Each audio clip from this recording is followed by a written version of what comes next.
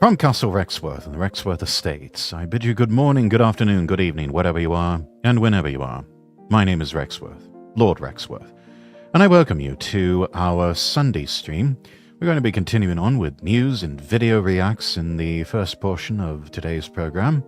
Then we're also going to be doing either Wuthering Waves or Pirate Yakuza in Hawaii. I don't know which one we'll do first, but we'll definitely get to both. Because I want to continue on with more side quests for Pirate Yakuza. I want to earn some more money. I want to grind in that game, and I want to get more buddies. And yes, the quest to get Case on as a part of the Gourmet crew continues. And for that, we need lots more buddies. So yes, cusp of afternoon. Welcome in, Phalanx. Pyon Lee, thank you for redeeming first.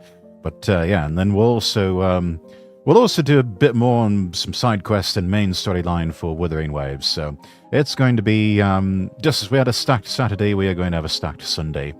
So welcome in, everyone, and thank you all for being a part of the journey. First, here's all of the links in the Twitch chat. You can find those at the website lordrexworth.com. That is lordrexworth.com. Do make sure you're following me over on x.com or twitter.com/Lord Rexworth. We've also got a Discord. You can hang out with me and the rest of the nobles whenever I'm not streaming. There you go, Pyon Lee.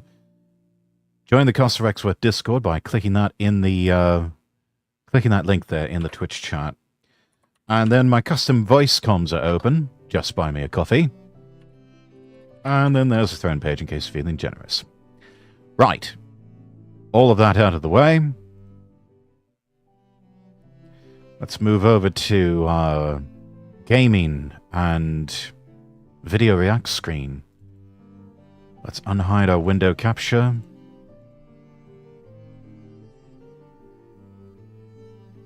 And which was it?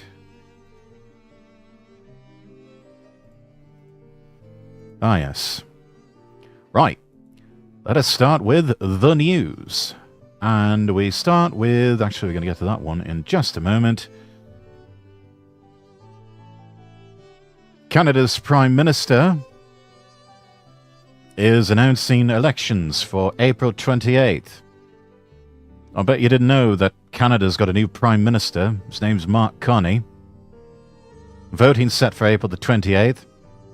Governor General Mary Simon to dissolve Parliament, only 12 days after being sworn in as Prime Minister. That's Mark Carney. The Conservative Party aiming to focus on the declining popularity of former Prime Minister Justin Trudeau due to rising costs in immigration. I think they'd be better off focusing on rising costs in immigration rather than the declining popularity of someone who is no longer Prime Minister. And the election campaign expected to bring significant changes to the Canadian federal government regardless of the winner. So there you have it. I know, by the way, apparently Canada's little tariff war is blown up in their faces. That didn't turn out so well for them. There's been an ongoing tit-for-tat war between the United States and Canada over President Trump's tariffs. They're not some kind of punishment. They're about leveling the playing field, creating fair trade. Mark Lobliner tweeting, if you've never done business in Canada, you need to sit the tariff issue out. They make it nearly impossible to do business there and totally impossible to be profitable. It's about time our government, in our best interest, stood up to these weasels.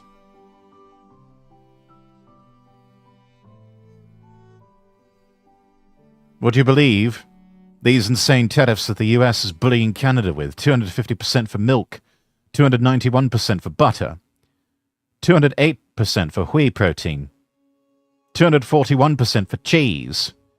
Oh wait, those are actually the tariffs that Canada imposed on the US last year. In a fit of emotional hysteria, Canada declared some trade war nonsense on the US instead of sitting down like adults and working things out as neighbours. This is Canada's new PM, by the way. Let me unmute the browser audio here so you can hear all of this. I received the questions on a trip to Paris and London in a few days. I received an invitation from the President of France to discuss a variety of issues, both economic, commercial, to reinforce those relationships, also issues related to security in Europe, in Canada. Similar discussions will be had with the Prime Minister in the United Kingdom. This is sensible. Security is a priority for this government, reinforcing our security, as is diversifying our trading and commercial relationships. Of course, with both Europe and the United Kingdom, there are many opportunities. And as I said a moment ago in my remarks, there are historic ties. With respect to the President, I don't have plans to go to the United States. I look forward to speaking to him at the appropriate moment. Thank you.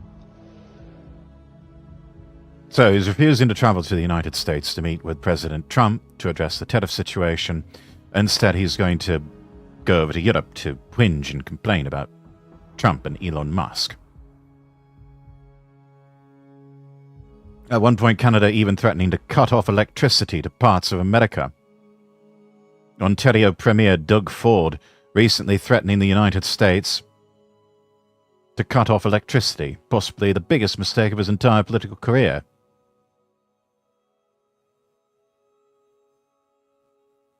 And Steve Gruber tweeting, "Doug, we don't give a shit. We don't need your electricity. We're not frightened by you." It even had President Trump wondering why on earth the US was relying on Canada for energy in the first place.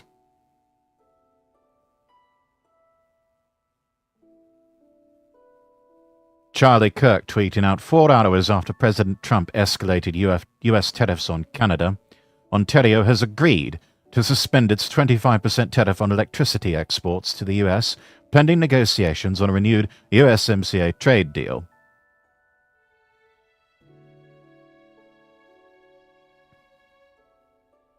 Translation: Trump's massive retaliation worked.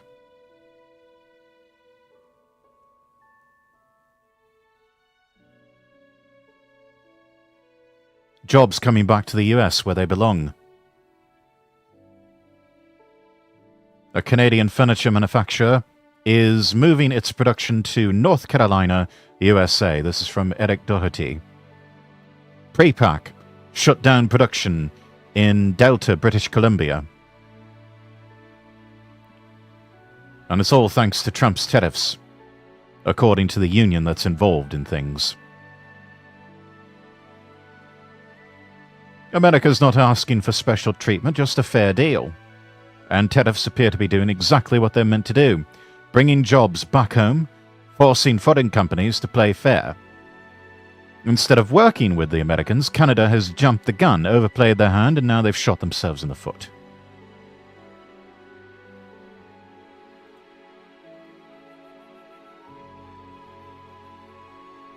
Meanwhile, in China,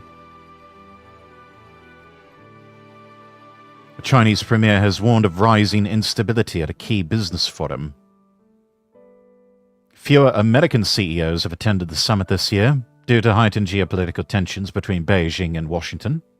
A closed-door meeting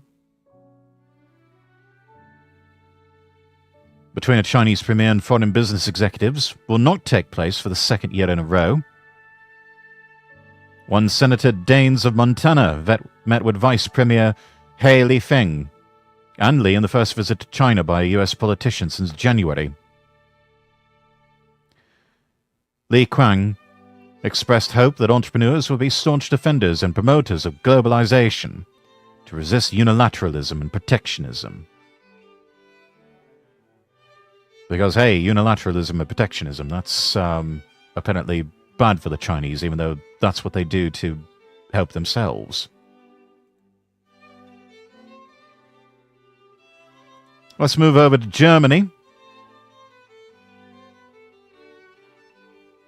And let's talk about Friedrich Merz going on a bit of a shopping spree with German taxpayers' money.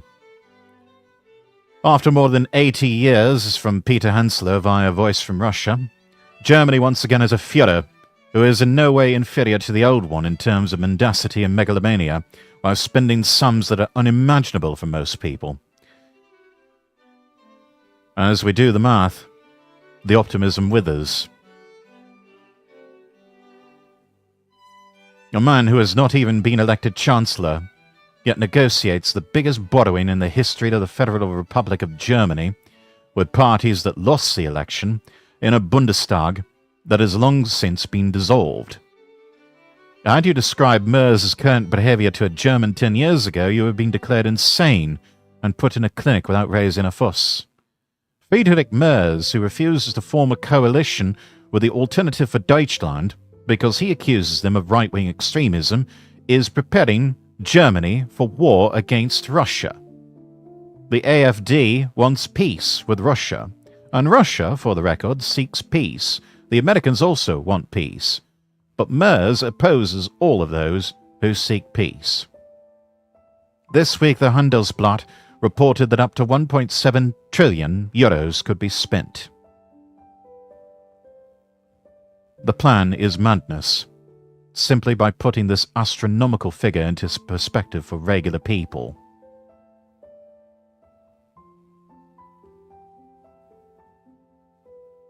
How much time elapses in 1 million seconds, you might wonder?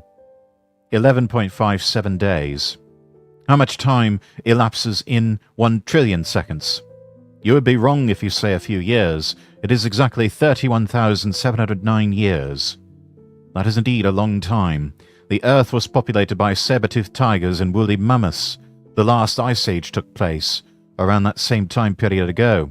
Rome was only founded a good 28,000 years afterwards. We assume that people are somewhat overwhelmed that a trillion is as much as it is. And if you think that's bad, just think about the idea of compound interest on $1 trillion or £1 trillion or £1 trillion.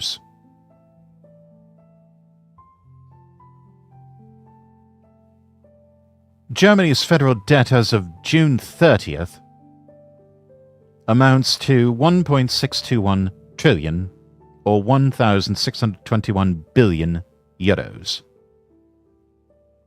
That corresponds to a national debt to gross domestic product ratio of 62.4%. 1.7 trillion is 100 times more than all DAX companies together earned in 2023. The DAX being the German equivalent of the New York Stock Exchange.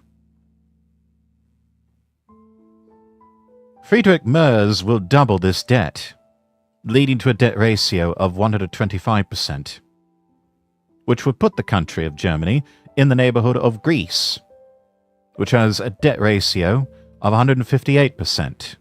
I don't know if any of you remember the Greek debt crisis that happened about, well, it was sometime in the last decade, I believe. The additional interest burden of 1.7 trillion euros will amount to 47.6 billion euros per year if the current interest rate of the 10-year German government bond of 2.8% is used for calculation.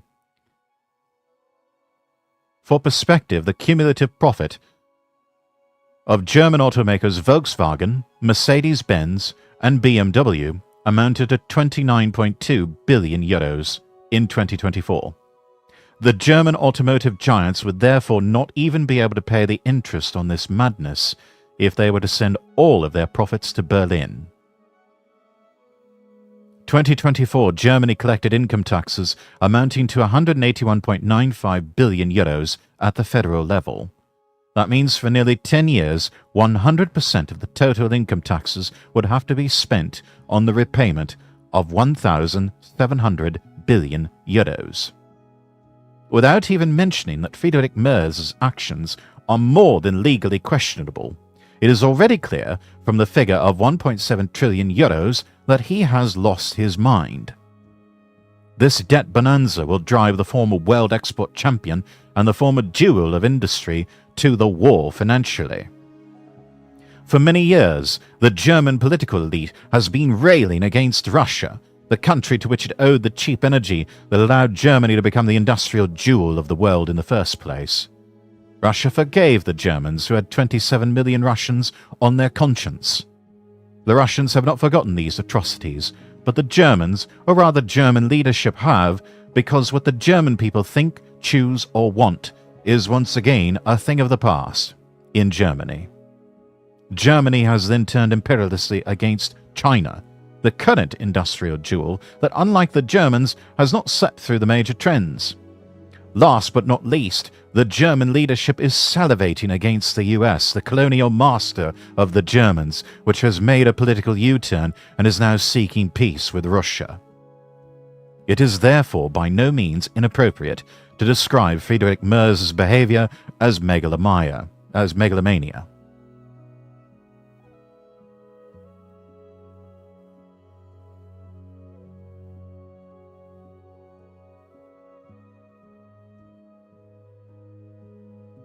Foreign Minister Baerbock, who has made Germany a laughingstock in the international stage during her time in office, is cuddling up to the new Syrian government, which is made up of terrorists.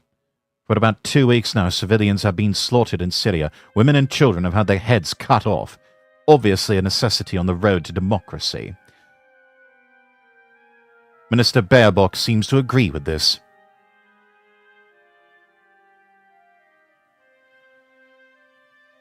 Ms. Baerbock is transferring 300 million euros to this very regime. Ms. Baerbock, who will soon no longer have a job, seems to have special talents. She is apparently set to become the new president of the UN General Assembly.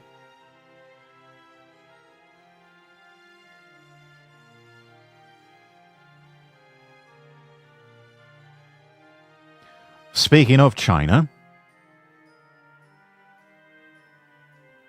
China's 2 sessions conducted from March 5th to 11th highlighted China's aim to enhance its global economic footprint. President Trump, at the same time, also unveiling his America First investment policy 2 weeks earlier to manifest his economic designs and counter Made in China 2025, which was the policy endorsed in China's 2 sessions. This competition between 2 opposing policies is expected to catalyze the ongoing trade war between the United States and China, resulting in major implications for the global economy, including the possibility of global recession. China is pledging to enhance its growth rate by expanding the advanced technological sector. As part of the Made in China 2025 strategy, China plans to become a global leader in smart manufacturing by focusing on advanced high-end technologies, including biomanufacturing, quantum technology, AI, and 6G technology. The launch of DeepSeek underlines China's advancements in the high-end technological sector. Alibaba's announcement of a $53 billion investment in cloud computing and artificial intelligence infrastructure in China also manifests its growing footprint in the supply chain of high-end technology.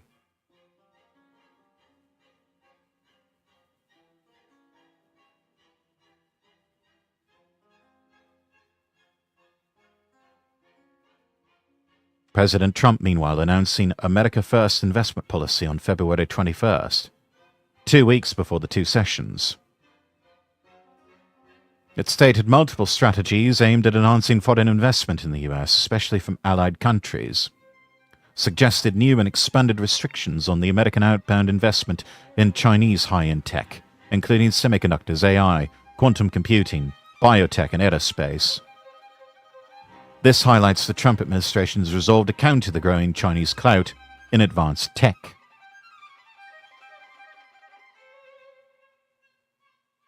But despite the denunciation of US outbound investment, Elon Musk is among the leading investors in China. It reveals a sort of duality in the president's approach, who is fixated on curtailing outbound investment while his closest aides continue being the biggest investors in the country. Thank you for the hydrate and stretch redeem, Pion Lee.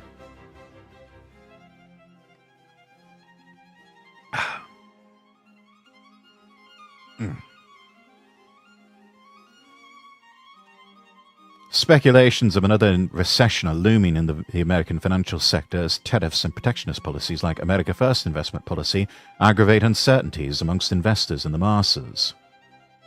The 2 sessions aim to attract foreign investors, especially in smart manufacturing. The Trump administration, however, might respond with even higher tariffs on Chinese smart manufacturing, compelling China to impose retaliatory tariffs on the US.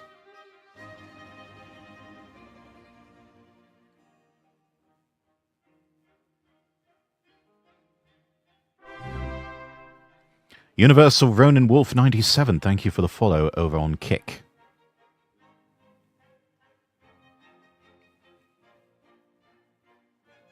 Lest we forget,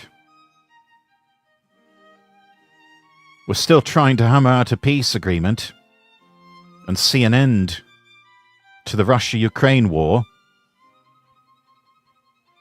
Tucker Carlson recently releasing a wide-ranging new interview with Trump's special envoy to the Middle East, Steve Witkoff, who has also been deeply involved in efforts for the peaceful settlement of the Ukraine war. Witkoff has been active in the Saudi-hosted talks between the US and Russia, as well as between the US and Ukraine, with more rounds of talks set for Monday of this next week. The most interesting part of the interview came when Witkoff addressed the key central issue to achieving the end of the war. The question of the fate of the annexed territories in Ukraine's east are considered an elephant in the room that no one wants to talk about.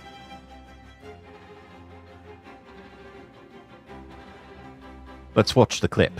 Of all, I think the largest issue in that conflict are these so-called four regions: Donbass, Yes. Crimea,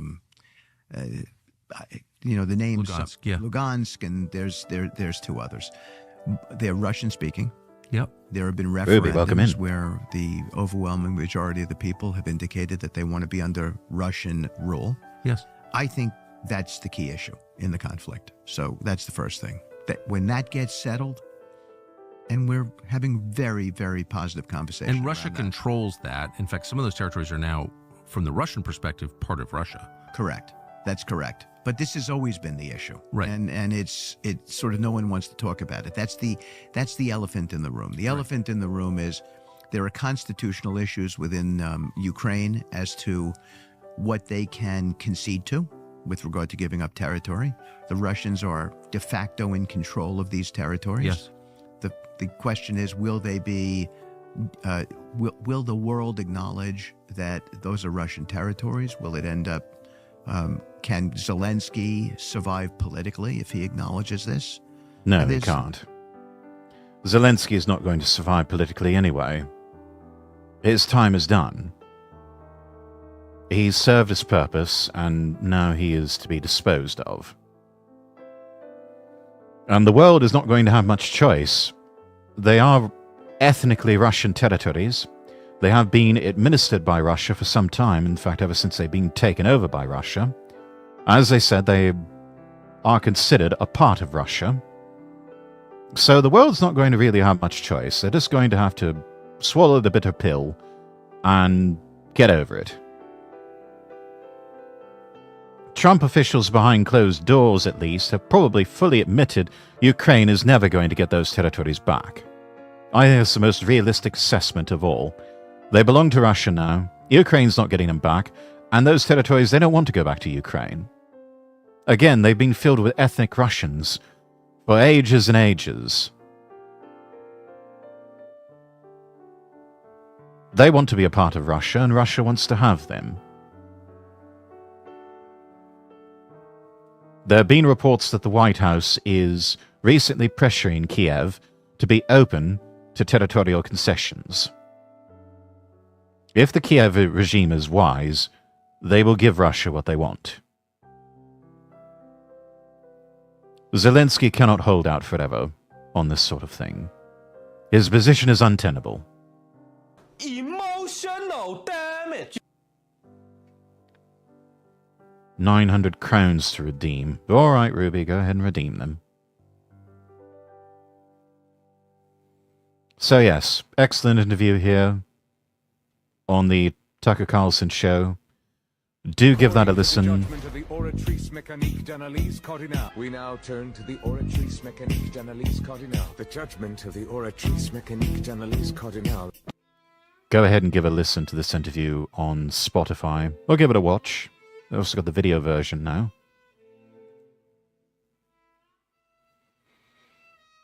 Meanwhile, in Ukraine, the military is issuing some sort of bizarre recruitment ad using the lure of McDonald's, apparently.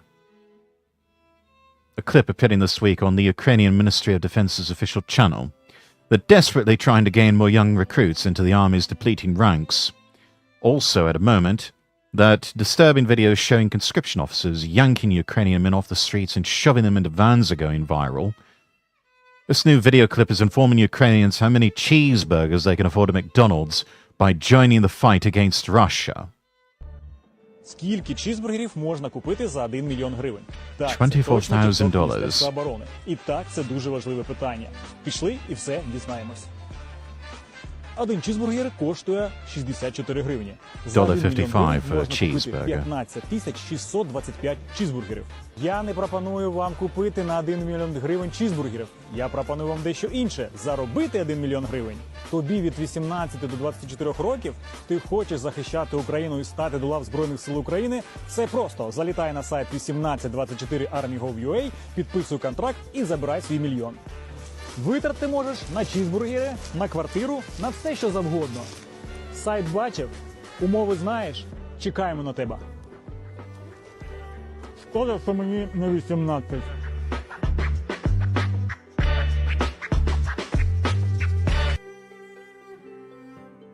This is really the best they have to offer.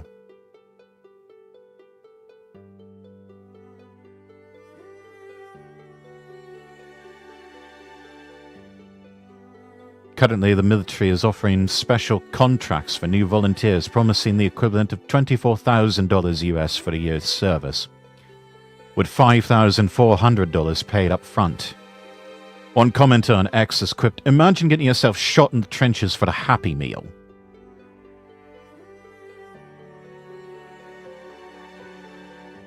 This is just pathetic.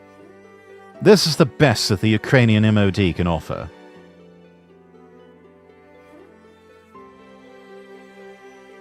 Oi, Ukrainian men, age 18 to 24. Join the military. We'll pay you $5,400 up front. We'll give you 24 grand for the year's service. And just imagine how much guy slop you can buy for that.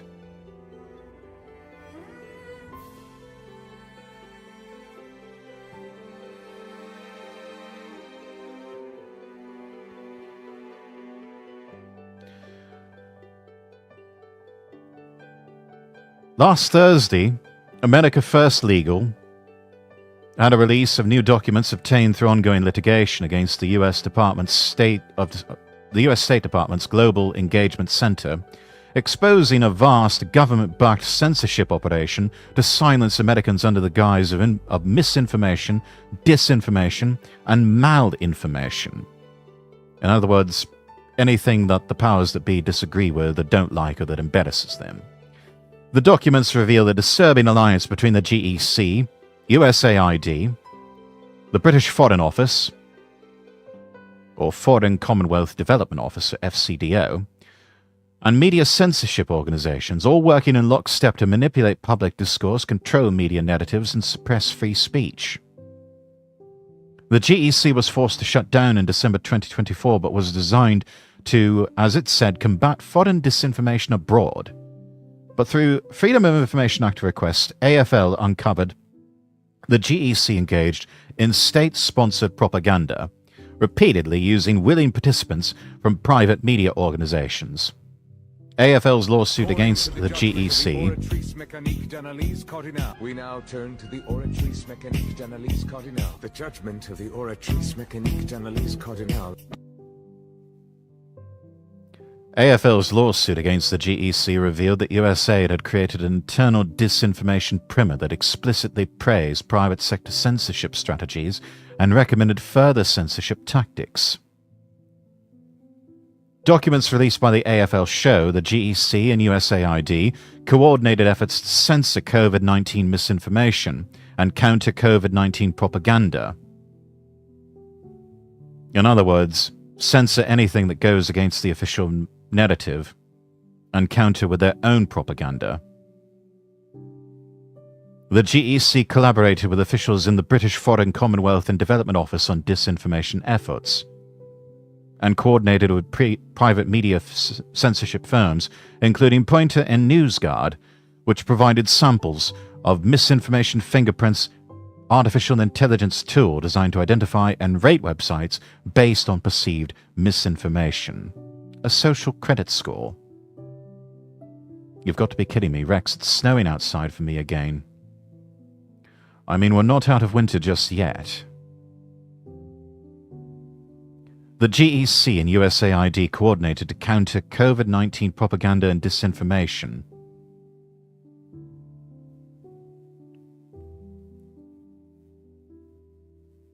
The GEC communicated with multiple branches of USAID,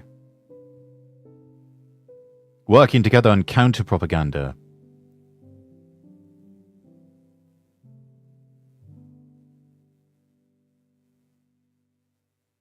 It's all here on the Zero Hedge article. I'm going to put this in the Castle Rexworth Discord under News and Politics.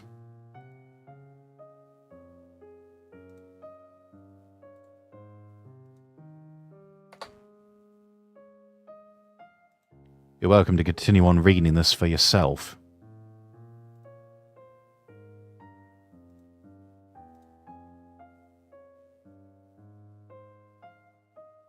It's spring, though. I don't think it's officially spring just yet. I want my flowers to start growing. They will.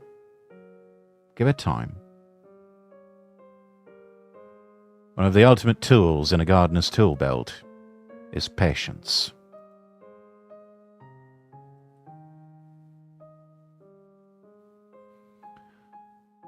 New infographics. Look at this graph! These are the fastest growing economies in 2025, according to Voronoi and Visual Capitalist. South Sudan, Guyana, Libya, Senegal, Palau, Sudan, Uganda,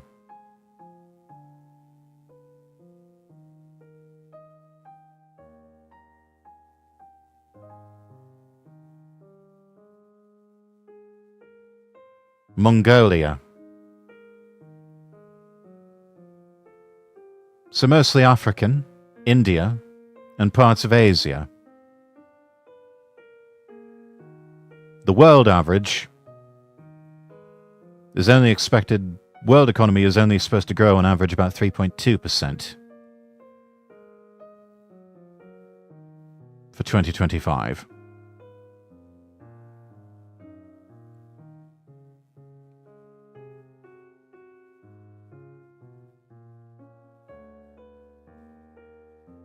Also, Rex, I get to choose another dessert today. Care to choose for me?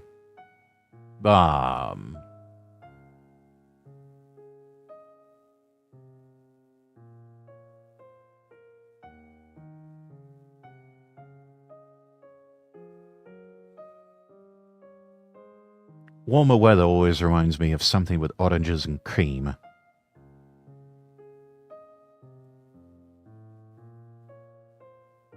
Perhaps there's your starting point.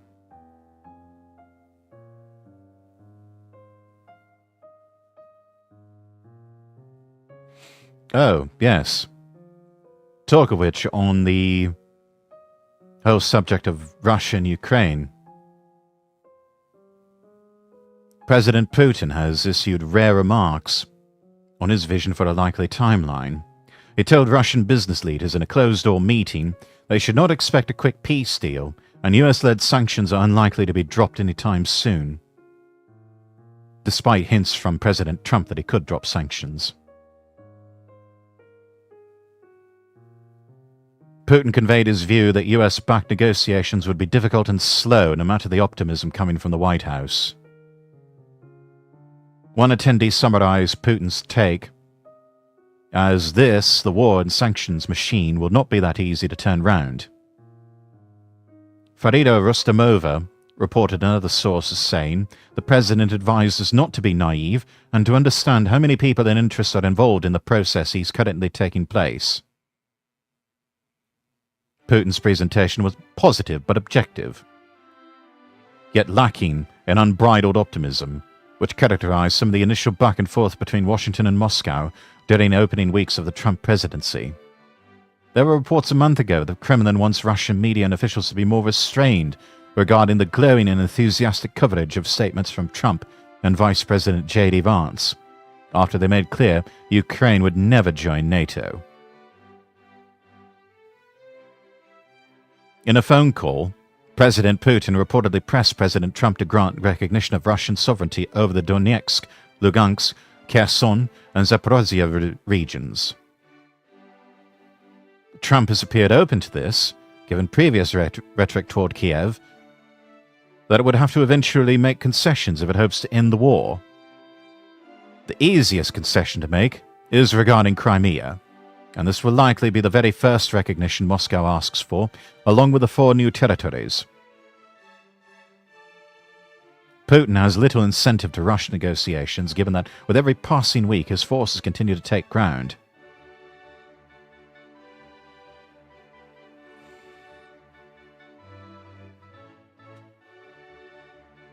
Polymarket reporting 18% chance Trump ends the Ukraine war in his first 90 days. I think we're pretty much at the 90-day mark, or almost, for his presidency. So, probably not going to get an end to that in the first 90 days. We can hope and pray, however, that we do see an end to it all by the close of the year. An orange Portuguese cake. I've no idea what a Portuguese cake is, but it sounds delicious, especially with the oranges, so have at it.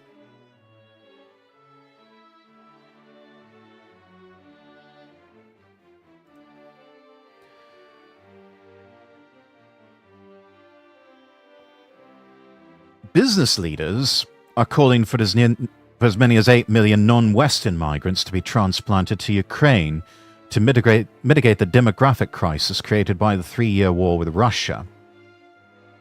And the news vindicates warnings from Rahim Kassam, the editor-in-chief of the National Pulse, that the conflict would be used as an excuse to transform the country. The chief of All Ukrainian Association of Companies for International Employment, Vasily Voskoboynik, appeared on state television in February to push for mass migration, saying they would need 8.2 million workers, and called it a demographic catastrophe. He seeks to source the migrants from non-Western states and regions like Bangladesh, Nepal, India, North Africa, Central Asia, despite various studies showing that non-Western migrants are a massive net drain on the public finances in other European countries. Rahim Kassam warned that such a course would be pursued as long ago as May 2024, telling War Room host Stephen Bannon, clearly the plan is not to keep young Ukrainian men alive to rebuild the nation after all this is done. So who do you think they intend to import into Ukraine to rebuild the country? If I can put it so bluntly, Ukraine will be the first African nation in Europe in 10 to 15 years' time. They've got a base for mass migration like you've never seen before, and they've got a moral imperative for it as well. We have to rebuild, of course. We need all these people. Bring them in. They're academics and doctors and so forth, which is total bullshit. They're not academics. They're not doctors. They're peasants. They're unskilled peasants, that's all they're bringing in. Migrants would account for around 17.5% of the Ukrainian population if 8.2 million were imported. An absolute recipe for social unrest.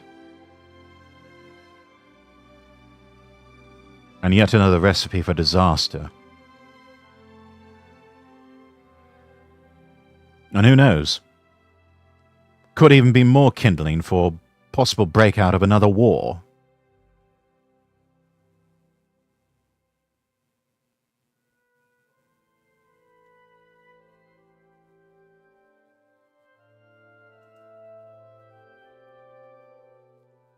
Meanwhile, we turn to the US population.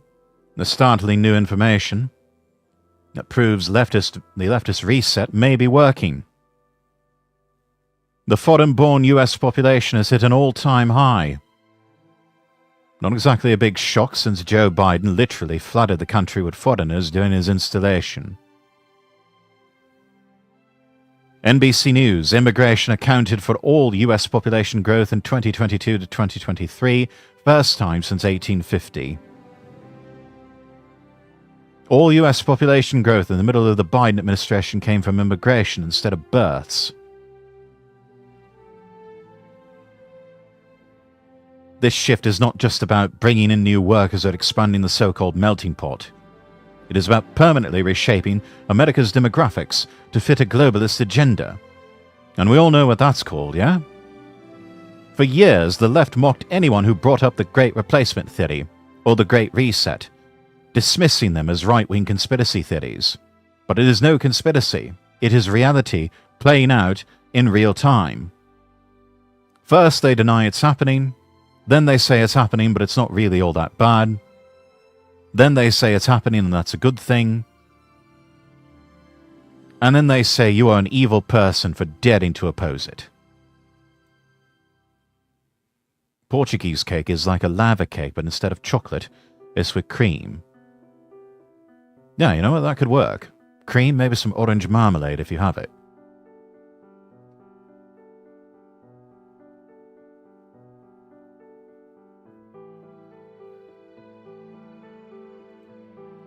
So we start out in 1940. Majority white population, 88.3%.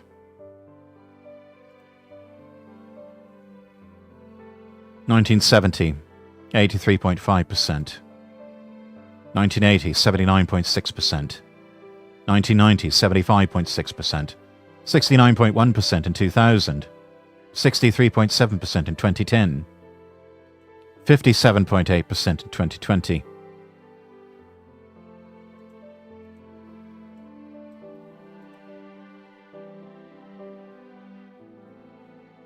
The media is now shaming white people into believing that having children somehow makes them racist. Here's a headline, for example. Having white children is perpetuating white supremacy.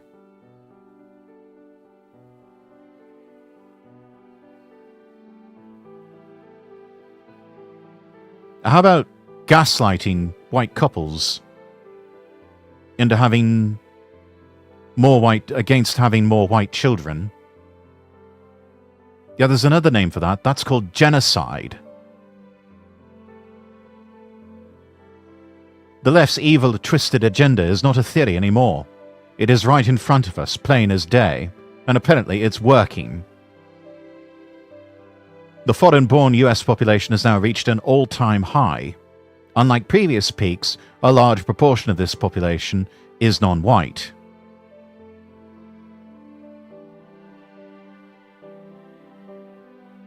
Close-up of the image.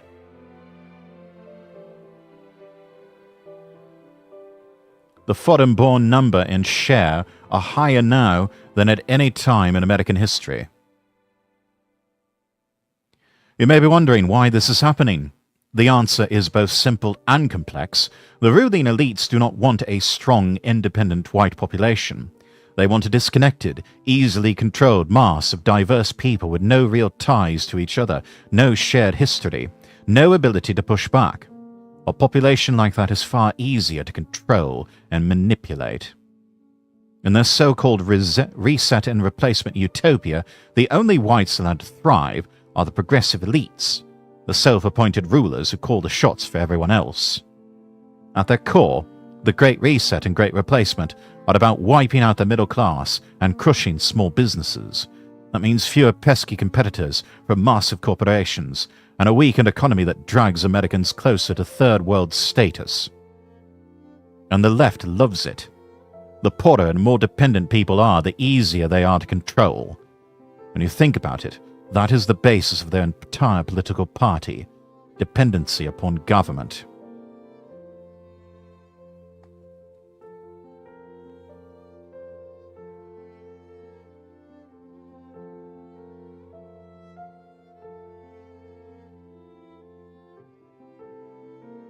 It feels as though the entire US government is in on the scheme, isn't it? But make no mistake, this is no newfangled idea. It's old-fashioned Marxism at its ugliest. Tucker Carlson sounded the alarm on resets and replacements for years, and the media called him a kook and conspiracy theorist. Yet he was right all along.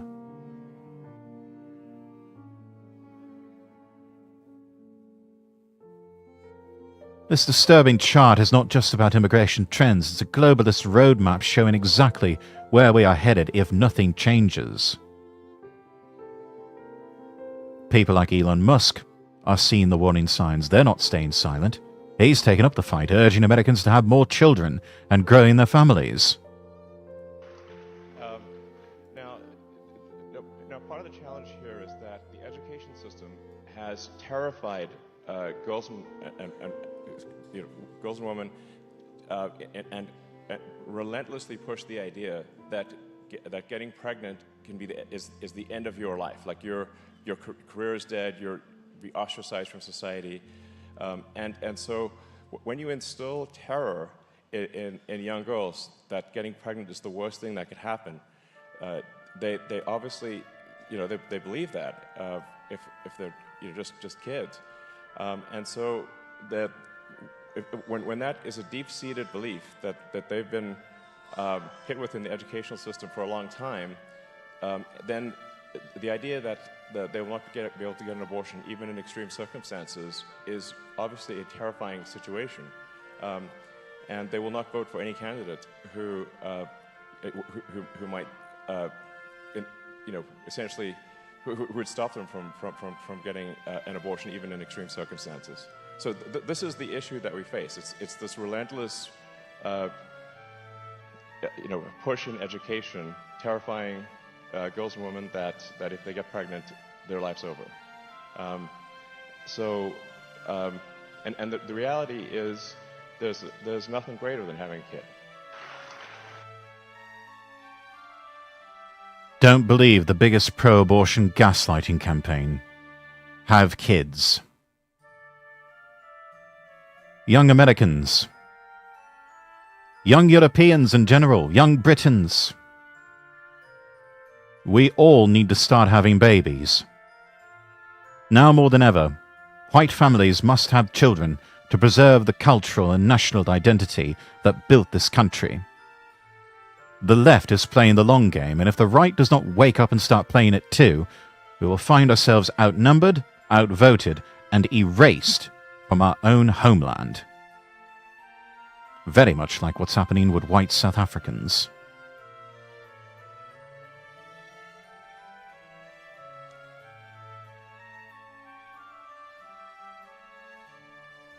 We're coming up on 1 hour here, chat.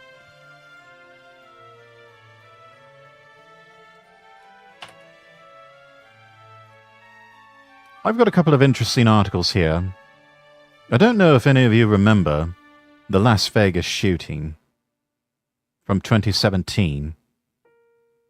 One of the most mysterious and tightly guarded cases of a mass shooting in United States history.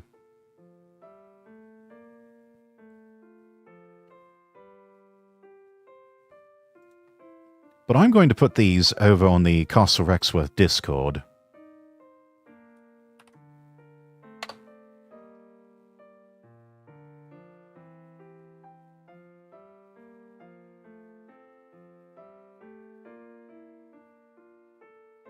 Apparently, someone sat down with Glenn Beck, a whistleblower from the FBI, said, I think Stephen Paddock was probably working with some government agency, selling weapons to a terrorist organization, laundering it through the casino, then he happened to sell to the wrong people who perpetuated the attack at that moment.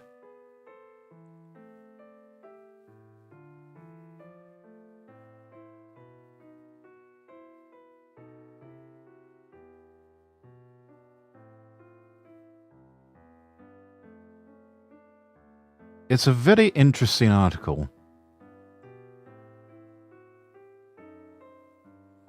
There's still so many questions lingering.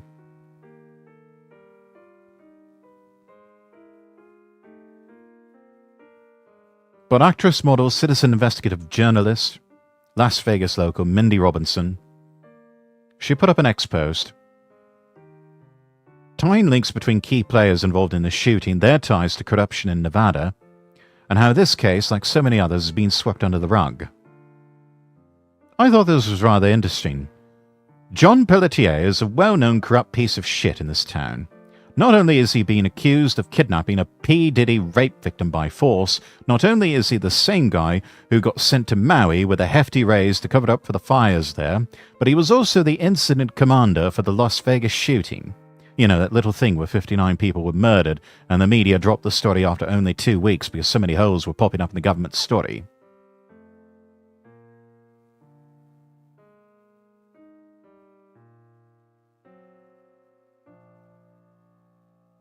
There's a lot of dirty people and very dirty money going on.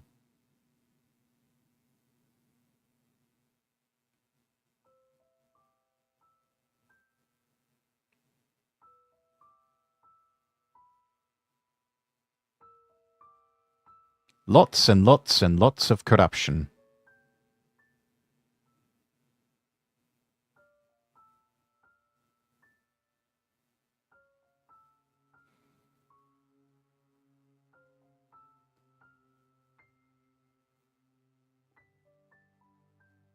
There's a lot here.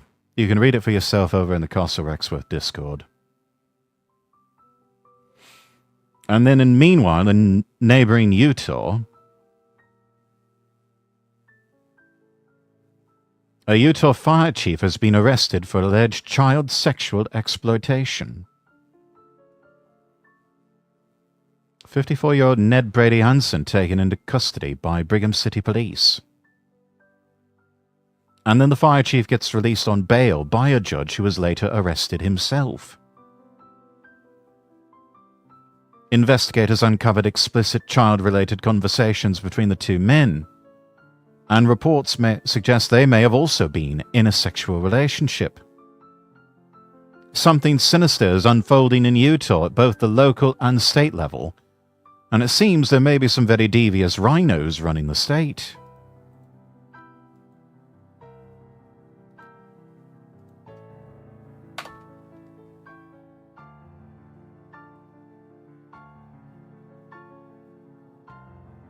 I know, hey,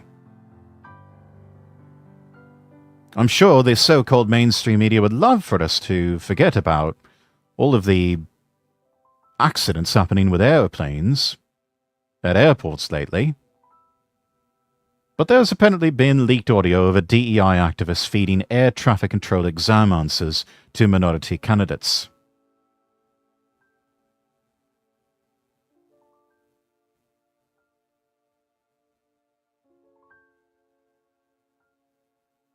It's no wonder the once friendly skies have turned so deadly. It's not just cheating, it's shameless, reckless, outright dangerous. We're not talking about some random high school exam. This is playing with people's lives. Just look at the scary state of US air travel right now. Delays, near misses, chaos in the skies. It all starts to make perfect DEI sense, doesn't it? Would you trust your life or your loved ones' lives to someone who had the answers to a safety exam emailed to them? Probably not. We all know that DEI is not about safety, excellence, or skill. It is about lowering the bar, handing out free passes based on race, gender, or sexual preference.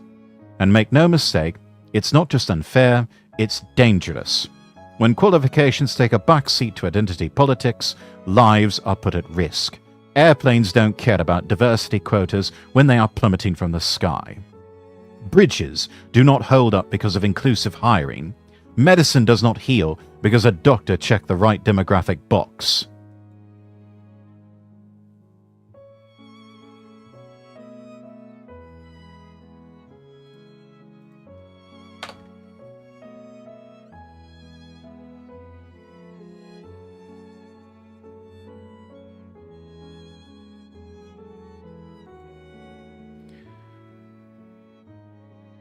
Meanwhile, more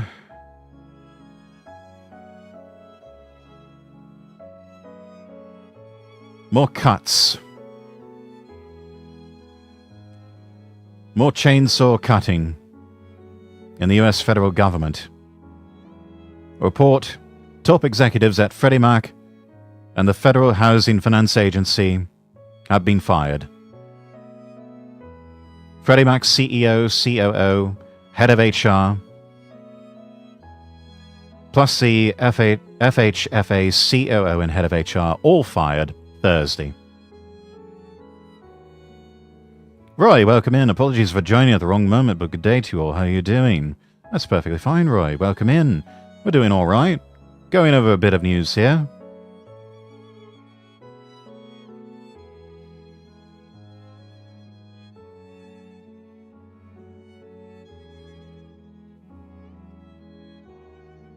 FHFA is already the conservator of Fannie Mae and Freddie Mac, with virtually unlimited power over their operations, so these firings don't really change much. Community Home Lenders of America's focus going forward on the key policies of Fannie and Freddie.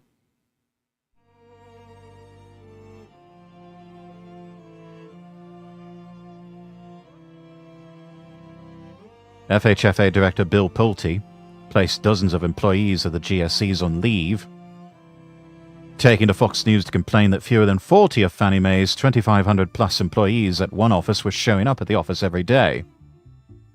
He's mandating a return to work at both GSEs.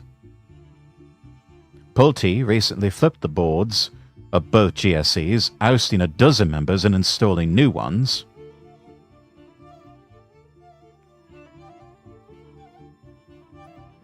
A former staffer for Vice President J.D. Vance from his time in the Senate, Adankowski, reportedly joined FHFA in a capacity to assist with overhauling the agency's structure and workforce.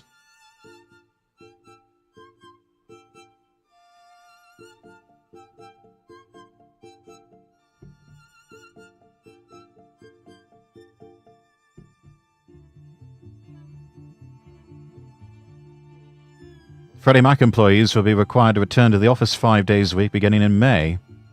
FHFA also closed 2 of its departments, resulting in a workforce cut of about 10%.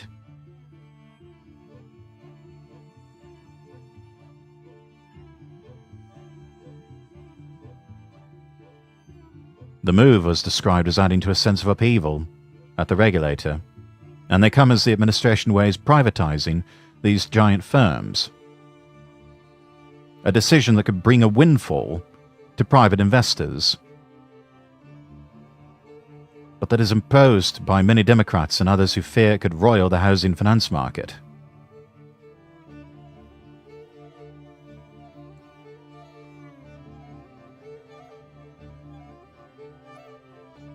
So anyways, that's the news. We'll go ahead and leave it there. And we will move on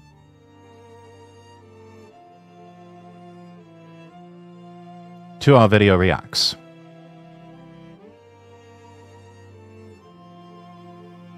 And let's see what we've got here. Ah, yes.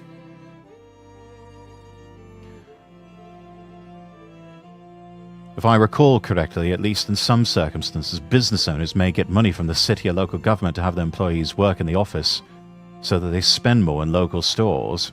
Not entirely sure whether this is a circumstance here. I really don't know. I think too many workers have become quite accustomed to at least a hybrid setting or working from home full time. And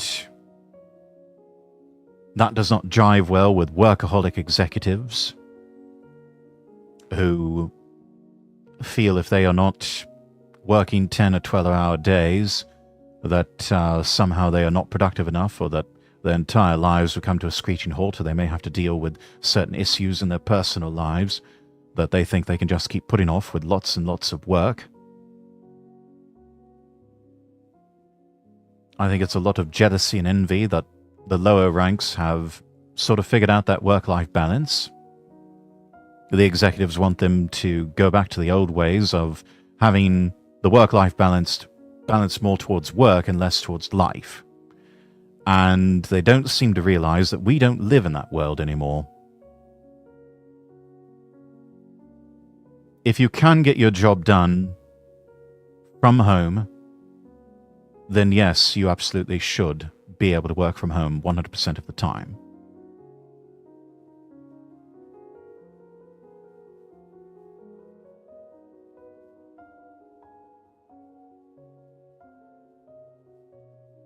And I think that this whole obsession that people have with certain performance metrics, activity, and trying to force everyone into an 8-hour workday when really most work can probably get done in 6 hours or less, I think has to stop.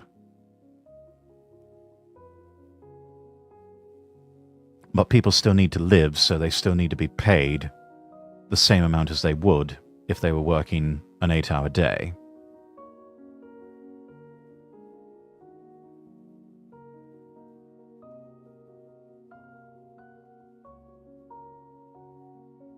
And that sort of thinking just does not seem to jive very well with the corporate world. You'll never stop people from being obsessed with what puts money in their pockets. No, that I think the sort of love and lust after money is always going to be there. But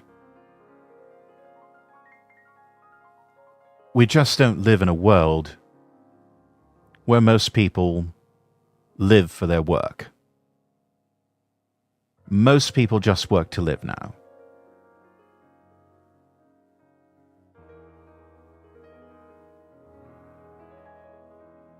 That's just the sort of world that we live in.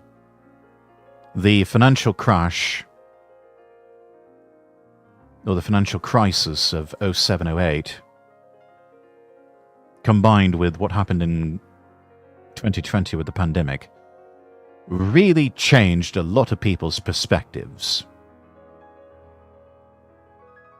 We're talking about fundamental, radical alteration of people's perspectives when it comes to work-life balance and priorities. And I think most people now are in a work-to-live mentality rather than a live-to-work mentality. Live to work is a remnant, a relic of the World War II, Boomer, and even to a certain extent Gen X generations.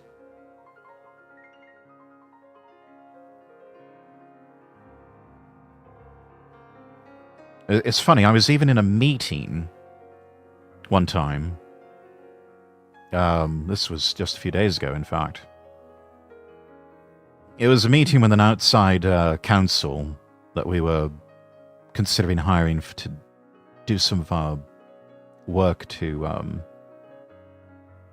some of our disposition work for various properties that we're trying to get rid of from our portfolio. And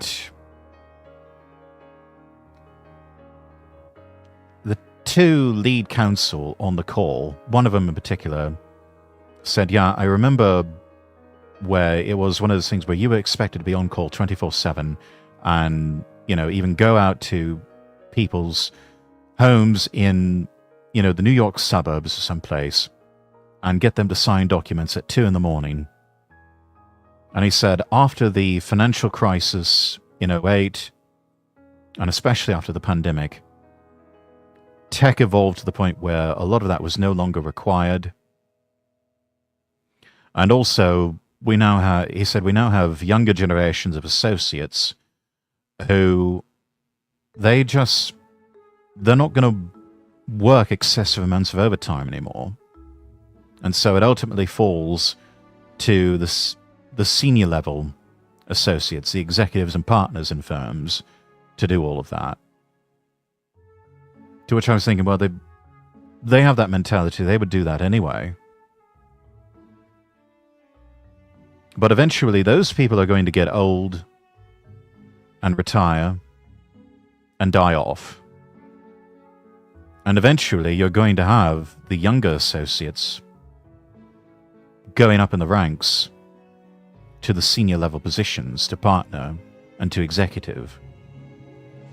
And I think they're going to carry with them that mentality of, we're not going to be doing this whole on-call, working 24/7 sort of arrangement. We're just not going to have it.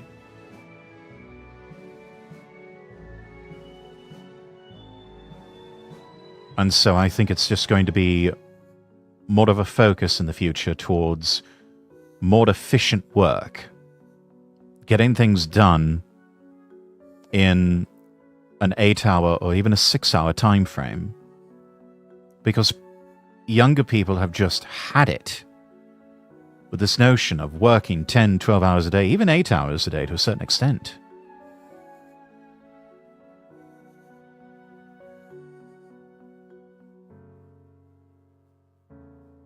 So the focus, I think, is going to be on efficiency and on getting more of your life back, because they've realized there's more to life than just money. I'm hoping this change in perspective happens in Japan as well. I've heard terrible things about their work culture. Japan will probably be one of the last countries to make the change, just because so much of the older generation lives for so long, and they're not going away quickly or quietly. And not only that, but the culture in Japan is going to be such that they are going to very stubbornly cling to a lot of the old ways, if only for the simple fact of, well, this is the way it's always been. I imagine that with automation, we'll shift over to many jobs that require more creative than manual work. I think so. AI and automation, I think, are going to result in a reduction of some blue-collar work, but I think a lot of white-collar jobs, a lot of office jobs are going to go away because of that. Not all of them, and you're still going to need to have people that supervise over the automation and over the AI. But definitely fewer white-collar jobs.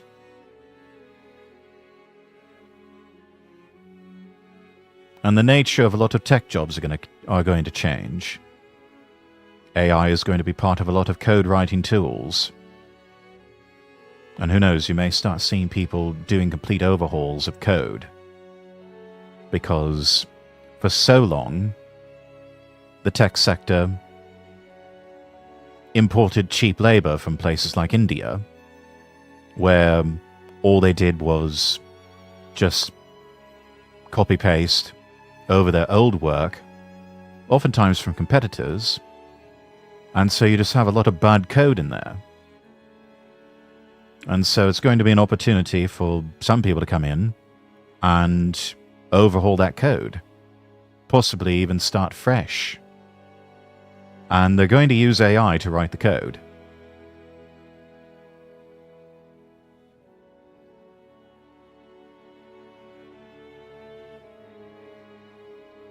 I think in the legal field it is almost unavoidable at this point that AI is going to take over a lot of the legal writing. They've already put AI to the test when it comes to legal writing, and it has beat flesh and blood lawyers. So things like AI are here to stay. Whether you like it or not, it's here to stay, and it is going to be used, and it's going to be used more often. And there's really nothing you or I can do about that, except learn to roll with the punches, and learn how to use these tools and make them a part of our tool belt.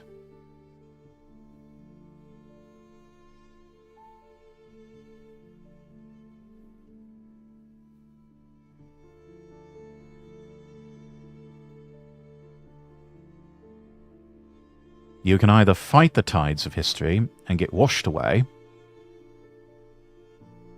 or you can learn to embrace it and roll with the tide. Learn to adapt and profit from it. The funny thing is, the AI that's intended to write the better code may be trained on the code it's meant to replace, since this is much of what's available to study with. That's true. That's true. So it may pick up some bad habits along the way, but it also learns, and it learns quickly.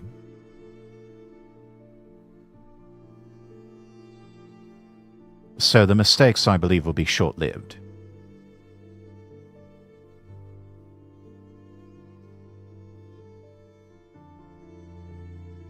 And there may come a time where we wonder how we ever got on without tools like artificial intelligence and automation.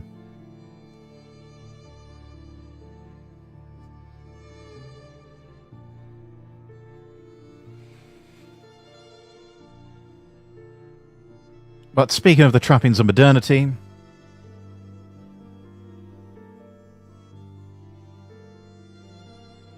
actually, let's do this first.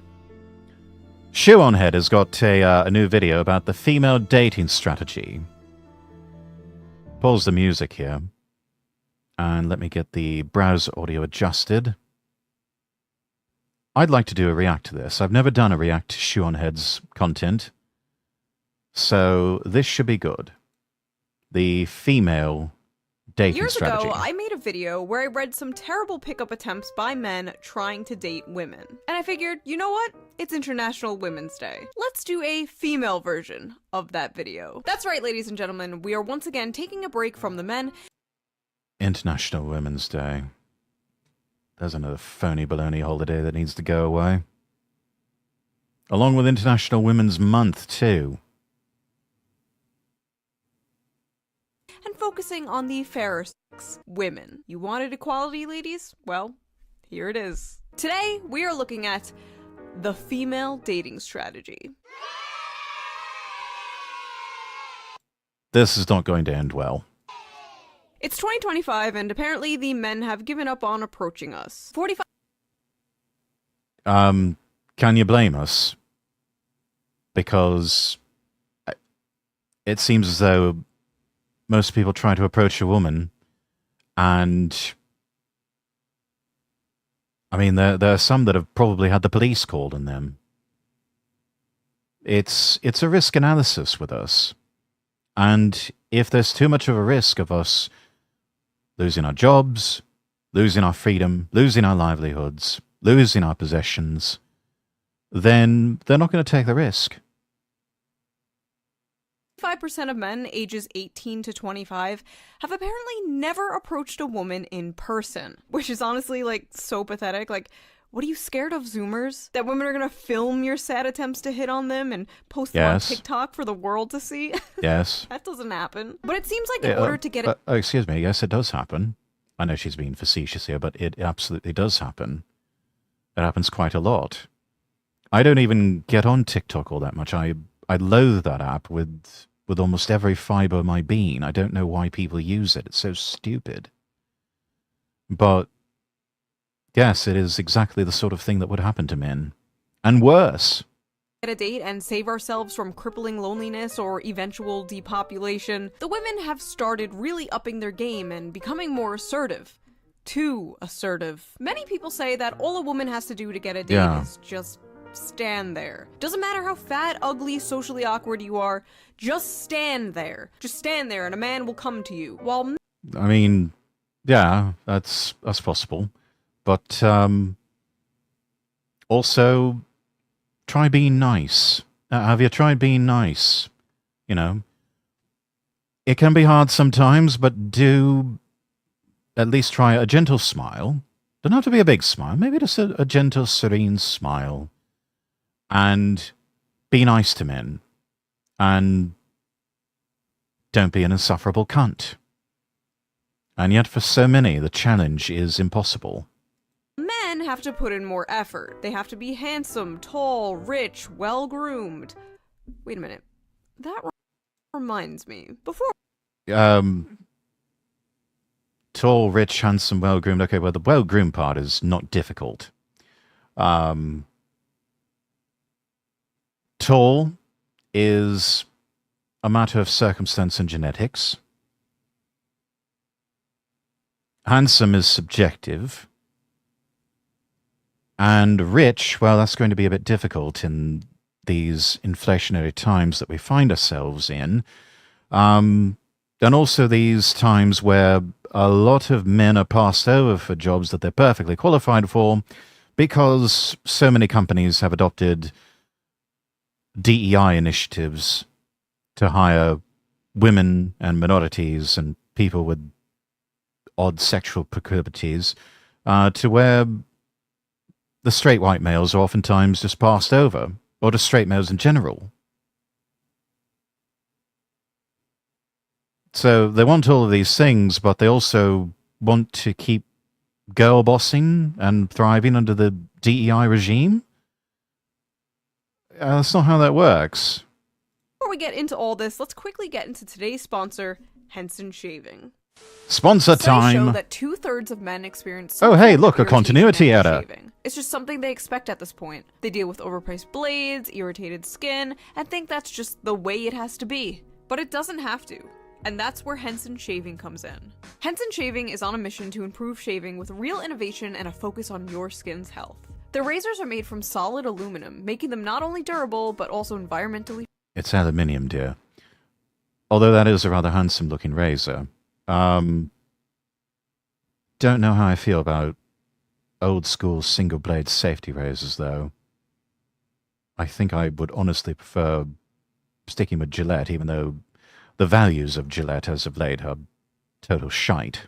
Friendly. There's no plastic involved, even in the packaging, and their blades are fully recyclable. That's good. What really sets Henson apart is their engineering, with their Henson AL-13 safety razor being manufactured in an aerospace machine shop that built parts for the International Space Station. This nice. precision allows the blade to extend just 1/1000th of an inch beyond the shave plane, less than the thickness of a human hair. And ever since I switched to Henson months ago, my shaves have been smoother and more silkier than ever. No more burns or cuts, just a smooth, nice shave that feels great on my skin. In other words, no more leg beard. And here's the best part. Once you invest in a Henson razor, beard, it's a yuck. lifetime purchase. You only need one. The only thing you'll need to replace are the blades, which just cost 10 cents each. 10 cents. So once you own the razor... There's no reason that companies like Gillette should be charging the prices that they do for replacement blades. It's just daylight robbery at that point. It costs them next to nothing to manufacture those. And as we've seen here, 10 cents. That's nothing. It's so easy and so cheap now that you see those high prices and you're just thinking to yourself, that's just pure greed, isn't it? You'll only be spending like $3 to $5 a year on razor blades, compared to the ongoing cost of buying those like plastic razors. Henson's store offers a variety of colors, even a titanium version, so you can pick the razor that best fits your style. So if you're tired of razor I like burn that and blue. overpaying for blades, now is the perfect time to make the switch. Just head over to hensonshaving.com/shoe and use my special Shaving. discount code SHOE at I may have to checkout give it a get go. 100 blades for free with your purchase of a Henson razor. I Your may have to skin, give that a your go. wallet, and your environment will thank you. Big thanks to Henson Shaving for sponsoring this video, and thank you, as always, for not skipping the ad. Now, let's get back to the video. We know, sir. Okay, so where were we? Ah, yes. Women. Can't live with them? Period. So let's just dive into... Just full stop right there. Yeah. Can't live with them. Period. this dumpster fire, shall we? Oh boy, here we I go. love your tattoos. Thank you. Can you not send me a smile face? I have a boyfriend. All right. Aw. Off to a great start. Hey. Hi. Thanks for liking my pic. You're fit, by the way. Welcome, and thanks. I have a boyfriend. Sorry. You're hot. Thanks. I have a boyfriend. Okay, schizo. Just one of the... What? It's... Why are you even talking to them in the first place? I mean, most men, they're going to see that sort of introduction. It's like, oh, I may be interested in you for, you know, dating, eventual relationship, marriage, that sort of thing. And then all of a sudden, you do the whole cock block of, I have a boyfriend. It's like, okay. So what, you're just sort of testing the waters, seeing what else is out there? Just trying to, what, keep your options open? have a contingency plan in case the current lad that you're fucking just doesn't work out for whatever reason? It's like, you know, tell me that you are a disloyal slut without telling me you're a disloyal slut. If we could get anything for his lordship, it must be in blue. It must be. True and real. Let you know that our date was the worst date I've ever been on ever, and I hope you die in a tragic car fire, loser. I'm really Wow. glad I dodged a bullet here. Best wishes. So you're not even gonna try to apologize for the bad date or try to make things work? No, we're not, because you're a cunt. And yeah, I mean, this behavior just shows that you are also a crazy cunt, and you're going to die alone. Just an ugly shit person. Glad Well, I guess it takes one to know one then, doesn't it? I won't have to deal with you again. Good luck I'm sure the feeling is mutual for the lad, too. being alone forever. You Yeah, we know that you're going to be alone forever. The lad dodged a bullet. He's going to be fine. just told him you hope he dies in a tragic car fire. Why the f*** would he apologize? Or better yet, try and make things work. Next. Yeah. They can't all be this crazy, right? Oh, yes, they really can, Shu. They really, really can. You have no idea. Right? Hey, you probably didn't really notice me, but I was in your physics class and I thought you were really cute and I got your number from your friend. Oh, hi. Who'd you get my number from? Justin? I was wondering if you want to maybe go out— Okay, well, we admire the honesty here. This is good. At least they were sort of open and honest. Like, hey, I was a bit shy to approach, so I asked one of your friends for your number to text you. I mean, okay, understandable. That's fair. coffee or something else like that sometime this week? I'm flattered, but I don't think I'm interested. LMAO, what the f***? You don't even know who I am. I'm not trying to offend you, I'm just uninterested. LMAO, you're not even worth my time. It was more pity than anything, LMAO. No, it wasn't. Stop lying to yourself. Stop lying to yourself. It wasn't pity. You genuinely took an interest in this person, but you're too cowardly to approach them directly IRL. So you had to go to one of their friends and ask for their number and text them this way. Darling, we know that you don't deal with rejection very well, but please don't make it so painfully obvious.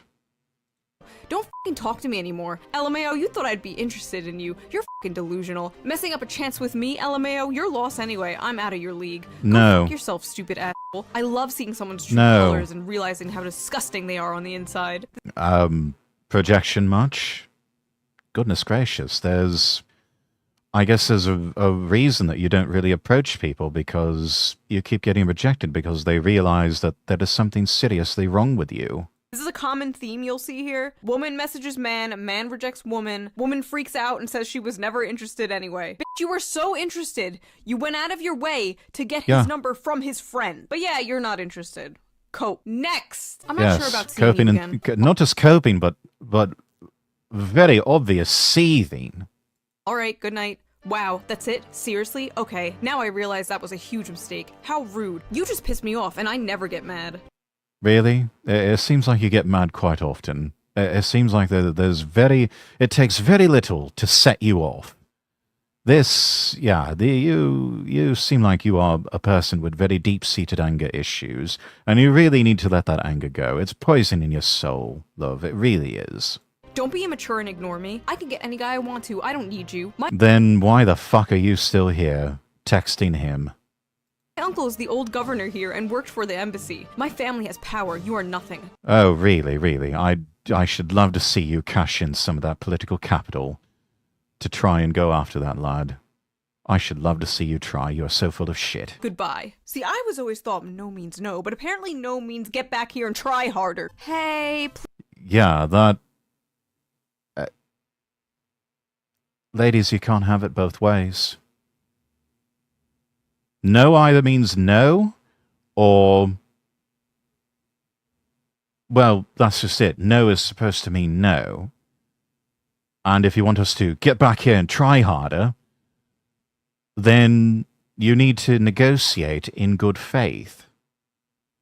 This is a bad faith negotiation.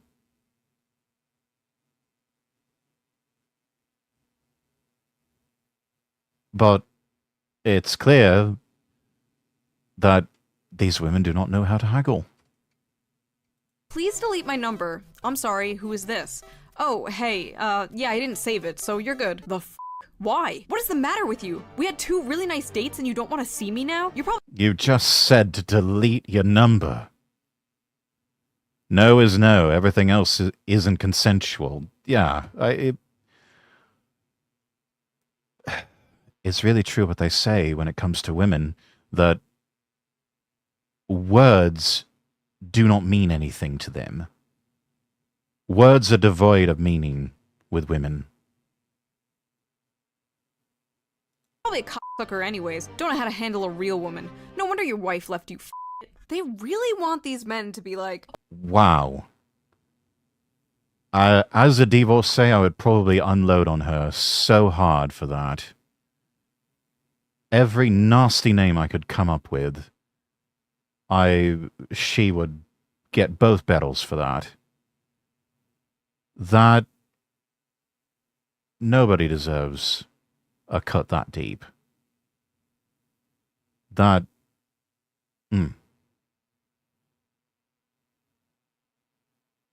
They give you a test you can only fail and hope you succeed. Yes, and then they wonder why they end up alone.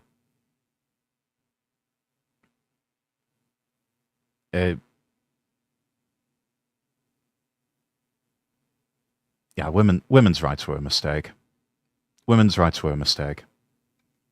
oh please, no, please, please, give me another chance, please, please, queen, just a crumb, please, please, just a sniff, queen, please. And then when they don't do that, when the men are just like, okay, bye, they're like, how dare you reject me, queen of the universe, you f***it. What are your thoughts about being with someone who's...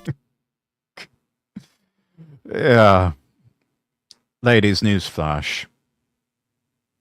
You're not the queen of the universe. You're not all that in a bag of crisps. And just as you think you've got options, so do us lads. Remember that. The next time you start to get a bit too uppity in your ways and think that you're better than everyone else and that your man should be groveling at your feet and being so grateful that he has you, believe me, there's at least 10 other women that would love to get into his trousers. cute in a broken kind of way? Well, we're all broken to a certain extent, aren't we? I suppose cute's alright. It really just depends on the brokenness. I'm not really sure I understand what you're talking about, but if you're talking about yourself, I hardly even know you. It's just that I'm cute, but broken, bro. I think she's admitting she's a nutter. Run. Hello? Yeah. Talk to me? To Run away. think I was going Run to sleep hard. with you, but you up and ghosted me. Piece of crap. No woman will ever love you like I would have. I don't think that, yeah, I have to seriously wonder if this woman is capable of love. I'm going to have to ask you not to message me anymore, thanks. Fuck you. You're worthless. Nobody will like you. You should hang yourself. What's crazy is, I know this is like some of you people's dream girl right here. You all want the yandere anime girlfriend until you actually have one in real life. Yeah, don't delude yourself into thinking IRL. Well, I can fix her. I can fix her. No, you can't. You can't fix her. There's no fixing that. There's no fixing batshit crazy. I'm sorry. It's just like you can't fix stupid. There's no fixing batshit crazy. Don't fall for the copium. Trust me. Hey, hi, hey. What's up? Send me a sick pic on SC. We are having a Riz off and I want to win. What? Peace, Oh. babe. I want to put each of your balls in my nostrils and inhale until Oh they my fill God. head and I'm high on your stank. Oh, No. oh, wow. No. Is this the female No. No. We are not putting up with that. No. version of like, I would drag my balls across 1,000 miles of broken glass to hear you fart through a walkie-talkie? Oh, Is that what I'm looking at right Jesus. now? Beautiful. 10-10, no notes. Don't expect to hear from me again. I'm horny. Ah yes, the duality of woman. Hey, I had fun last week. Would you want to meet up at Samson's or something tomorrow? It was pretty fun, but I need to be honest. I sensed some strange aura about you when we met. You seem cool and everything, don't get me wrong, but I just don't think we're compatible. Strange aura? This is probably the same person who goes around and says, oh, I'm an empath, and I'm, sensitive to this and that. No, you're not, dear. You're just a bitch. Strange aura. Okay, already a bright red flag here, Yes. but let's keep going. Yeah, if they tell you they're an empath, run. If they start talking about strange auras that they're getting from you or something like that, run. I really do appreciate the honesty, especially after some of the experiences I had, but I'll be honest, strange aura is pretty vague. Could you elaborate a bit, just so I can know what to work on? I just don't think we're compatible is all, especially with our morals.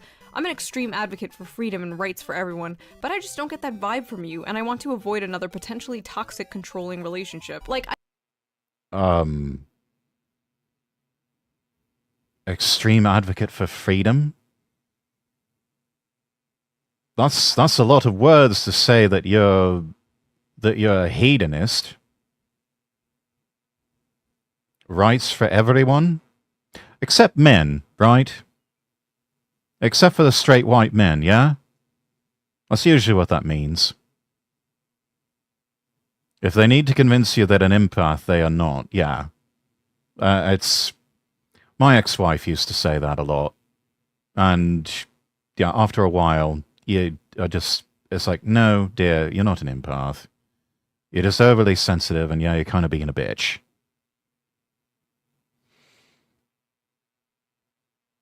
So you can just automatically cut that stuff off at the source and say, no, you're not empathic, you're just a bitch. You're just an oversensitive bitch.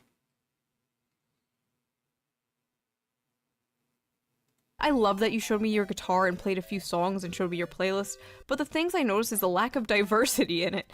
It was all white men, which you may not think is bad, but speaks volumes to me about you as a person.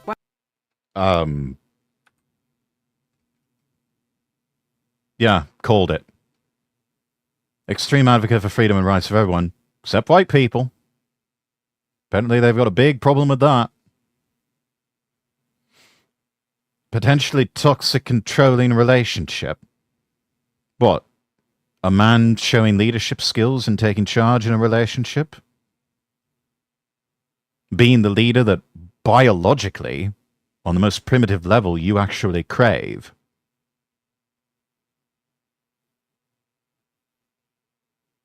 That's what you don't want. Okay. Good luck to you. You're going to die alone. But hey, you made your bed. And, yeah, sorry, love. Lack of diversity in a playlist. Number one, that's his choice. But number two, yeah, a lot of great music throughout history has come from white men. And that's not a bad thing. White men, which you may not think is bad, but speaks volumes to me about you as a person. Wow, you're serious? Yes? Alright, good luck finding someone with a mindset like that. Alright. Yeah. You don't have to be an asshole about it. I was being nice and passive as possible No, explaining you that weren't. to you. No, you Point weren't. proven to You're being a bitch. You're being an insufferable bitch.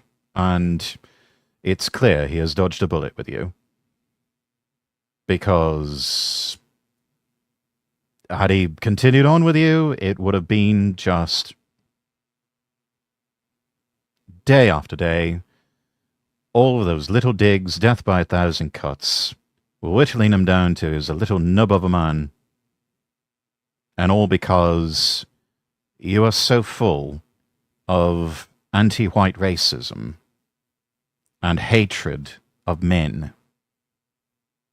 Yeah, he really dodged a bullet with you. Two, you and every other guy can't take simple constructive criticism because it hurts your immature little egos. I know it's no big That's not constructive criticism, dear. That's difference in taste. And you know what? That's okay. deal to you, but outside of your little cocoon, people struggle every day and you clearly could care less. I'm sure that he's got struggles of his own that he has to worry about. which he should be worrying about first, then we can get to the struggles of other people. Difference in taste turned into a personal attack. Yeah. I wonder what the guy who schedules your gigs would say if he knew he pays a racist asshole to play at his venue. Oh my god. There is so much to unpack here. Yes. Let's just dump the whole suitcase out. First of all, I never get tired of how equality to these people is just like literally when things are 50-50. Like your Spotify playlist has to literally be 50% men and 50% women. But it's not, is it? It's not. It's no white spaces. No spaces for white men. No spaces for straight white men. That's what it ultimately turns into. They'll say it's about 50-50 equality, but it never works out that way. It never works out that way. Or toxic partner. Like, I'm sorry, but if a man was specifically forcing himself to listen to female artists that he didn't even like out of some, like, political move, that is a red flag. That is some performative lib shit. That is the type of man you have to avoid. Also, enjoy the things you want to enjoy because you enjoy them. Don't do it to score political points or clout. Don't do it because it's the current thing. Enjoy what you enjoy because you genuinely, unironically enjoy it. I love that little thread at the end, like trying to get him fired from his gigs. 10-10, pure cinema. Lol, I don't know. I get weird when I'm in a good mood. Like, I'll accidentally rip a guy. It's crazy. What the f***? Okay. Could you imagine a man, like, when I'm in a good mood, I'll just rip a woman. I'll just That start ripping. Literally wow. If the roles were reversed, it would be completely different. It would be a completely different outcome. It's okay if the women do it, but oh my god, a man does it and all of a sudden call the police. Man, like, when I'm in a good mood, I'll just rip a woman. I'll just start ripping. Literally a video of anal sex. Hi. Dear God. What the actual... What? The video? The one you sent starting this whole conversation? What? Yeah, ladies, don't do that. Again, if the roles were reversed, if a man did it, he would end up in prison.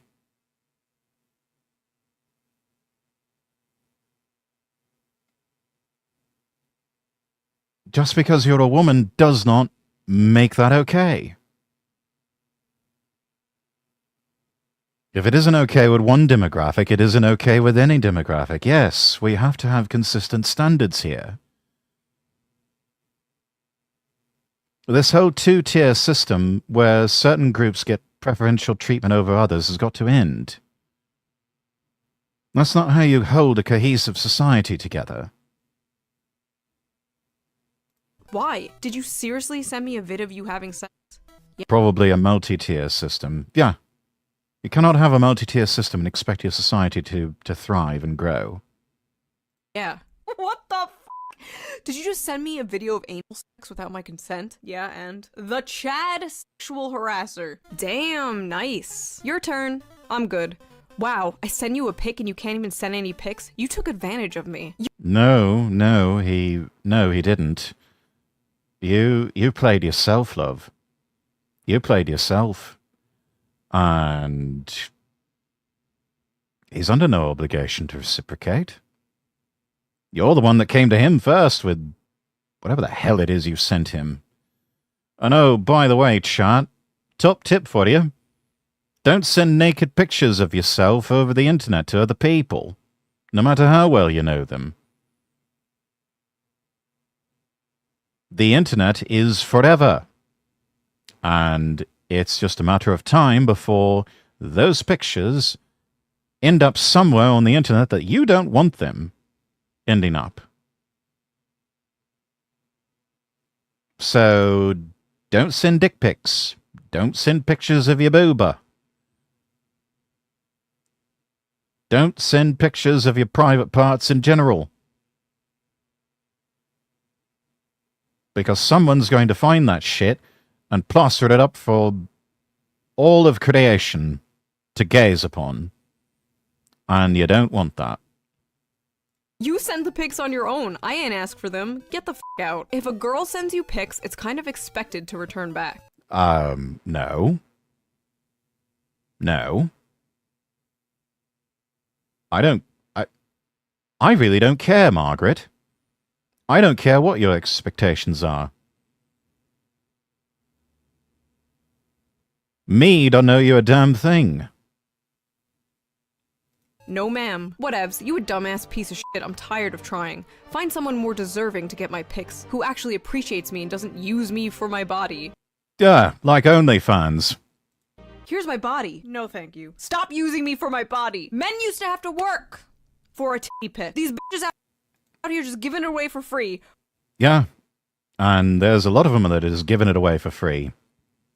And especially those who do OnlyFans, all of a sudden they find out that there's a lot of men that they're not interested because, hey, they can just pay X amount of whatever currency per month, and they can just download it that way.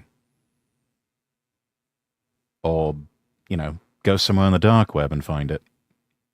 Or for like the price of a cheeseburger. Sad. I'm just at home bored as f***. Are you alone right now? Let's get freaky nasty, daddy. Get out of my DMs. You're stupid. Unfollow me now and get the f*** out of my DM, bitch. You first. There's coming on too strong, and then there's let's get freaky nasty, daddy. Also, I just noticed the folders I made for these screen caps are really sus. Small dick, butt sack, freaky nasty, lesbian. This is all for work, honey, I swear. Oh, I love JRPG Sure. games too. Which one's your favorite? Persona 4. How tall are you? Oh. Is Persona 4 really a JRPG? Does that qualify as a JRPG? I mean, it's a serious question. It doesn't... I don't get JRPG vibes from that. JRPG, I think of like... Luna Eternal Blue and Silver Star Story and Chrono Trigger and like old Final Fantasy games for the Super Famicom. Persona 4 didn't strike me as a JRPG, even though it is from Japan, and I mean, technically it is an RPG. I don't know. Oh, well, 6'1". It's already in my bio. Glad you aren't short. Hope you're actually 6 foot, not lying about it. Yeah, I'm not. What's your waist circumference measurement? Rest in peace to this man. I mean, hey, turnabout is fair play. What the f***? Why does it matter? Why did my height matter? Huh? Hey, if his height matters that much to you, he has every right to demand a waist circumference from you. Turnabout's fair play. Huh? You're a man. Men are supposed to be tall. That's... No, that's not always the case. There are plenty of short men out there. bare minimum for a man. LMAO, okay, you're a woman. Women are supposed to be thin, right? Oh, F off. A woman can be whatever she wants to be. You're... Oh, I see. So one set of standards for the lads, but a completely different set of standards for you and the women folk, eh? Okay, I see how it is. Yeah, fuck off. reply is extremely sexist and objectifying towards women. Oh. Read a book or... Fuck off. Fuck off with your bullshit double standards, you cunt. Lack of standards for women. Yeah, or just completely backward standards. And completely fucked up priorities. Again, I say women's rights were a mistake. or something. How is it different from your height requirement, though? Are you not objectifying men as well? No, it is an objectification. Women are systematically and historically Oh my oppressed, God. and we don't have the Shut structural up. power to objectify men. No, no, no, no, no, no, no. Just no. It is indifferent. There are none, or very few. Already, all of this bullshit language about how women can't be sexist, or other races other than white people can't be racist, and and that women cannot be sexist somehow because they lack structural. This is all just, it's all bullshit. Prejudice is prejudice. You are literally advocating for hypocrisy and a multi-tiered system here, where it's okay for women to objectify and have all of these impossible standards, but men, they're not allowed to have any preferences whatsoever.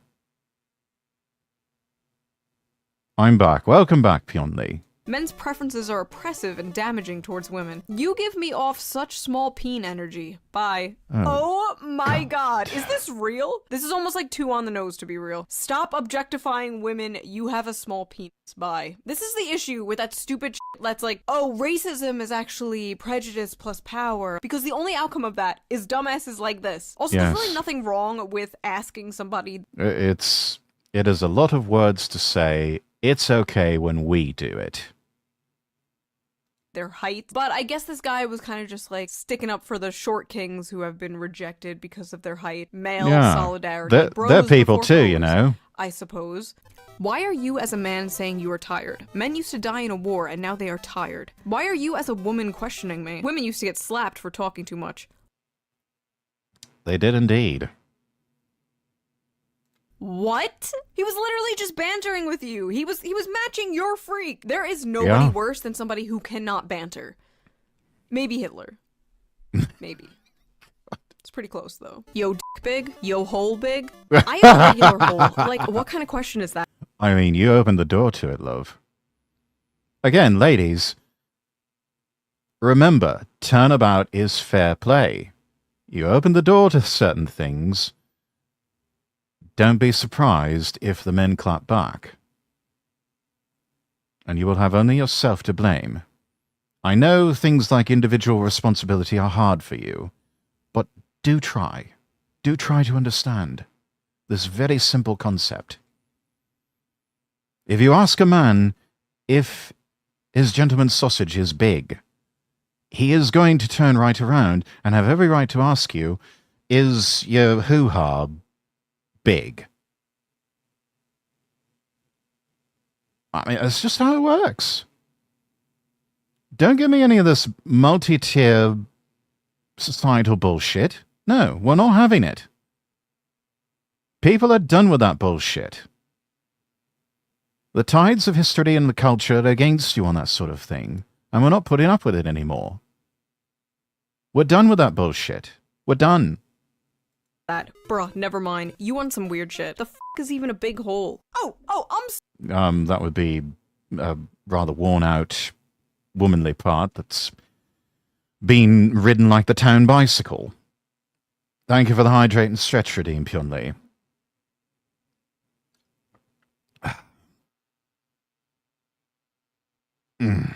Sorry. Is it weird to randomly ask somebody about their genitals? He's simply giving you that yes, same it energy is. that you gave him and inquiring about your circumference. And so I ask again for the people at home. Yo hole, it big? Things to do to keep your man humble. Tell him his Hey, chat, yo ho, it big. penis is fine or normal. Casually compare him to other men. Give one-word answers. Avoid eye contact and lean away. Lavish more attention on your dog than him. Tell him that you need a break from texting. This is not things to do to keep your man humble. This is things to do to lose your man. This is all stuff to do if you want him to walk away. Yeah, this is a breakup guide. Exactly, FedEx.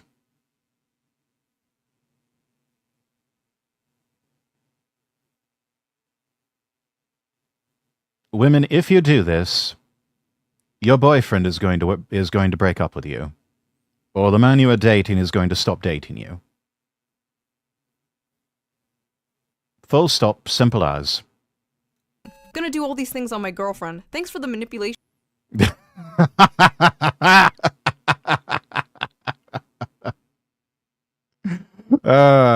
Advice. You are hateful. Oh my. No. Listen.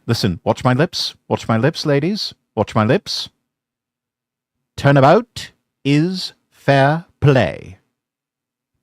We are back to turnabout is fair play. Oh my god, these women, they can dish it, but they absolutely cannot take it. As soon as you flip the script on them, they just, like, malfunction. Okay, this one is... I think that's probably an excellent dating strategy for us lads these days. Any chance you get, men, flip the script on them. Flip the script.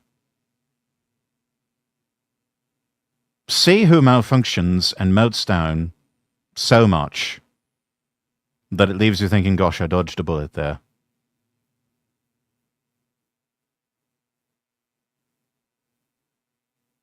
Remember Drizzle Drizzle? No. Was apparently from a lesbian to another girl.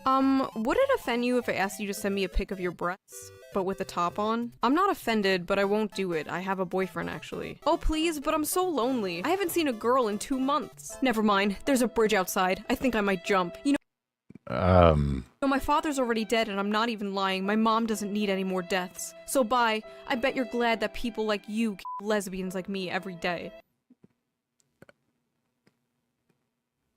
Is this a bad time to bring up the whole statistical probability being greater of domestic violence amongst lesbian couples? Oh, the male counter to Sparkle Sparkle, literal script flipping. Yeah, still have no idea what that is, but yeah, Drizzle Drizzle versus Sparkle Sparkle. Alright. Couple of years ago. Yeah, I still have no idea. Sorry. I have no clue. It's just funny words to me. Yeah. Show me your tits or I'll kill myself. No. Amazing. It appears... No. Just... a woman tries that with me, saying, "Oi, dick pics or KMS." No. I'm just basically going to call their bluff at that point and just say, all right, see you in the afterlife, maybe. No. Yeah, see after the isekai. Hope you get reincarnated in a cooler reality. Even the women are not safe from femcel rage. When women and men are rejected, there's a few paths they go down. There's the "I didn't like you anyway" cope, the "I hope you die," and my all-time favorite, "I'm going to kill myself." Dear my dead name, LOL, I am very much love you and miss you. Every day is a struggle without you. No, That's not how you spell love. no, I do not have attachment issues, but you are my favorite part of my life, and you are wonderful. I'm sweet. Good night, that... Yeah, but no attachment issues, chat. No attachment issues. They swear. No attachment issues at all. is all. Please be my Valentine, or I will stab a hole in my chest. I'm not trying to pressure you with violence toward myself. Yes, you are! I have thought about it multiple times. The end.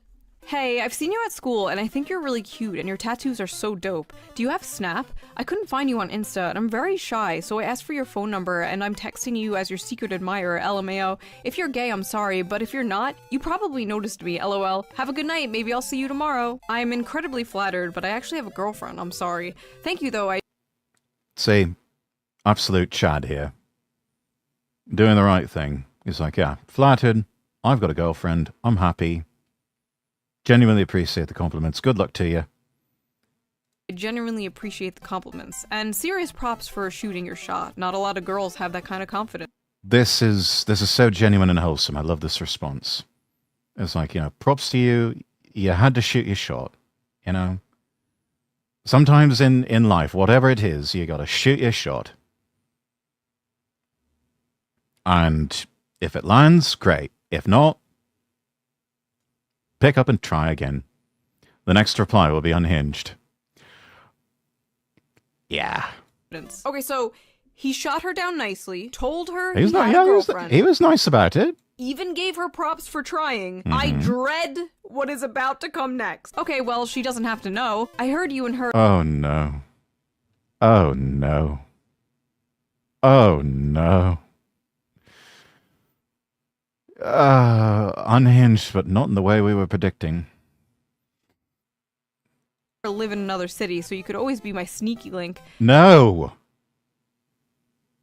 What the hell is wrong with this person? Oh my god. No! You absolute whore! I just know it's big.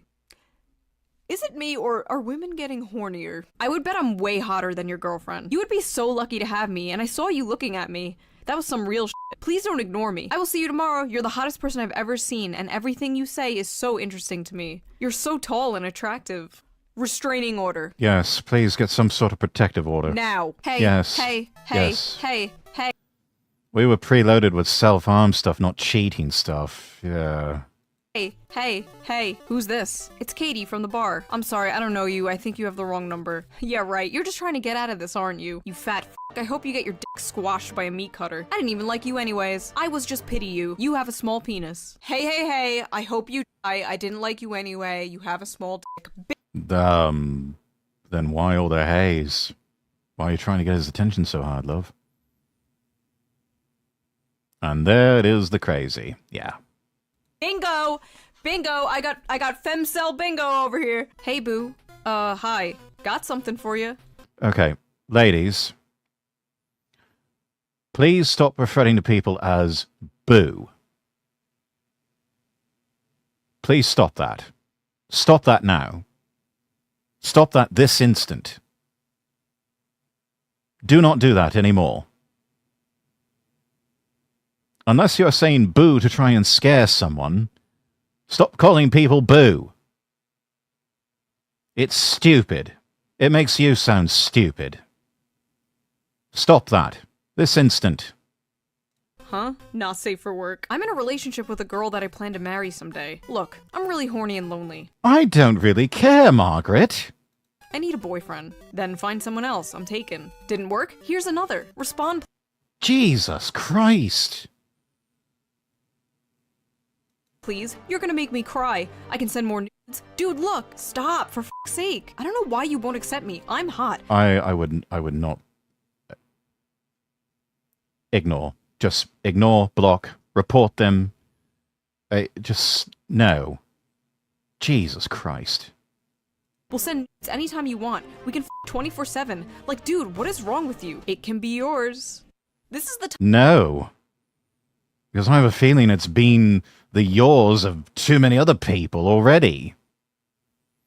A personal problem pushed onto someone else. Only one problem? Only one?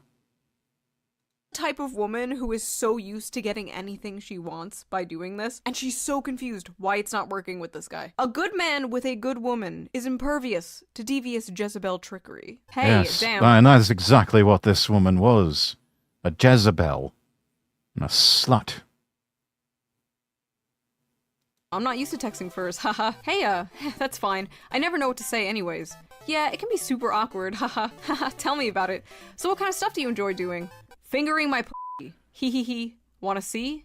No, we're blocking, possibly reporting for inappropriate content. No. Don't do this. Women, stop doing this. You're just making yourself look like whores. No. Hey, I had a really good time tonight. Same. I always have a wonderful time with you. Yeah, dinner was amazing. I just have something to say. Please don't take this the wrong way. Oh no. Oh god. We know what's coming up is going to be bad. Please don't take this the wrong way. What other way are we supposed to take it? What's up? Did you seriously only get me flowers, or is there another surprise or something? Oh dear god. Oh no. Oh no. Oh, What do you no, mean? no, Dinner was no. great, and I'm not complaining. Except you're complaining about flowers.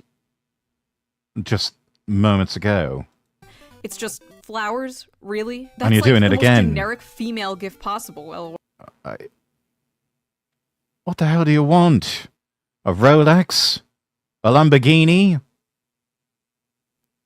Fuck's sake, woman. Well, most girls don't care for them outside the movies, lol. Most women love receiving flowers. Most people in general love receiving flowers. Hell, somebody presents me with a bouquet of flowers, I'm not going to turn them down. Flowers are beautiful.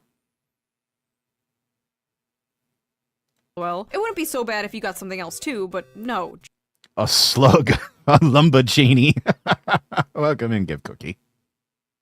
Just useless flowers. I also got dinner. It was fun. I'm confused. LMAO, dinner? I want a woman that would be happy getting chicken tenders. Yes, a woman who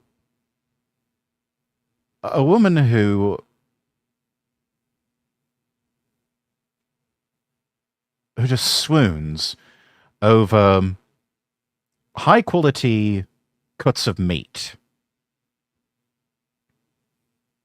You know, maybe like a nice smoked meat or something like that.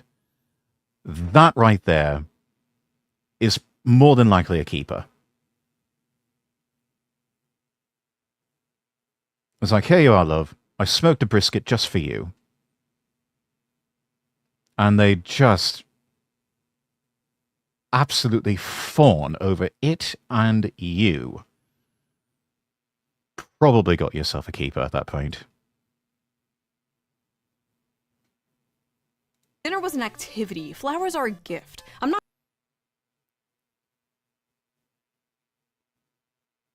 This ungrateful bitch. I remember there was a girl online complaining that her guy got happy if she made him dino nuggies. If she's complaining, if dino nuggies makes your guy happy, jackpot. Yeah, what are you... I swear, there's no satisfying them. There's no satisfying some women. I'm not complaining about the activity of the evening. I'm complaining about the gift. Not that hard to understand, lol. What the fuck? Yeah, what the fuck indeed, lol. I just thought it was Don't think you're turning the tables on him like that. nice gesture along with the dinner. I didn't think it was mandatory I get you an Iron Man suit as well.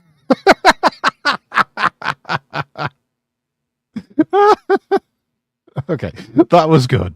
That was good. An Iron Man suit. I love that. Iron Man suit, lol. Oh my god, you're so dramatic. No other guy has ever treated me like this, and my girlfriends agree I deserve better. I shouldn't settle for a man who won't treat me like the queen I am. Just take this as a kick up the ass to work harder, lol. No, we're going to take this as a red flag and a sign we need to walk away. Well, I like how in the beginning she's like, I'm not complaining, and then she's like, I'm complaining. Yeah. Useless. I'm not complaining. No, I actually am totally complaining. Flowers. What's a useful gift? Does she want a tool set? Like, what? Any woman worth a damn will appreciate the romantic gesture of flowers. This lady needs to stop listening to her most likely single girlfriends who are up in her ear probably like, oh my god, he only got you flowers? Bingo. Girl, you deserve so much better. You deserve the princess treatment. Dump Bingo. him. That's so... Bingo. Right there. Right there. Yes, that is the problem. My girlfriends.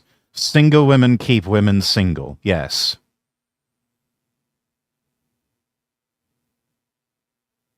Women who are in marriages or committed relationships should avoid spending time with other single women, especially ones that there's a reason that they're single, because they are just that insufferable. Don't hang around those people. They will wreck your relationship. They will wreck your marriage. Avoid those people like the plague. Avoid those women like the plague. Or at least avoid the single women advice. So awesome that you're a bodybuilder. I see IFBB as a sponsor at the show in your profile. Do you have your IFBB card? Tell me you know nothing about the sport without telling me. He's trying to have a conversation with you about your interests. What the f? Tell me you know nothing about... Yeah! He's trying to learn more about it, you stupid bitch. Holy shit, Yeah. I couldn't imagine someone being like, oh, so you do YouTube for a living? So, like, do you earn money from subscriptions? Or tell me you don't know anything about YouTube without telling me. I swear to God, some people just use dating apps as punching bags. What? That is exactly it. These are abusive individuals who have run out of people IRL to use as punching bags. All of the people that they used to use as punching bags and bully have picked up and left because they're done with their shit. And so now they turn to the internet to find other unwitting saps. I'm so confused on what's happening. We are reacting to the latest Shoe on Head video, Ruby. Women bashing men in the dating scene. That about sums it up. What are some of your favorite bands/artists? That's such an awful question. I like what I like. Music is such a huge part of my life, and it's awful small talk to try and describe my music taste, because it would just be like writing a book if I were honest. Okay, maybe try. Maybe we could have a couple of walls of text here to describe that. I mean, is that fucking interesting to you? Talk about it. What? He's literally just trying to get to know you. If music is a huge part of your life, why don't you want to talk about it? What the fuck is going on? What is wrong with people? I feel so bad for people dating today, dude. I feel like I got on the last chopper out of Vietnam. Hi, I hope your week is off to a good start. Actually, I only just checked your pics now. Not attracted at all. Haha, I don't know why I messaged you. Take care.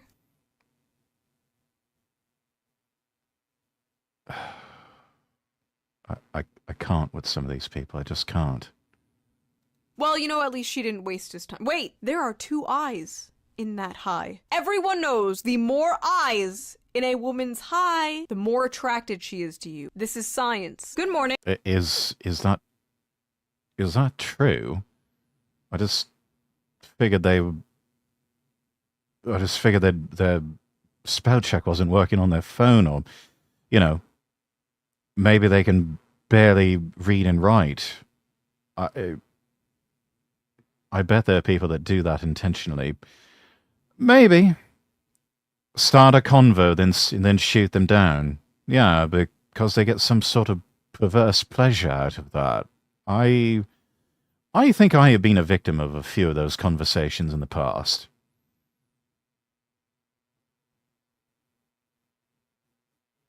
And if that is the case, I hope whoever did that to me dies alone and sad. I saw you at Walgreens this morning. I was the blonde behind you in the checkout lane. Just want to say that you hot as hell. Hit me up if you want to chill. How did you get my number? You gave it to the lady at the red... Good question. Oh dear. Gave it to the lady at the register for your rewards or whatever. Do you want to get... Oh no. Oh no. Oh, she was listening in. Oh, this devious wench. I used to send highs. Now they think I find them super attractive. Yeah, you may want to rethink that, Cookie. Just do a spell check. So stolen info. Yeah. I'm too innocent for this random psychological stuff. I used to think I was too. I just have like a really low tolerance for bullshit. Be glad you are. Yeah. Because some of this is... You think about it too long, it's pretty fucked up. Ignorance is really sometimes bliss. Yeah. Not always, though. Yeah. Get breakfast or something? Or just hang out? Super flattered, but pretty darn creeped out as well. Yes, I think I would be creeped out as well. That... Wow. Someone's listening in when I give off my phone number to the person at the register at the Green Grocers, and oh no. No.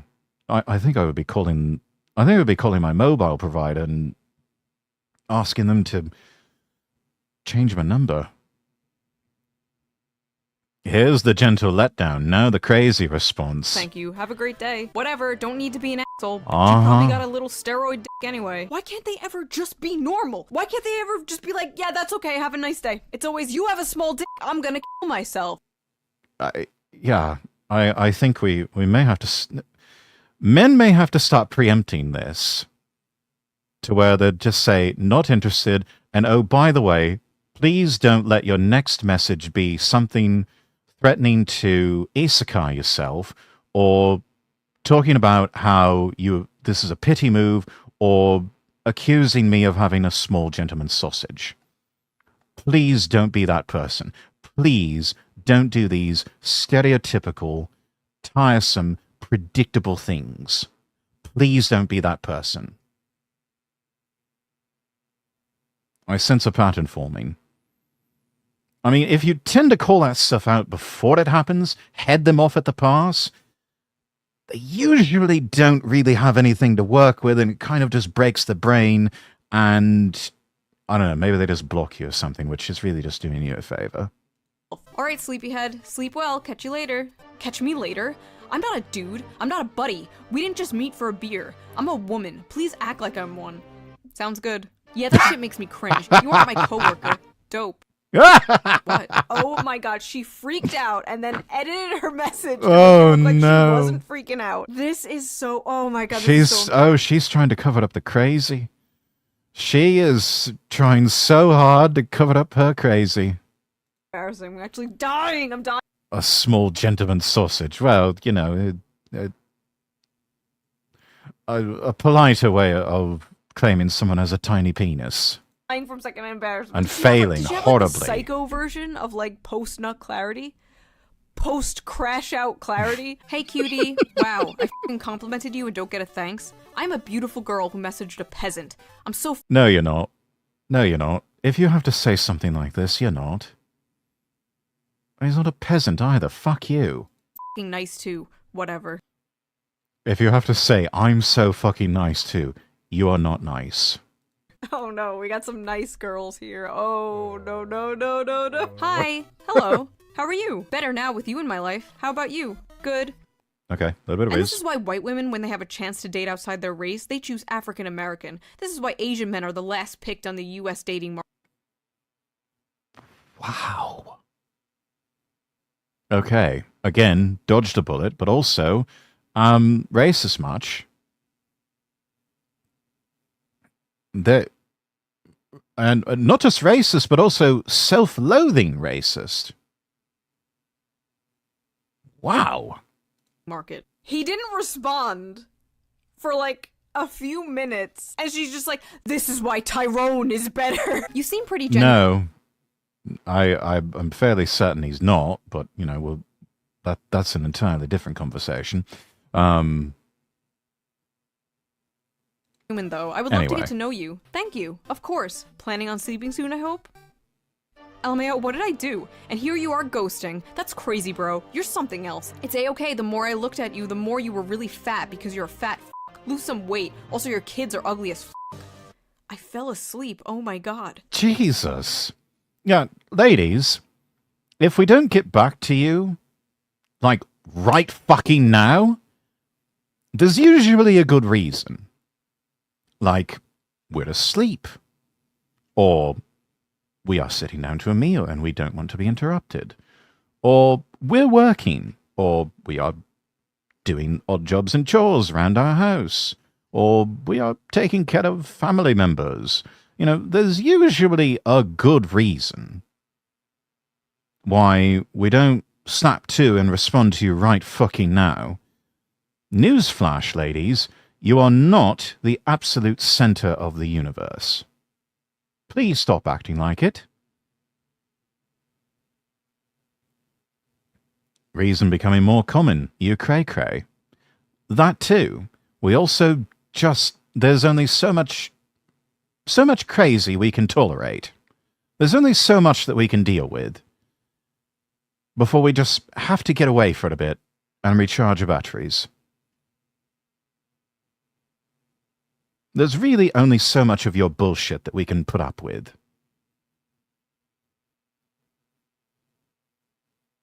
Before it just becomes too much and we need a break from you. And understand we are trying our best to be as understanding and patient, because most of us are fairly patient, understanding lads. eventually the day will come where we reach a limit on that. Please, let's make sure that's later rather than sooner. There's only so much BS crazy we can handle. That number is reducing fast. Yes, it tends to go down with age. It does tend to go down with age. So, ladies, get your shit sorted out and stop being crazy bitches. Because I can guarantee you, our tolerance for that goes down as the older we get. And eventually we're just going to send you packing.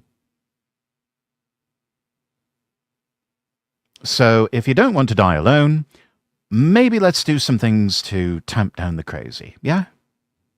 Yeah? Okay, good talk. So many of these people are dodging bullets by just simply not responding in 5 seconds flat. About me. Yes, just say nothing while your opponent destroys themselves. Crazy. I'm into toxic, manipulative, dominant men. Womanizer too. Also, I'm bipolar. I'll block you out of nowhere. Here's another one. Another example of somebody who's going to die alone. I'm anti-feminist, not No, you're not. brainwashed. Addicted to Nutella jars, gym, and probably hitting you. I'm old-minded, old-fashioned, and amazing. And of course, I'm always right. Let's be real here.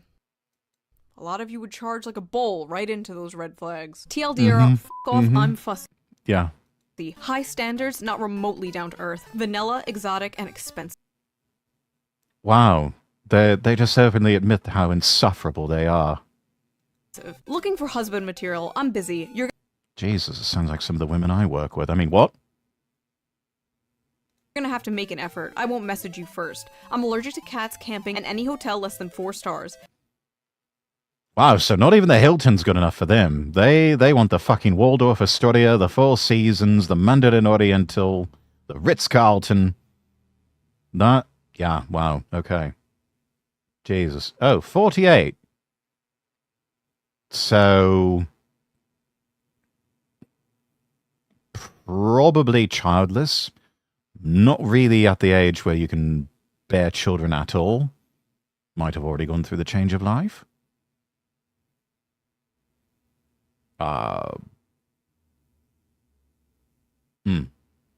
Have your shit together, be fit, respect women, earn grown-up money. My shoes are my children. Things I like, romance. Selfridges is my happy place. Selfridges, of all places? Why not, like, Fortnum and Mason or someplace like that? Got a better tea selection anyway. I have peace within my domain. This is not making me want to risk that at all. Yeah, no. This is the sort of tempestuous personality that will rob you of any and all peace. But they don't want to hear anything about that. Opera, and monogamy. Things I loathe.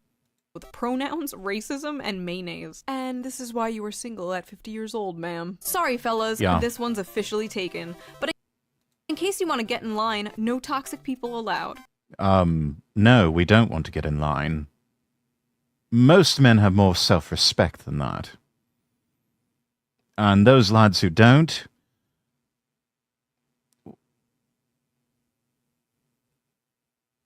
you get what you fucking deserve at that point. Get in line? Imagine being this woman's boyfriend and seeing this. I know these are cherry-picked and a smaller percentage of women still know. I don't know. Something tells me this is a representative sample of a fairly good chunk of the female population. A not insignificant amount.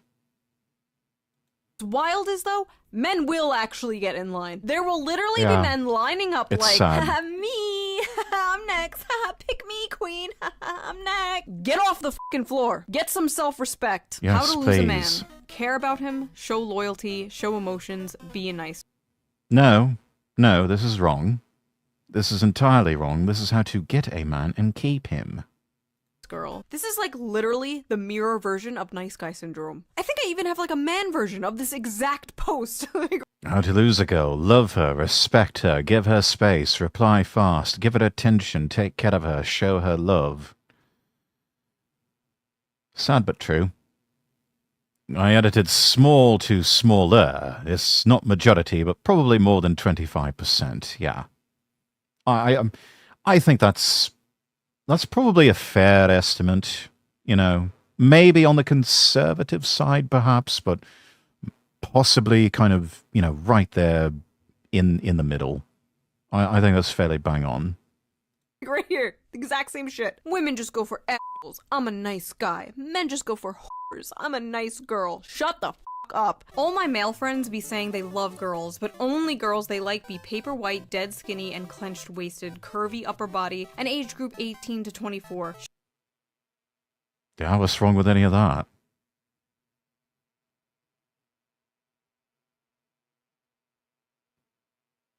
It all sounds lovely to me. I'm not going to complain. Shaking my head. This is sad. My friends say they're attracted to attractive women, but the only women they're attracted to are attractive women. What? Are you hanging around these men because you want them to fuck you? Are you boyfriend zoning these men, ma'am? Me realizing that all of my guy friends just look at me as a homie because I'm not cute enough for them to date me. Well, I mean, maybe if you invested in yourself a bit more, they would look at you as more than just a homie. I mean, for fuck's sake, go get your hair done, woman. Could we please get rid of the sweats and put on a proper dress? I mean, would it kill you to put some effort into your appearance?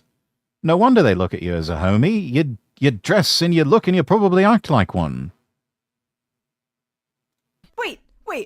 Again, do you want all your guy friends to want to date you? Listen, if all your friends want to fuck you, you don't have friends. You have simps. You have simps you string along for Also a validation fair point. and attention.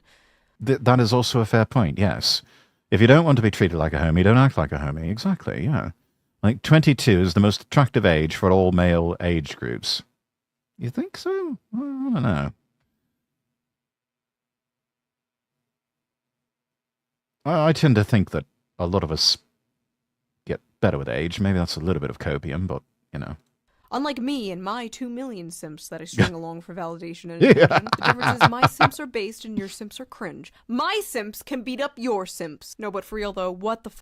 This is why people think men and women cannot be friends. And this is why those people are probably correct. I think At least she owns it, you know? At least she owns it. it's totally possible for single men and single women to be friends, but the chances of one of them developing romantic or sexual feelings is pretty high. And if that happens, you just cannot be friends anymore. If you cannot see yourself being... Yeah, okay, that's a fair point. Kind of tends to make it weird and awkward. And yeah, it's hard to unring that bell. So, yeah, I don't know. just friends with that person, like if you're constantly fantasizing about them and you just really want to be with them, you need to leave that friendship because all that's going to do is hurt you and eventually them. You need to rip that band-aid off. You need a friendship with that sort of person. You're kind of straddling the fence, aren't you? You need to, as I say in certain circles, you need to shit or get off the pot. It's like you either like this person, you want to date them and eventually marry them and start a family, or, it's probably just best to move on. Don't keep them as a friend or a simp, anything like that. Just shit or get off the pot. You need to be honest, and like I've said in the past, being friend-zoned sucks, but being boyfriend or girlfriend-zoned also sucks. But if you are that other person, and you know that that friend has a crush on you, and you still keep them around, or use them as an emotional tampon, because I've seen people do that, you are just a bad person. I just realized... Yeah, that is another form of an abusive relationship, using people like an emotional tampon like that. The Band-Aid approach. It's going to hurt. It's going to happen. Just do it. Precisely. Are situationships bang zoning someone? Situationships is another form of friends with benefits, I would think. I mean, it's certainly the way it sounds like, or fuck buddies, or whatever you want to call them. It's like, no, make it official. I know, by the way, you probably shouldn't be having sex with someone that you're not married to. Men wouldn't be so lonely if they stopped jumping to every 5'1" bitch they see. Short girls have no worth at all and are basically children. What's good about them? Wouldn't you rather have a girl who's actually nice, aka me? For someone who claims that they are actually nice, you have not helped your case, dear, by saying all of these very not nice, unkind things about short girls. Situationships that are cope and muddying the relationship waters. I think so. It's people who are afraid of commitment, who don't want to put a label on it. Or who want to put some weird sort of label of, it is, but it isn't, but it kind of is, but it kind of isn't. No. Shit, I get off the pot, people.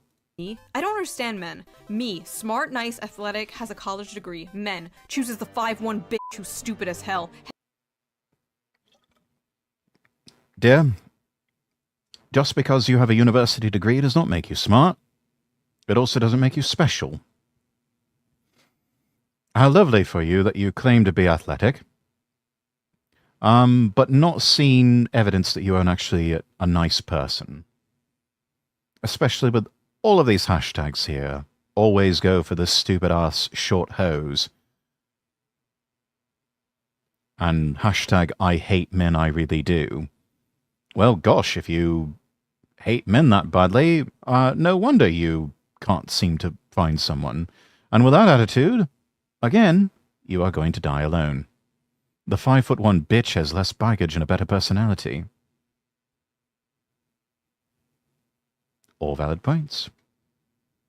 Hashtag, what am I doing wrong? Hashtag, they always go for the stupid-ass short hose. Hashtag, what's so good about women with child bodies? Hashtag, majority of women are tall and getting taller. So, hashtag, I hate men, I really do. Is this like the manlit version of a woman? Like a bitter tall woman who has been rejected for being tall and like resents shorter women for getting men? Every day Probably. I discover a new breed of human. About me, will never get a boyfriend. It sucks so much. I don't want to live. Guess I'm no good ever as a girl. I try so hard. I really do.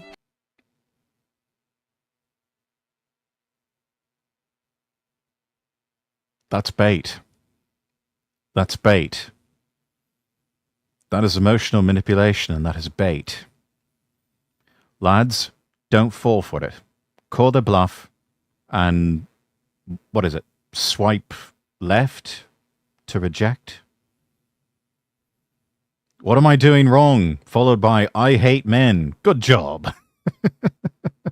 Hey, I'm not looking for anything right now, but I just wanted to tell you to hang in there because you'll find that no. Don't encourage this. Don't encourage this. special someone one day. I've personally given up with relationships for the time being, but just for a while, because I know one day I'll meet the right person, and I'm sure you will too. No, please, don't cast your petals before swine. You are wasting your kindness on someone who is very obviously trying to bait people.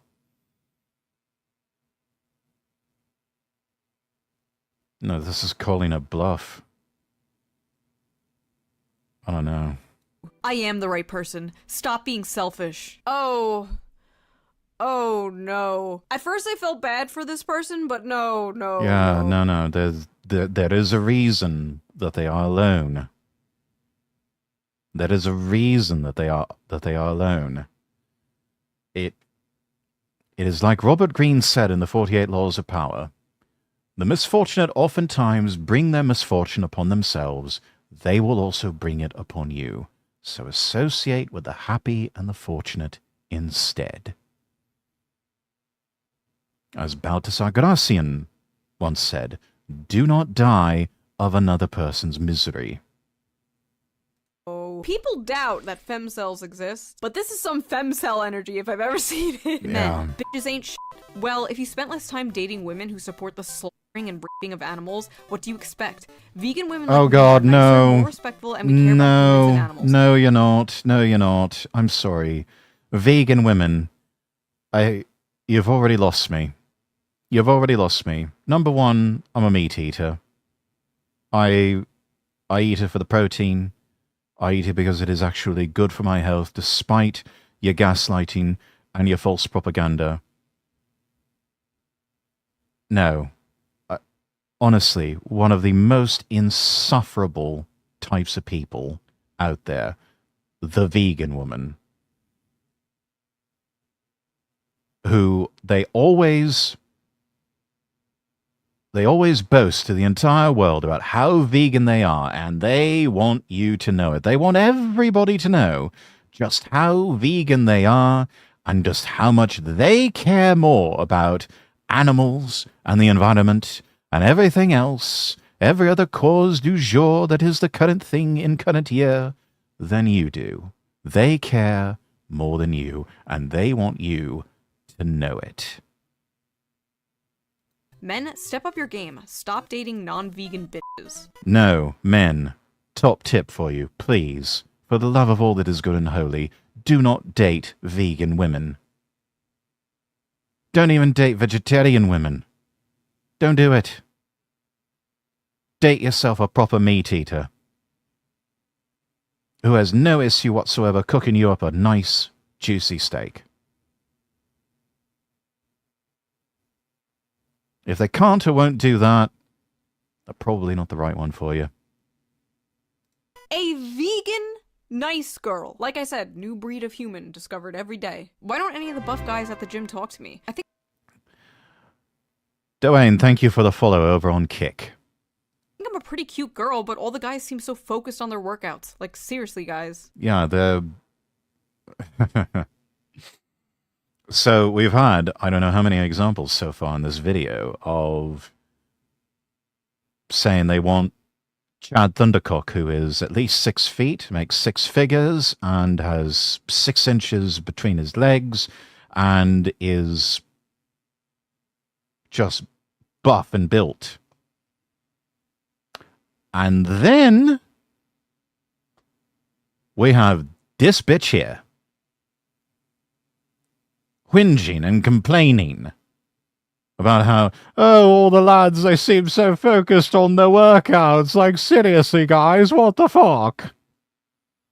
They're focused on their workouts and respecting you. What more do you want? They don't know, Phalanx. They really don't know. They'll never know. Nothing will be good enough for them. At this point, the only thing you can say to them is, kindly shut up. I almost just want to say, kindly shut up, get back in the kitchen, make me a sandwich, and iron my shirt. Because people like this, it's about the only thing they could possibly be good at. It's like, just please stop saying words. Because the more you say, the more you are sounding like a blithering idiot. Just stop. If the wrong guy even glances at them, they'll be put on blast. Yes. They don't know what they want, and nothing's ever good enough for them. So they might as well, at that point, they are begging to be told what to do.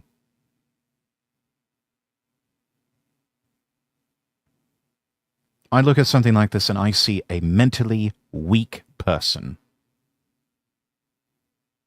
who quite possibly could be easily controlled and manipulated, given the right set of applications of social psychology. Why are guys at the gym focused on working out? Really, bitch?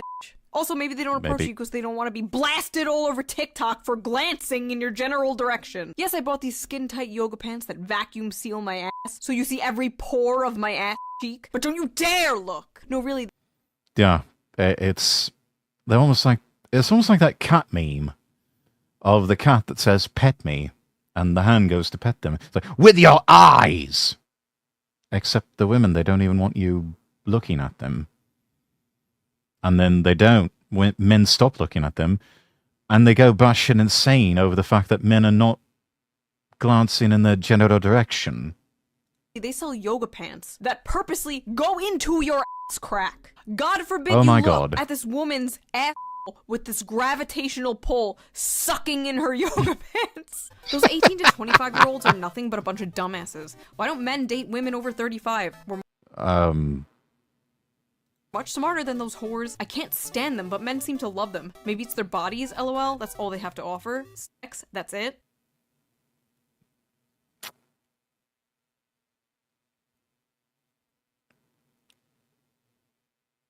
Tell me you're a wine aunt without telling me you're a wine aunt.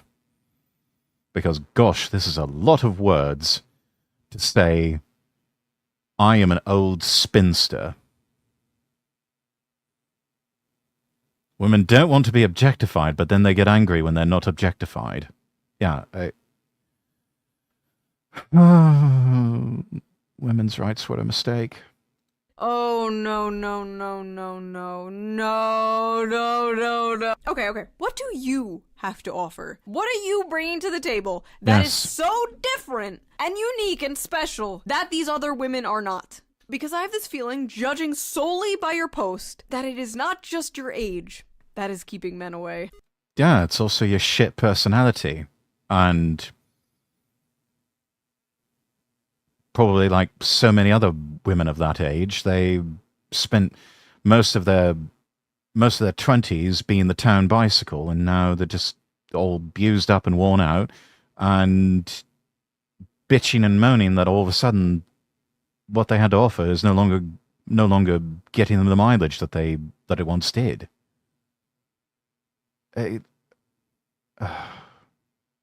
Knox, welcome in. Good to see you. How are you? I would definitely consider disc golf a sport and a hobby. I just enjoy it, to be honest. That's crazy, because I've never heard of disc golf until I met you. I don't think throwing a frisbee around would be a sport, let alone impressive to any girl. That could be the reason you and your little friends are all single. You and your little friends? I'm sorry, little friends? How condescending. Because that's a turnoff, in my opinion. If you want to pull a baddie like me, you need to get better hobbies. No offense, by the way, I kinda like you. You kinda like him, and yet you talk shit about his hobbies. Yeah, somebody says something like this. No offense, by the way, but I kinda like you. Yeah, I don't like you. So, goodbye. I'm okay, I've been listening. Ah, very good. First of all, what kind of man takes up a hobby just to impress a woman? Do whatever you want, do whatever you like. That is what impresses a woman. A man who has his own hobbies, his own interests. Not a man who chooses All the offense and fuck off, yeah? a hobby based on what will get him the most female attention. That's how you get fake-ass men pretending they're into astrology or feminism. The thirstiest thing a man could... Yeah, that's probably the easiest sign that a man these days is a sexual predator, is if they describe themselves as a male feminist. I got a warning before I sent the last one. Don't worry about it, Phalanx.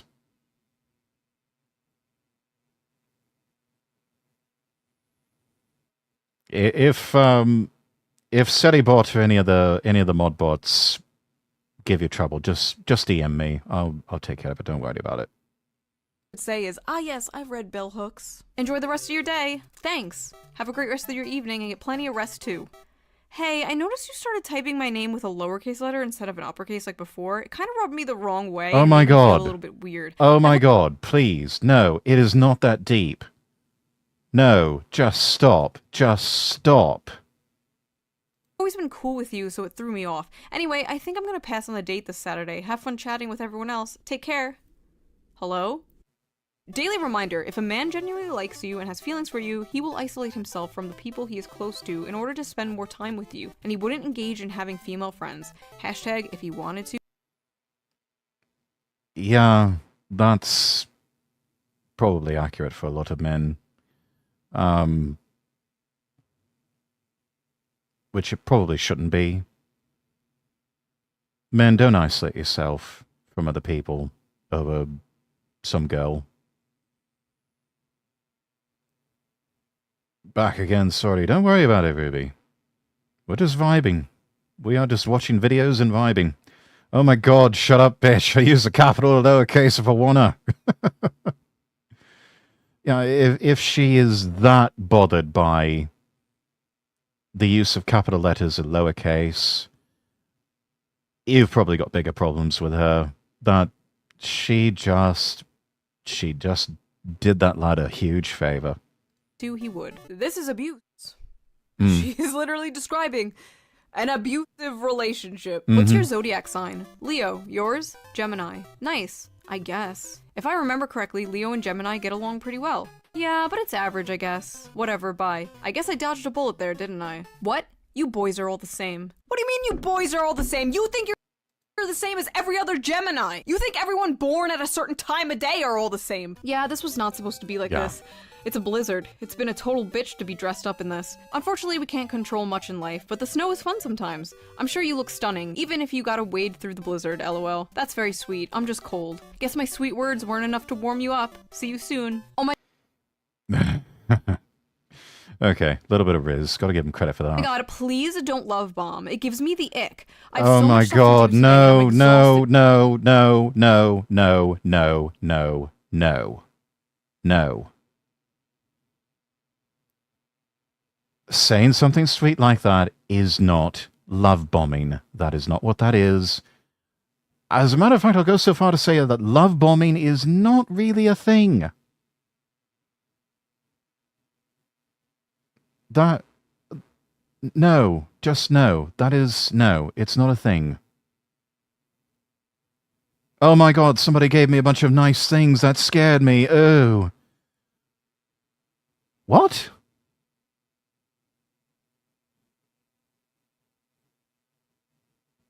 No. Apparently they have raising and setting signs now. Yeah, that's...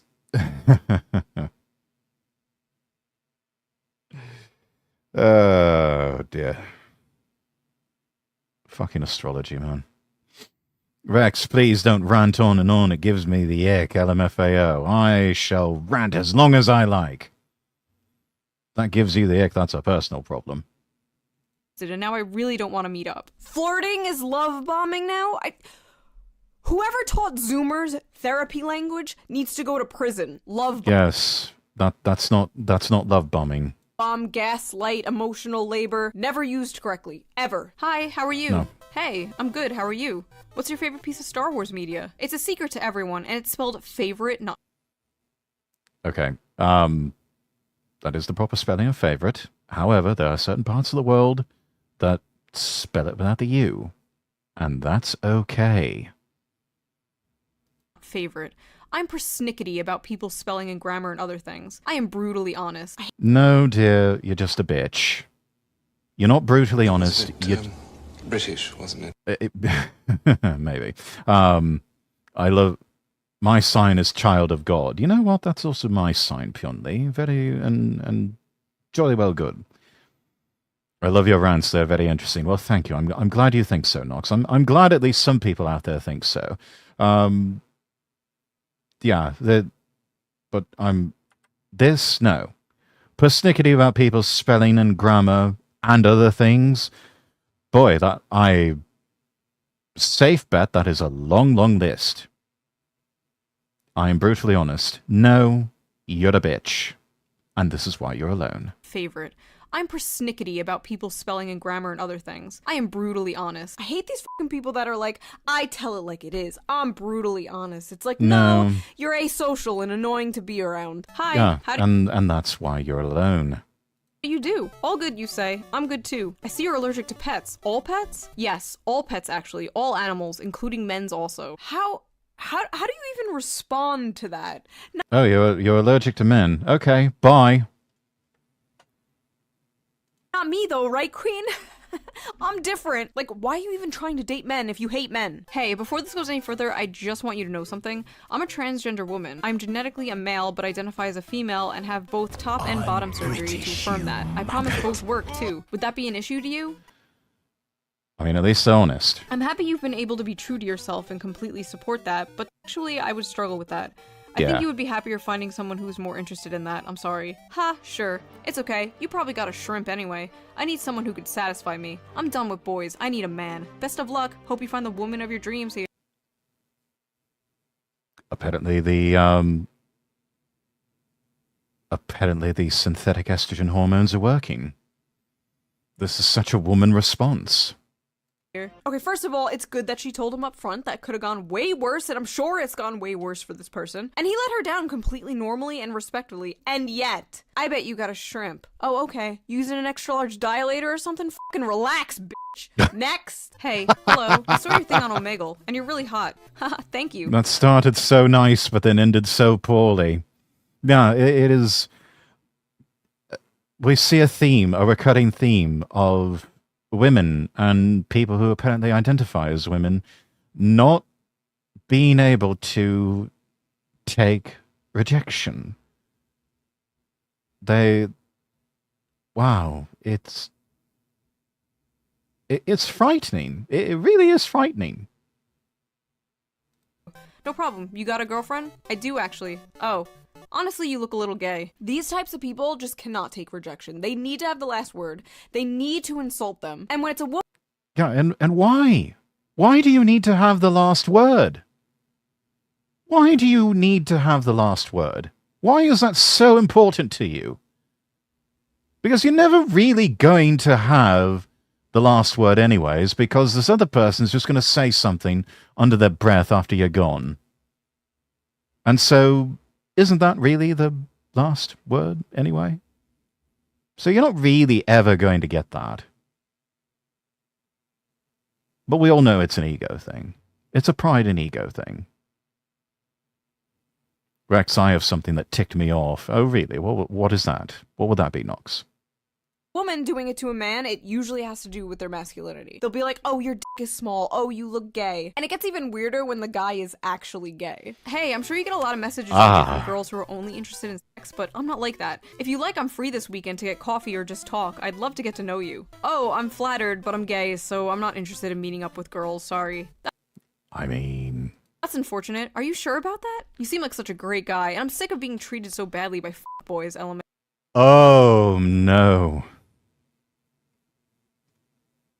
Wow. Okay. I thought I thought you could get, cancelled, and I thought we were supposed to be, jailing people and putting them in prison camps if we even begin to suggest the possible notion of conversion therapy. But hey, apparently because this woman is horny for a homosexual man, somehow that makes it all right. I'm trying to keep up here. Mayo. I'm 100% sure that I like men. I'm sorry you had bad luck with men, but you're not gonna find what you want with me. No, you're really not. You won't just meet up once? I'm a good person. I'm sure we have a great conversation. Again, if you have to say you're a good person, you're probably not a good person. Especially someone implying that, oh, you can try to have sex with a gay man and somehow that will magically turn him straight. I asked a friend if I can have their snapper phone number, and they said no, because they don't take guys' numbers.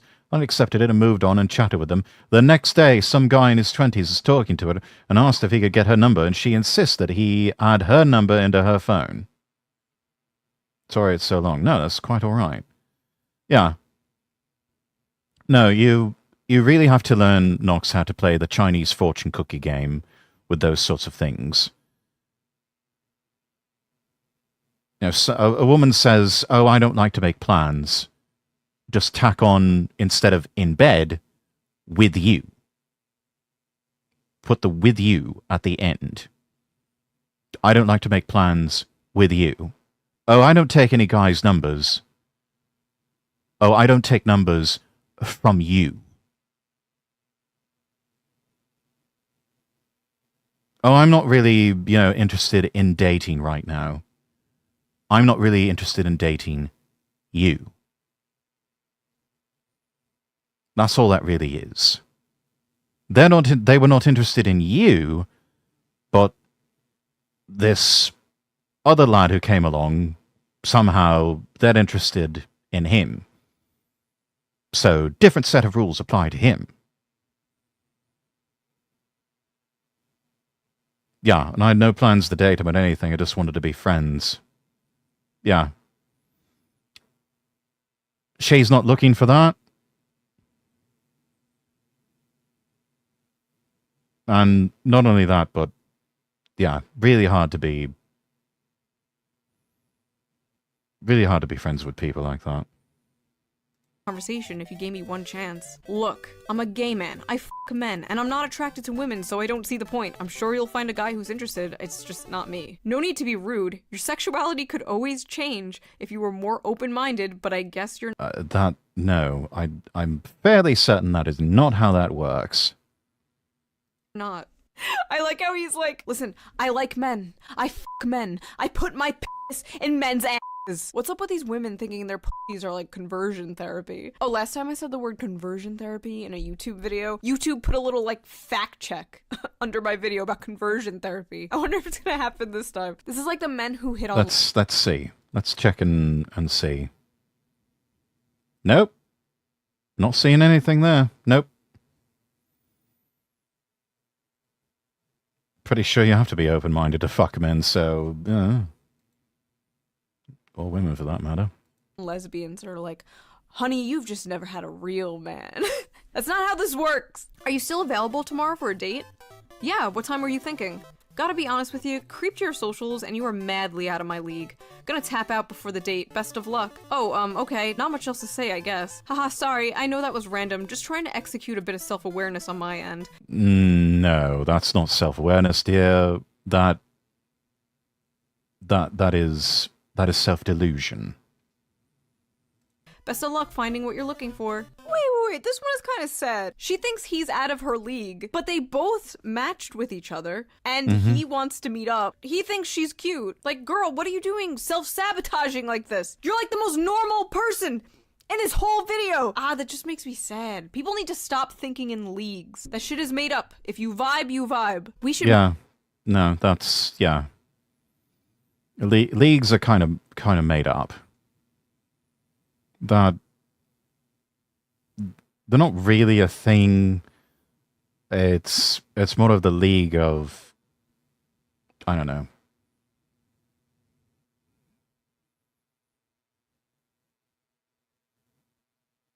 Yeah, I think that's I think that's generally a fair statement. Generally speaking, those things do not exist.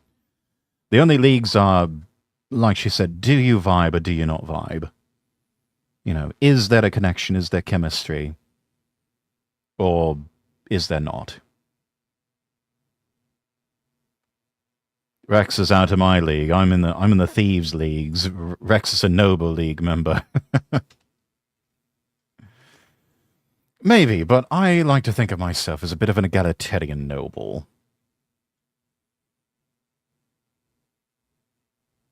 Meet sometime? Could be fun. Appreciate the sentiment, but I literally got out of a relationship last week. Not interested in seeing anyone. Gotta work on myself. Lol, I want to hook up, not marriage. Then definitely no. You... Probably the best advice you will ever take. Chat. Hookups are not worth it. Don't do it. Don't do hookups. You need to date for the possibility of marriage and starting a family.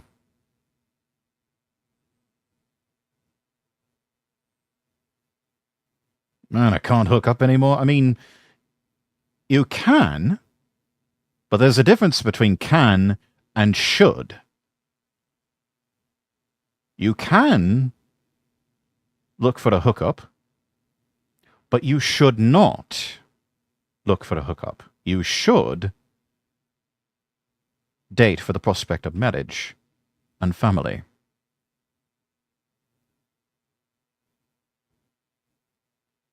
I understand, but it's just not what I need at this moment in time. F you then, LOL. Keep being depressed. Out of your league anyway. You should be grateful. Oh god, I know women and men who have recently just gotten out of long-term relationships, and they... Yeah, that's rubbing salt on wounds there. Wow. That was an actual fucking bitch who said that. They told me how, like, getting back into the dating world... No, my girl would kill me.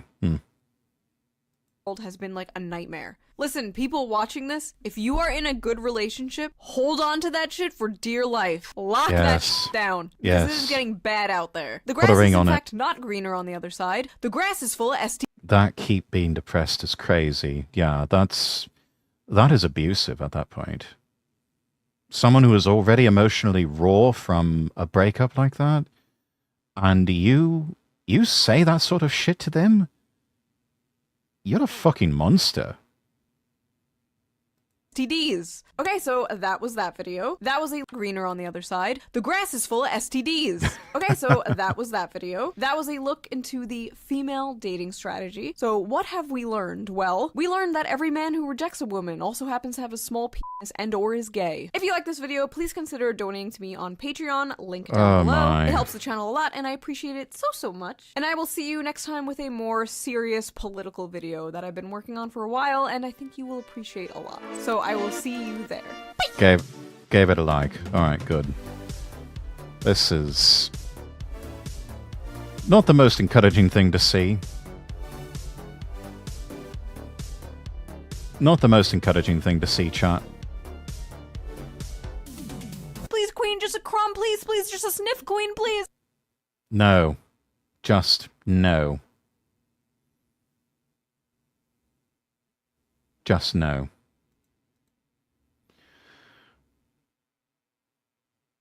I hate the D2 raiding community. Oh, Destiny 2? Yeah, I've never played it myself. Let's see. Now for something completely different, chat. Don't know if any of you subscribe to the TechMoan channel. I've always rather liked this channel over the years. He's always got some interesting stuff. And he's got an interesting little bit of pocket tech. Something made by Casio way back in the day. Some vintage tech. Apparently, Casio miniaturized a radio to the size of a bank card. I spent 2 hours in the encounter because they wanted a free carry and didn't want to help do the actual raid. I mean, there are people out there.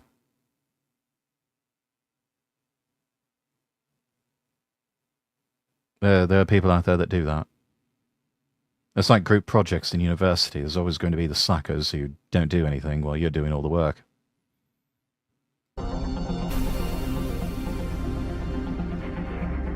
I mentioned in the past how very fortunate I feel to have grown up in the 1980s.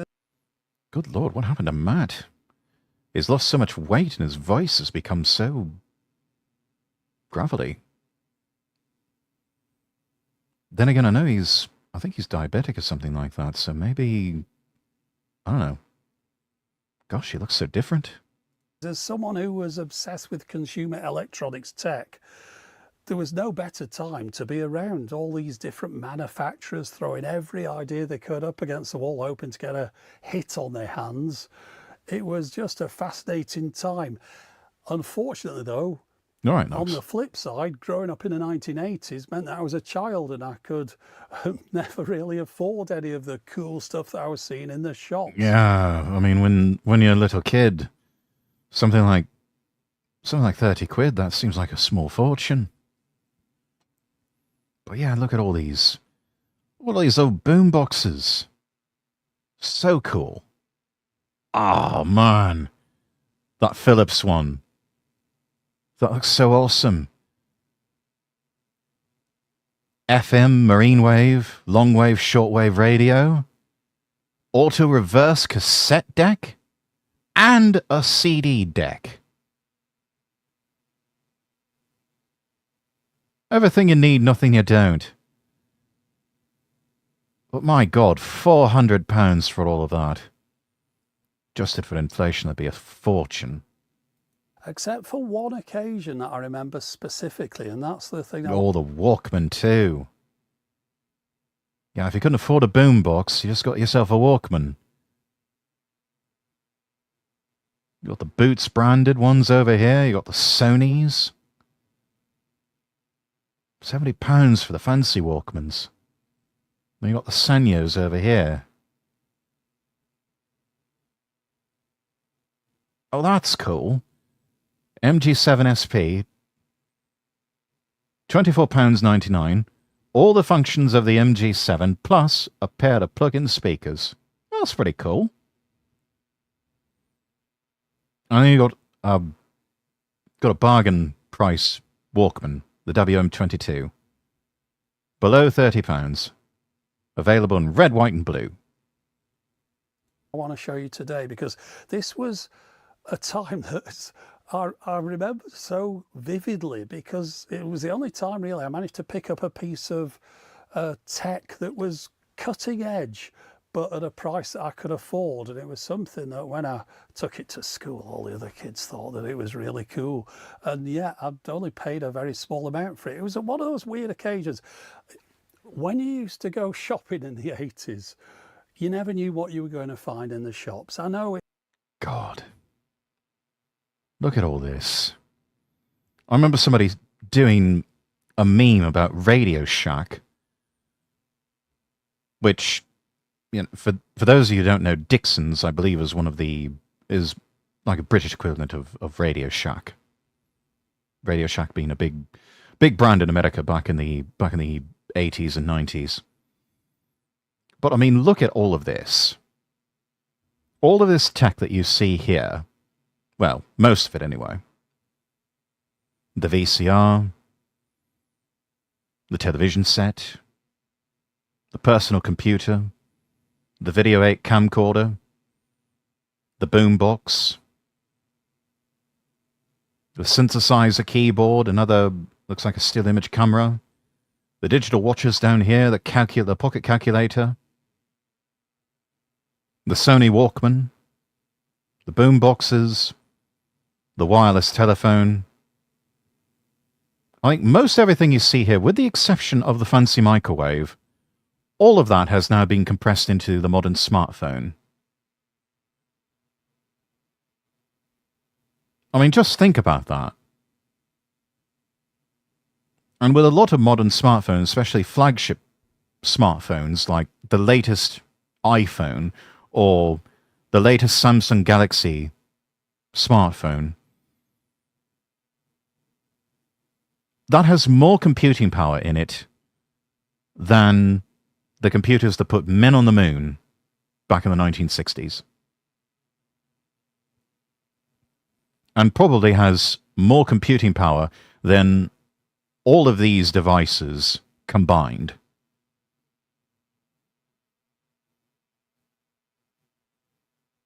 But what you used to have to buy separate devices for, a PC, a television set, a camcorder, a still image camera, pocket calculator, synthesizer, boomboxes, hi-fi system,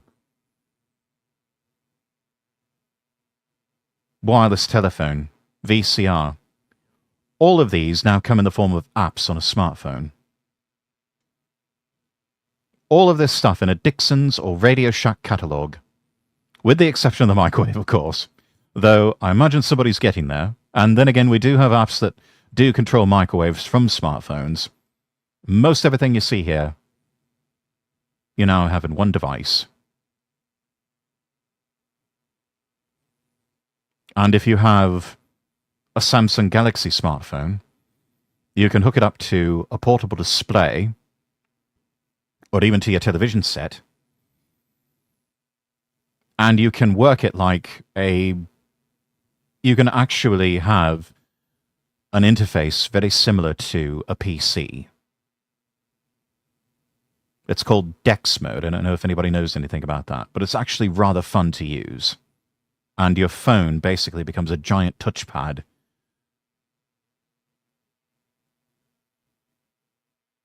for you to navigate with.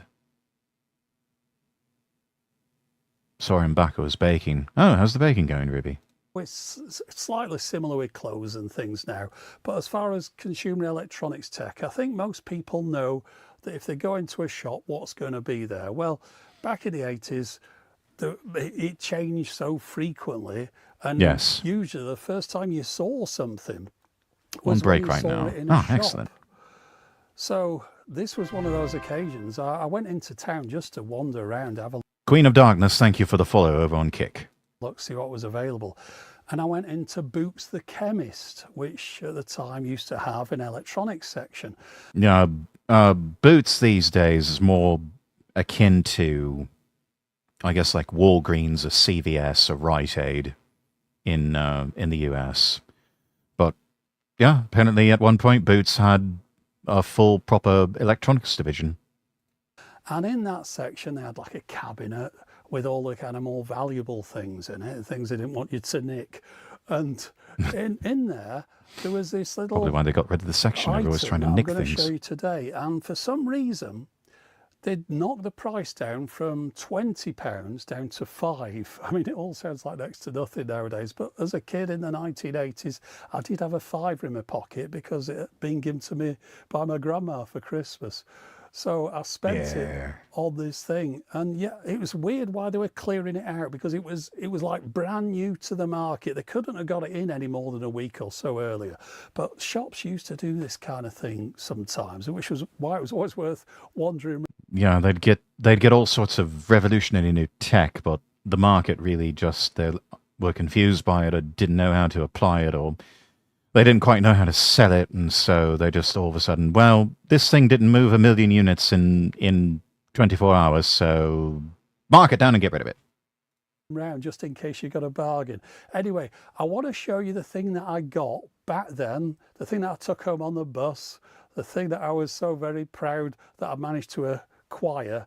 So let's have a look at it. Oh, I can't show you the one that I had from back then. That one's long gone. But with the help of my time machine, I'll be able to bring a new old stock one back from the mid-1980s. They got it on eBay. All right, let's go. Back in time. Right, so here it is again after all these years. The Casio card radio, the RD10. I don't think it was ever claiming to be the smallest radio ever made, but it's certainly one of them. It's getting there, isn't it? FM radios on wristwatches, and I had a few of those over the years, but they were always very unreliable. Yeah, but they were so cool, though. I mean, it was like classic Dick Tracy tech there. And burnt through batteries very quickly. Yeah. This one, well, bit of a things novelty. a little bit differently. It's got this card shape to it. It's almost like a credit card. Size as a credit card, yeah. But also a little bit thicker. And we've still that's probably about the thickness of maybe, I don't know, 2, 3, maybe 4 metal credit cards, if I had to guess. Film on this one, so yeah, it is new old stock. Let's just peel that off. Yeah, baby. It's got this lovely glossy finish. And there we go. Right, so a very simple little device, really. You've got your tuning dial up here. Okay. Yeah. You've got your volume down there, which is pretty much all you need. For a radio, yeah. It did do quite a few things differently to your normal radio. Looks like this is only FM receiver. So it gets the FM band, doesn't get AM marine wave or long wave or short wave radio. Of course, short wave, something that small, I imagine the reception would be absolute shit. And not only that, but how would you plug in? You would need to plug in an external antenna for shortwave. And the plug for that, good luck trying to get that to work on something that tiny. The chefs love my Portuguese cake, and the patients love it too. Well, that's excellent, Ruby. Glad I could help you find some inspiration. Radio. First off, batteries. It ran on a CR2032. Oh yeah, yeah. CR2016. Little wafer batteries, yeah. Back in the day, I remember those being quite difficult to get hold of. Of course, they're really easy to find nowadays. Yeah. But to Just go to a child Costco in the or 1980s order on Amazon. in a small town, those. That's all thanks to you. Well, I can't take all the credit. You're the one who baked it, though, Ruby. So ultimately, You are the artist here. I just sort of picked out an idea at random and you just run with it.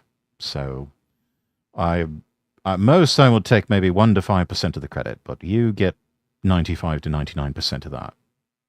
Those were a little bit tricky to pick up. You couldn't just get them at any normal shop where you buy batteries. Now, the other thing that this does differently, the headphones turn it on and off. And of course, you'll notice that's Very not a normal interesting. headphone socket.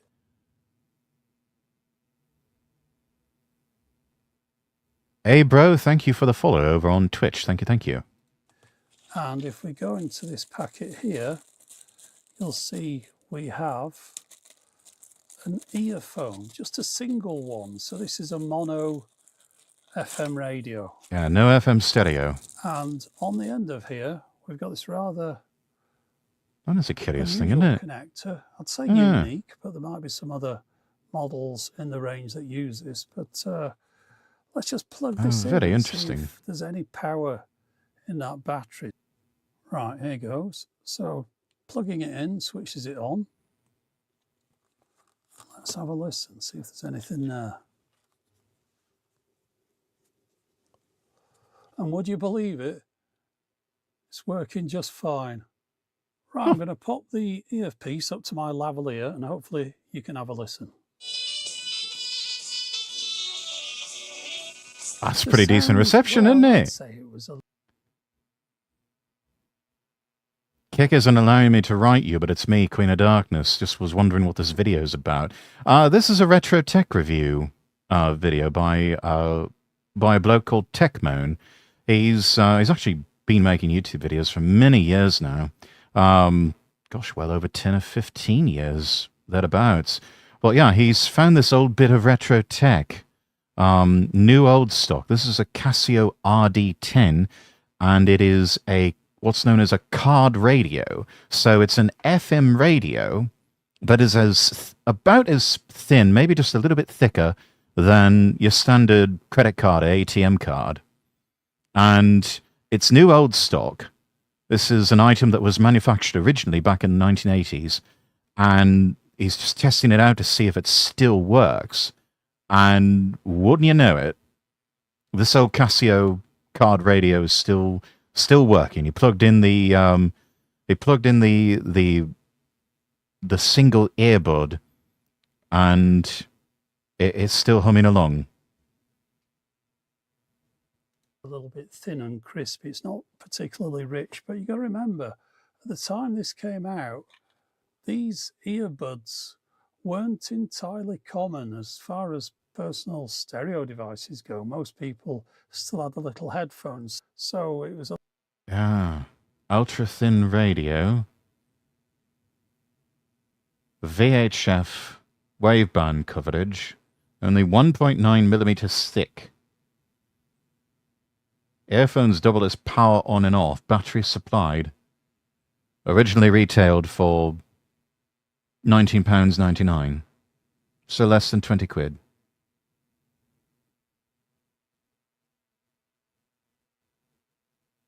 How about that?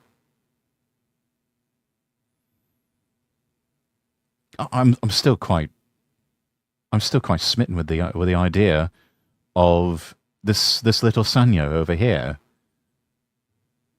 This personal radio and cassette player, and you get your own pair of little speakers. I mean, granted, the speaker quality probably wasn't all that great, and you know, it might sound a bit tinny and all, but it's still rather cool. It's like a little tiny hi-fi system that you can fit in like a jacket pocket or something like that and take it with you on the go.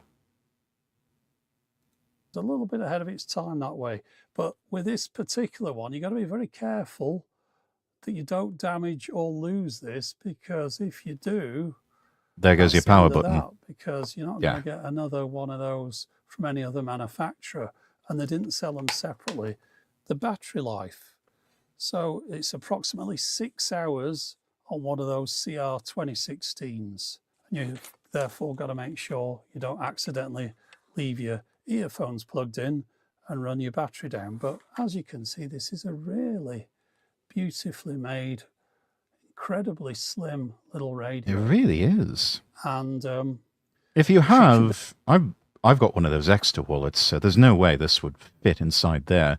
But if you still have like your standard leather wallet, you could slide this into one of the card pockets, and it'll fit perfectly. I mean, just tuck in the earbuds somewhere, either in your wallet or put it in your pocket or something like that. And yeah, you got a portable radio on the go. That's pretty cool. I mean, yeah, granted, nowadays with smartphones, you don't really need something like this. But you think back in the day, maybe out on the go quite a bit, doing a lot of walking or something like that. I don't know if this would be able to survive, working outdoors on a farm or someplace like that, or, working on a construction site. But this right here for, maybe like a traveling salesman type, this would work. This would be a nifty little device. Even if only to keep a portable radio on you to get, like, the latest news or the travel report, or to monitor for severe weather, something like that in your area.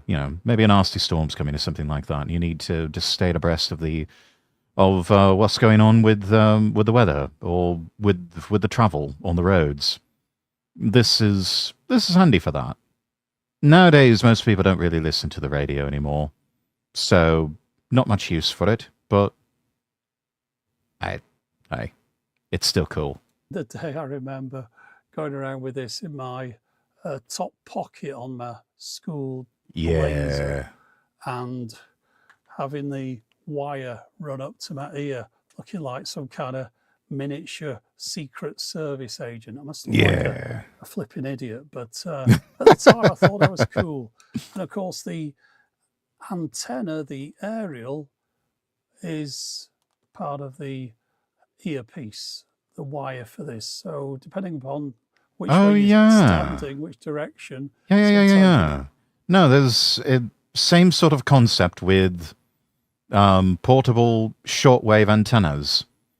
They still make shortwave antennas that are sort of wind up, that you can coil them back up into place, but it's just a long wire that you sort of just string up on a tree branch or someplace high, and that's how you get your radio reception for your shortwave radio. The radio might fade in and out, but I'm amazed to see this one's still working fine on its original battery after all these years. Now, in recent years, I've done some research into what other models came out in this. Oh, they had other colours too. They got the silver and your red and blue and a gold version. Hey, that gold version. That'll make you look like you're someone. Range. And I managed to find a Japanese brochure which shows.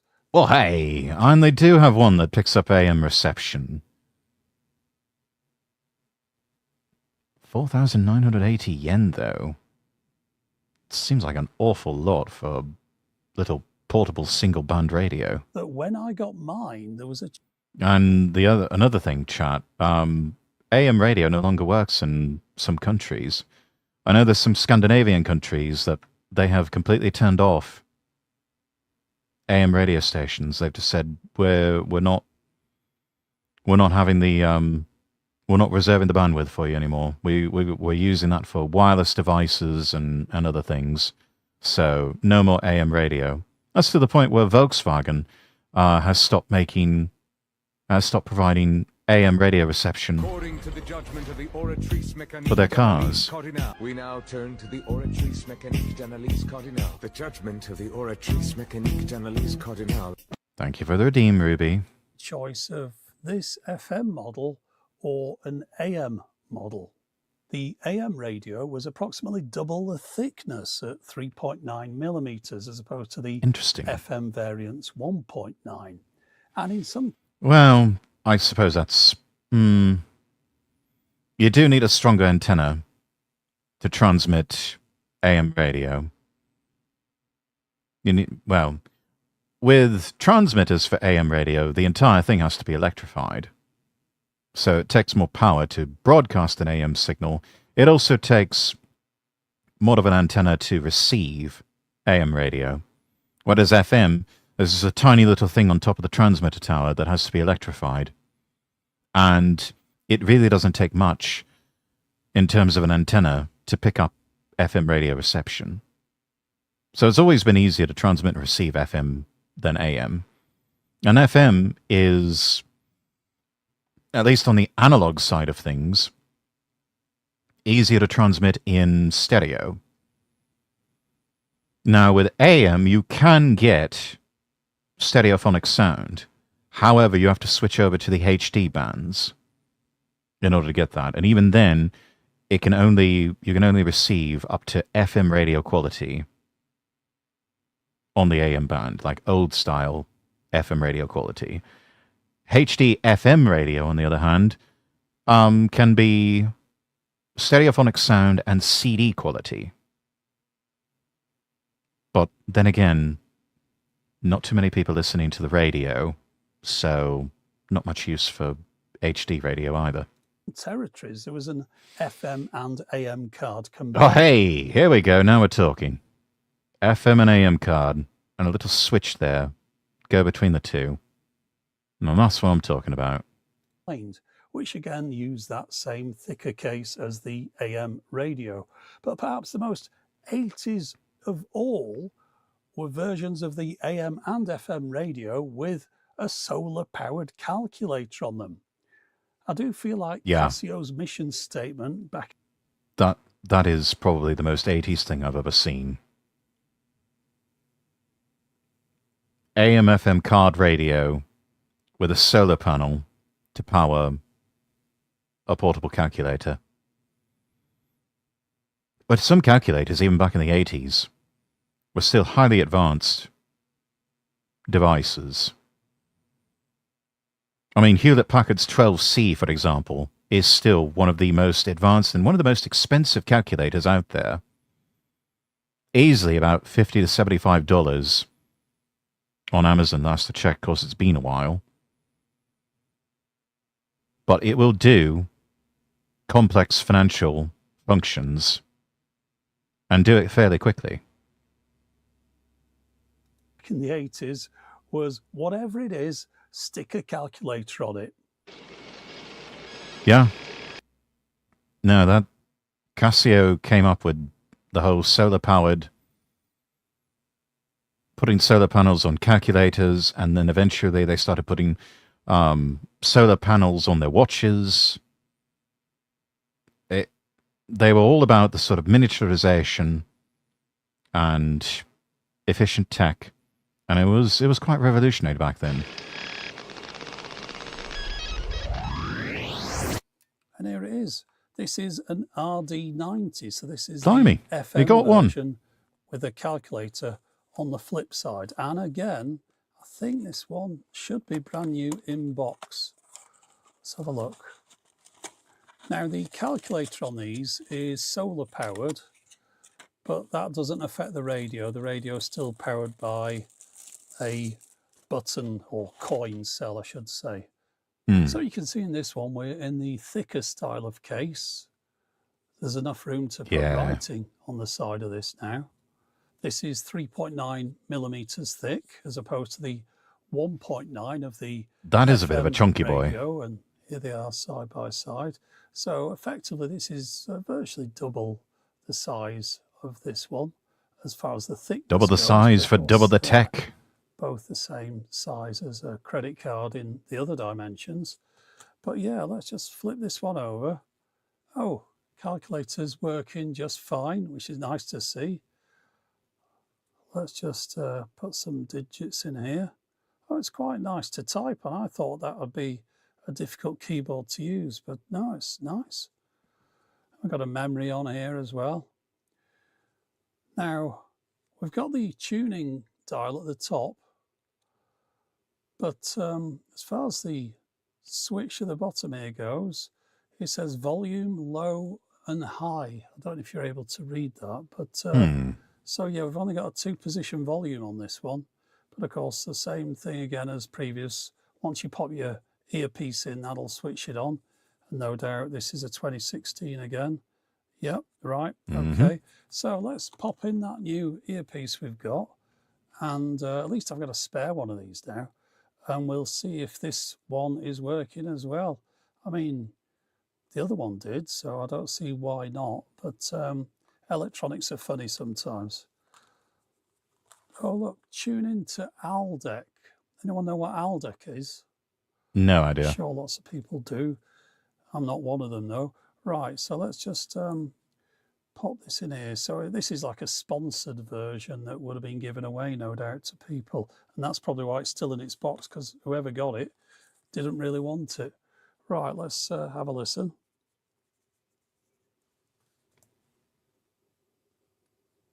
Ah, that's not sounding too healthy. I'm just getting a whistle. So let's see if it's the battery. So I'll swap that out. Yes, unfortunately, the radio side of this seems to have succumbed to the ravages of time.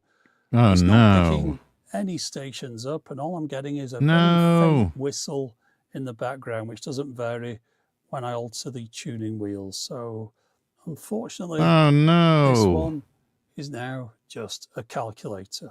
But I did wonder, back in the day, when I'd picked this one up, if they'd ever made a stereo version. It turns out they had. And I picked one up a few years ago, thinking I'd show it in a video. And then when I got it out of the package, I realised I'd have difficulty doing that because of one change they'd made from these versions. Let me show you. Okay, so here's the little package that I bought. FM stereo. Let's go. Stereo earbuds. So I thought I got everything I needed. However, what I didn't realise was that they'd changed the battery system for the stereo version. So there's no coin cell in this one anymore. Oh, no. Oh, no. Unfortunately, we've got a socket that's labelled battery charger. So this is a rechargeable one now, which, of course, after all these years is very unlikely to hold a charge. But it's not something I could even test out because I didn't have the appropriate charger. So just for the sake of this video, I went looking online to see if anyone was selling a suitable charger, just to see if it would hold any kind of charge at all, or if I could even hear stereo audio through it whilst it was plugged in. And turns out, yeah, someone in America was selling the appropriate charger. Bit of a lucky find, that one, because I can't imagine there's too many of these chargers floating around in the world. Of course, US voltage, so I'm going to have to use it through a step-down power transformer. So just give me a second to find one of those. Right, here goes. I'm going to have to leave this on charge for quite some time, I'd imagine. We'll have a look in the instruction booklet in a minute to see regarding the charging requirements. But yeah, that's just should pop in there. Hopefully I've got the right charger. Yep, there we go. Of course, there's no kind of charging light coming on there. But let's just have a look in this instruction booklet and see how long it's supposed to take to charge and how long the battery lasts. I'm not sure why they went over to a rechargeable. It must be because of the extra drain from the FM stereo. That's possible. Right, 5 hours of charge allows for 5 hours of listening. That is pathetic by today's standards. 4 hours after 300 full charges. So, yeah, bit of a compromise, the stereo version, but it's pretty much the same system as the others. We've got our volume control, tuning wheel, and when the headphones are plugged in, that's when it switches on. And these headphones, as you can see here, we've got our dual earpieces. So I'll unravel that and I'll leave this for 5 hours now, and we'll see if we get any kind of activity out of it. And maybe by the time I come back, my voice will have improved. Right, leave it there for the moment. Hold on, just a quick correction to make. I didn't spot the power switch. So This one has a switch that is labelled up as power off, stereo and mono, so it's no longer a matter of plugging your headphones into this one to switch it on and off. We've got a proper power switch, so it does things a little bit differently to the other models in the range. Of course, it is a later version. There might have been some other variants as well. These are just the only ones I can find, but it's using the same thickness of case as the one with the calculator in it and the AM radios, so it's still maintaining no calculator this that time. part of the design. But as far as Rex, there's a snowstorm happening where I am. Well, be safe. Be safe. Be very careful. Going to and from wherever you need to go. And unless it's an emergency, maybe postpone the trip. most of the other features, it's changed things around quite a bit. Anyway, leave it here now to charge, but keep a close eye on it from a distance just in case it sets on fire. After all, it hasn't been charged in a long time and it might not like it. So yeah, I'm just going to keep my eye on this one. Scared to drive home now because of the roads. Take it nice and slow, Ruby. Yeah, so do you want the good news or the entirely predictable news? I think we'll start with the latter, and rather expectedly, this thing will not take a charge after all these years. I ended up leaving it plugged in for 10 hours, and the best I got after all that was a little bit of a crackle, and then it disappeared again. Even with that plugged into the socket, Good try, though. You can't listen to the radio on this one. So yeah, that's why you always want to avoid old devices with built-in rechargeable, non-replaceable batteries like this, because after all these years, the battery is now the thing that makes it completely useless. But now, on to the good news. While I was waiting for that device to charge, I had to play around with this one again and tried some different batteries in it. I got to the third battery and it works just fine. The song we were talking about was from The Police, and it's every little thing she does is magic. I ended up using one of these inverters, but I've got plenty of CR 2016s and the other ones, completely dead in the packet. And that is something to point out about those coin cells. Sometimes they will just die before you've even got round to using them. And it's weird, isn't it? Because when we got this one, it had its original battery in it, and that one worked just fine. So, yeah, they're very variable in quality. So you're better off paying a little bit more for those coin cells. Talking about paying a little bit more, it turned out that in the end, it wasn't just Casio that made these card radios. After doing a bit of research, looking to see the different models that are available, what do we want to bet? I found this thing. Sony, this is a of course. Sony SRF 220. They came with various different designs on this side. This one commemorates 40 years of Sony radios. But on this side, you can see we've got our tuning window here. And it's built inside the device, viewable through a little window rather than sticking out from the side.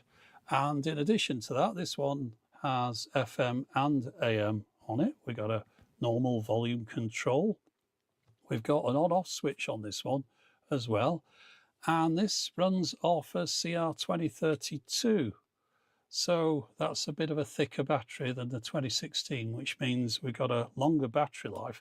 This has a 20-hour battery life. Now, bear in mind, one of those 20 hours on FM, 30 hours on the AM band. Those little stereo rechargeable one was 4 hours. I don't want to get another car accident. That's not happening, no sir. Well, you may have to have somebody come pick you up then. Or call an Uber or a Lyft. But got to get home somewhere, yeah? Hours. That's a little bit more impressive. A little bit chunkier than all of the Casios I've got, but still, I mean, it's not exactly taking up a heck of a lot of room in your pocket.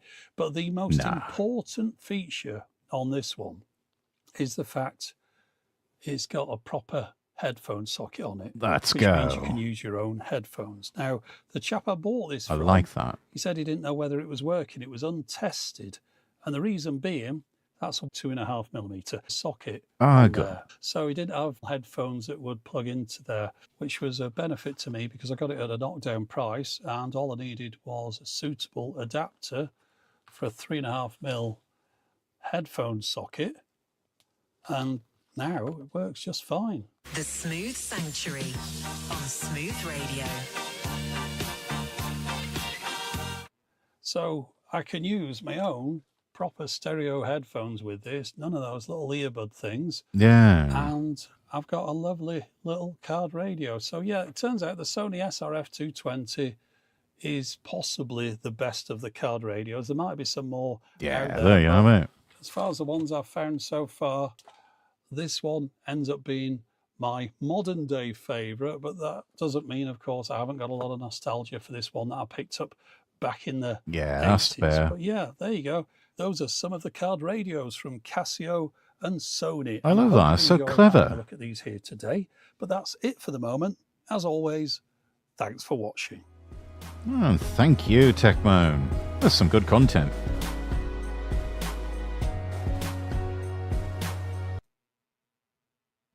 All right, let's see where we're at on time. Yeah, you know what? I think we will go ahead and move on from Video Reacts. Get the music going here again. Hide a window capture.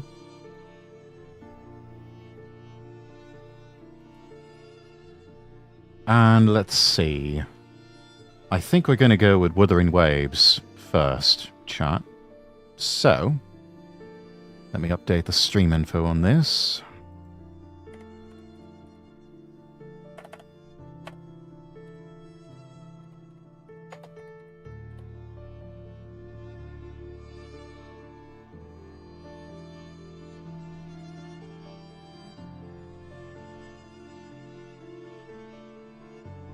All right, brilliant.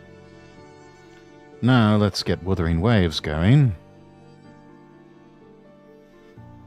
I'm told WoWa is coming to Steam fairly soon.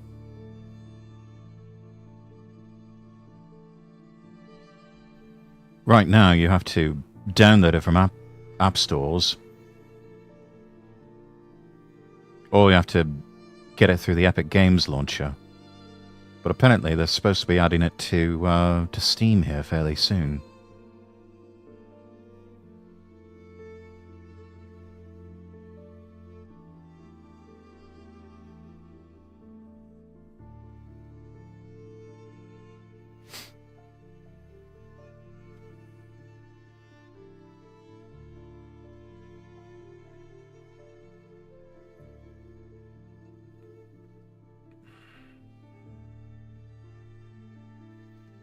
Alright.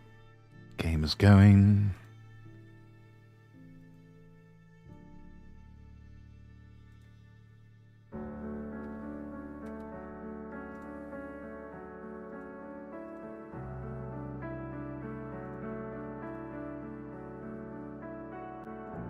Pause our music here.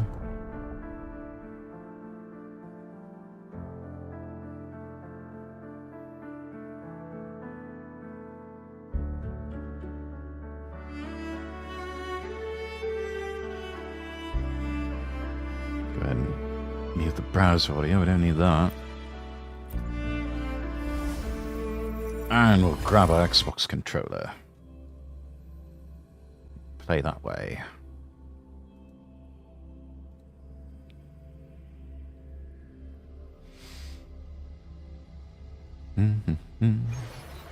There we go.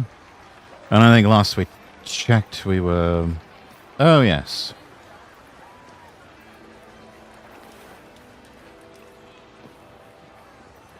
One of our party members.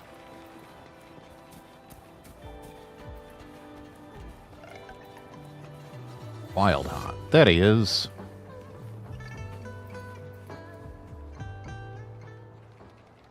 You've just got done with the show. Creature in the wilderness. All I could hear was a bell ringing, and my only thought was to run away. Poor girl. And I heard about the Jingle Beast, so I figured it must have been what attacked me. Did she figure wrong? But when I saw you perform today, it all came back to me. That's the same bell ringing sound I had heard back then. So, I must have been Saved by the bell. That bell. It's alright, 'cause I'm saved by the bell. The bell that sounded like it was chasing after me. It was actually guiding me away from danger.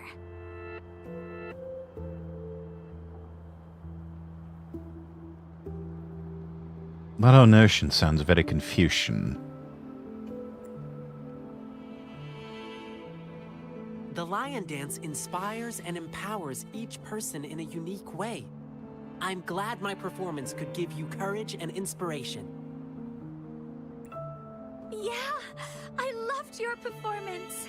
I think I can keep working as an explorer for the Pioneer Association now. Well, that's good. Beishi, that's amazing. When you joined the association, I was actually so proud. I'm happy you get to keep chasing your dreams. And, please forgive me. I am upset because you never told me anything. You always carried the burden alone. I'm sure you'll get over it in time. You didn't even tell me you were gonna go kill the Jingle Beast. Don't you ever do something like that again. I promise, I promise. Let me treat you to something as my sincere apology. I know a nice food stall. It's right up ahead in the square. You should check it out. Awesome. Beishi, let's go.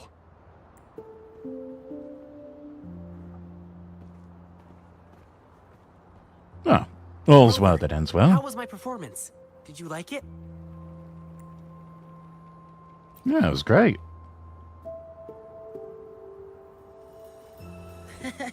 Getting your compliment is all that matters to me.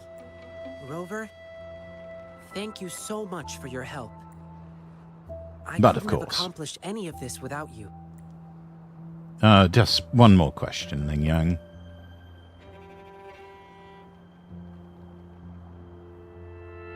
Yeah, sure. Let's talk somewhere more private. Very well.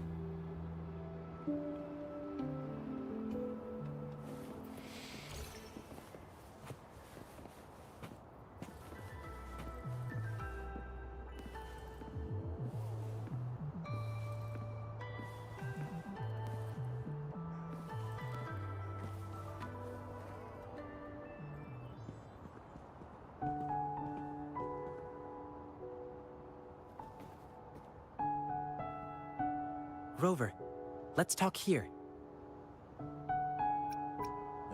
About the Jingle Beast.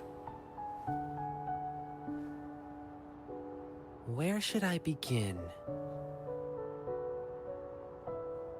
Rover, have you ever thought about this? Thought about what? Since there are humans with resonance abilities, then could there ever be beasts with the same kind of power? Oh, it's possible. Uncontrolled emotions in human resonators lead to disasters. It's even more dangerous in beasts, as they follow instincts. Yes, they don't have the same level of consciousness as humans. Over time, most of them died out, driven extinct by their unrestrained desires. Beasts that can bring their power under control are extremely rare, but they do exist. So I could imagine those would be very rare in nature, that sort of discipline. Sort of discipline you can only get by training a domesticated type animal.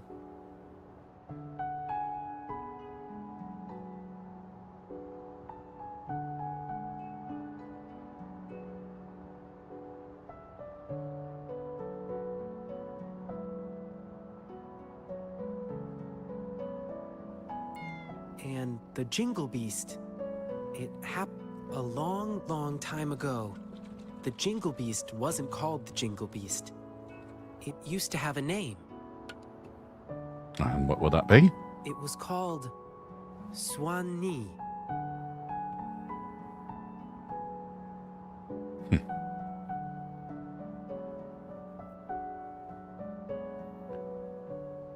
I mean, it's a name. I don't know if it's ferocious or adorable. Let's go with ferocious.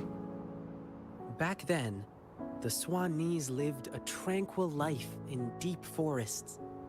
However, when the Tacit Fields expanded rapidly, their territories were not spared. Some of them had to encroach upon certain human territories for a chance to survive. Humans suffered greatly against the Swanese, with their terrifying appearance, powerful resonance abilities, and wild animal instincts. And that's why the Swanese were deemed evil. How do you know all of this? I read it in an old book in Huanglong. Said they lived under that giant violet banyan tree in the dim forest. You wouldn't happen to be a descendant of them, now would you? The Swanese have nearly gone extinct over the years. And now, there might be only one of them remaining. And would that one of them be you? And I've heard of an interesting theory from the archaeologists. That last Swanee might have yearned to become a human. To make itself more approachable, it first came up with a less intimidating name. Something like the Jingle Beast. It's him. And then, it yanked off all its fur, filed down its claws, twisted its bones, and learned to stand upright. Why did it want to become human so bad? Maybe it was drawn by the bustle and merriment of human cities. It must have been lonely as the last of its kind. I suppose it's a fair point. Maybe it was moved by human bravery against the lament and wanted to offer help. Maybe it wanted to fight the catastrophe that ruined its once homeland. Or maybe it simply couldn't resist human foods. Much more simpler explanation. Anyway, it never really became a human in the end.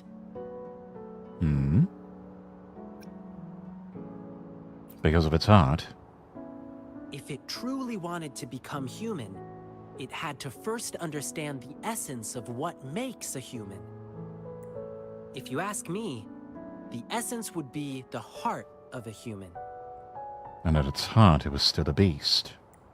Therefore, the Jingle Beast no longer rejected its appearance and began to, in its animal form, connect with humans to assist them. Perhaps, in this process, it happened to save a girl in the wilderness. Rover, what do you think the ending for the Jingle Beast was? Did it finally become a human? I suppose it doesn't really matter anymore. Because in a sense it became the best of both worlds. Well, is that what you think? I think the Jingle Beast no longer cares whether it's a human or a beast. It lives in its own way. In this world, there are beings with the appearance of a beast and the soul of a human, just as there are beings with the appearance of a human and the soul of a beast. All it needs to do is be true to itself. It will remain resolute and convey the beautiful and inspiring qualities it once saw in humans in its own way. Oops, I got carried away and almost forgot. Here, keep this bell as a memento. Thank you. Thank you, Rover.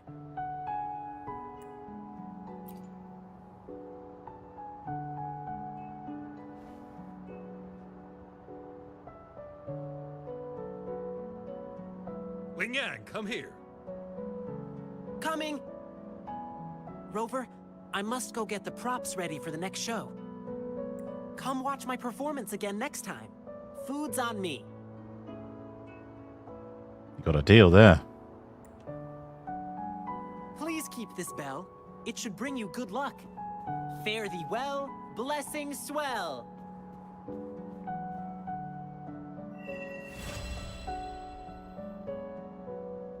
Wild Heart's return complete.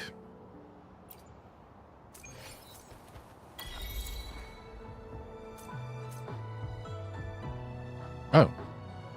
That reminds me.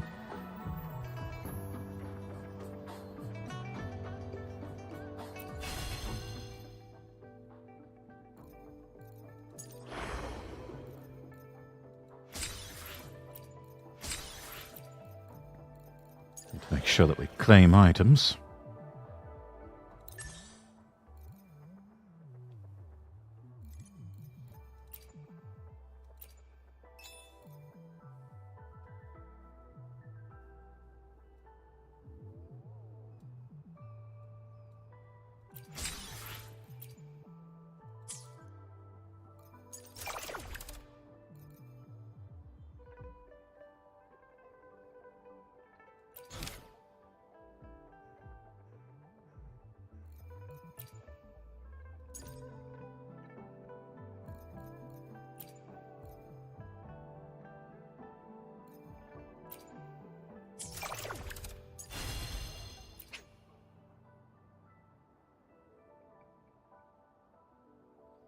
It's recommended you complete the main quest to the shore's end first. Okay.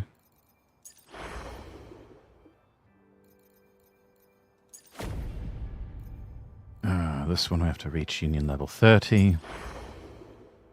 Union level 20. Trial of Brant. 27.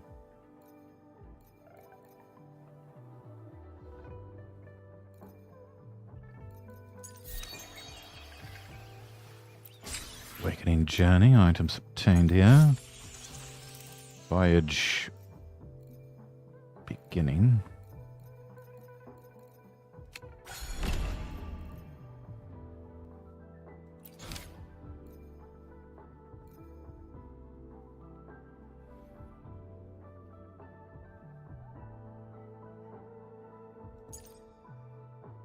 Let's do some tutorial quests here.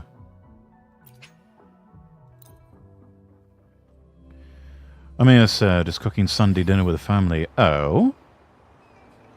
Pray tell, what is for Sunday dinner?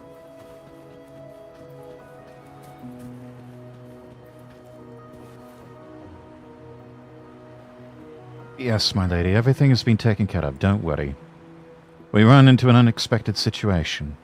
Yes, they sent us a message. I happen to be in the vicinity. I need to escort this researcher to the tower. I'll be back shortly.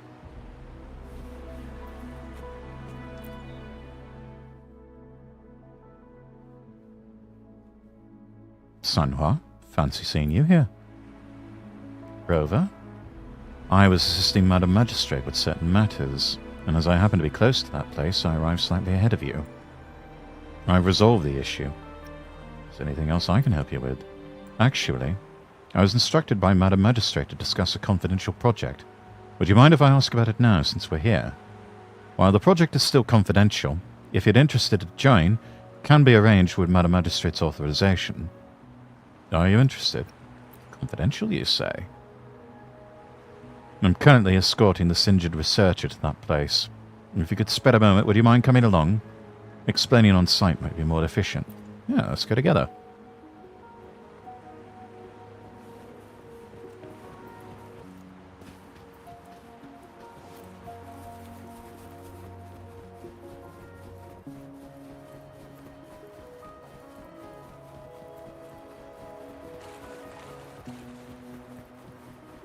Love that. Leave it to me. Lighthouse, tower.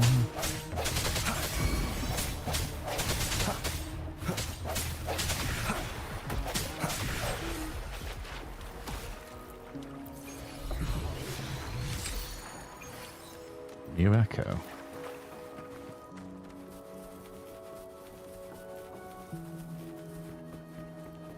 There they are.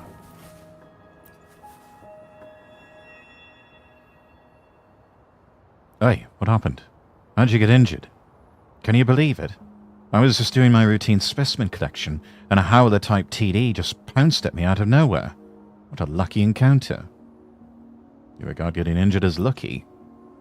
Well, they didn't hurt that much. More importantly, it was an unidentified special variant.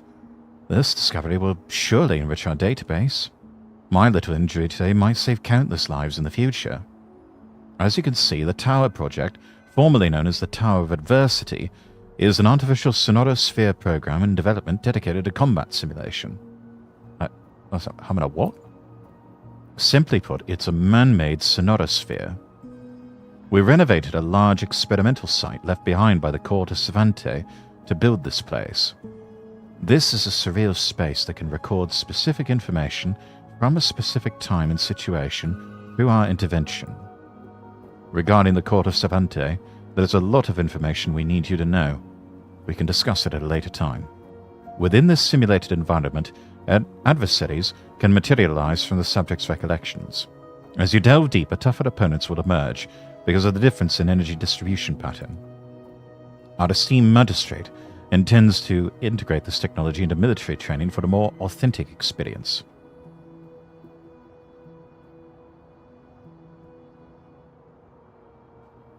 This could potentially reduce casualties during real-life combat scenarios.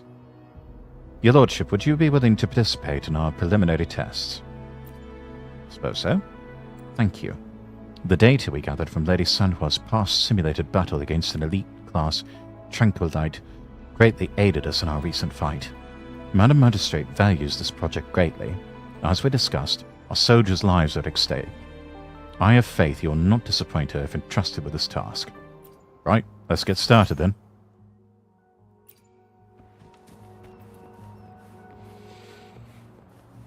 Getting Zelda vibes from that logo there.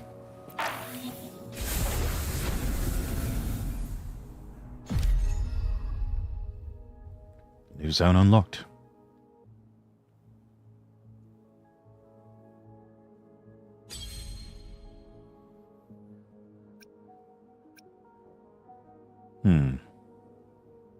Let's just start that challenge then. Go with Rover.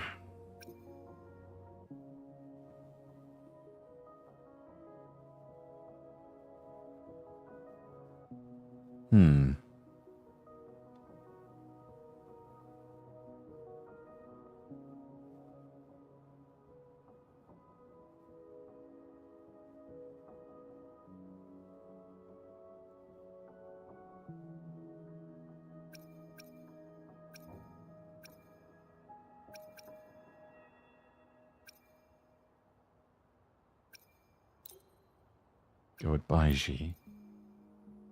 Let's try...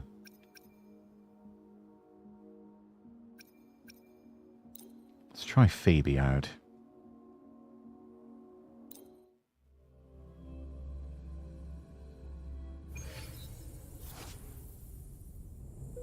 When Resonator's HP is above 75%, critical rate increased by 20%, critical damage by 65%.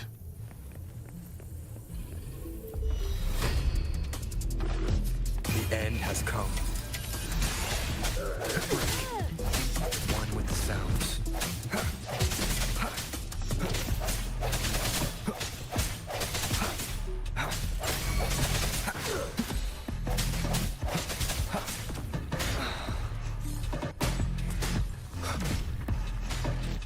Leave it to me.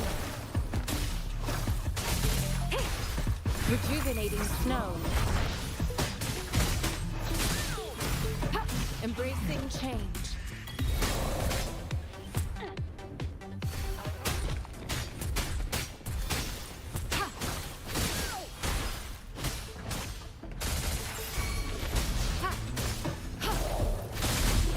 Sentinel damage. Bluebird, be my salvation.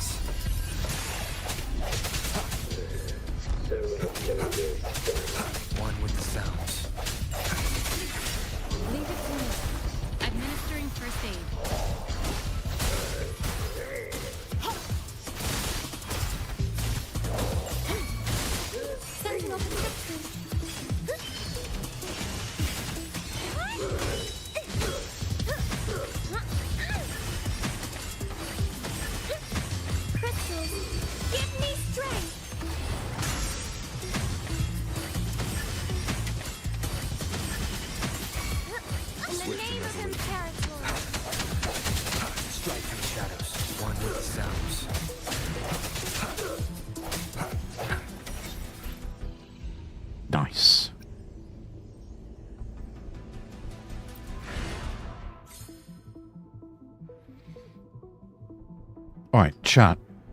Give me just a few minutes. I'm going to grab something to eat real quick. I will be right back.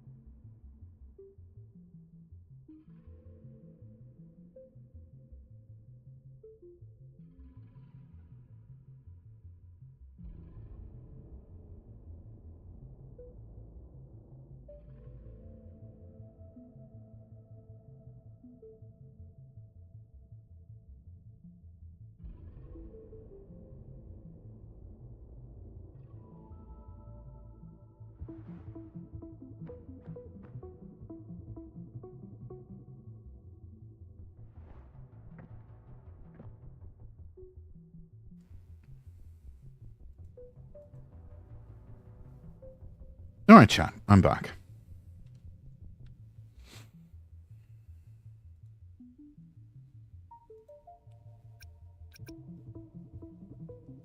Let's start up another challenge here.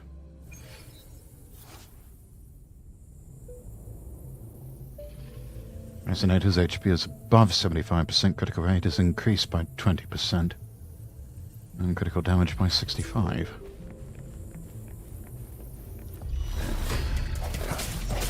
Disperse. The end has come.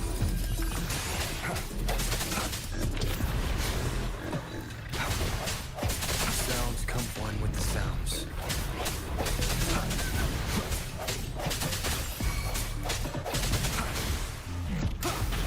Strike through the shadows. Sentinel protect me. Bluebird, be my salvation.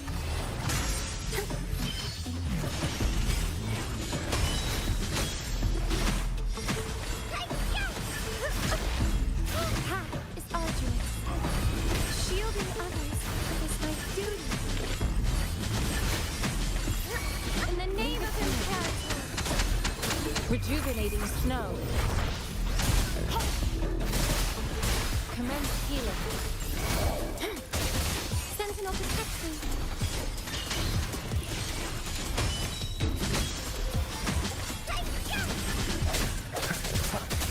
One with the sounds.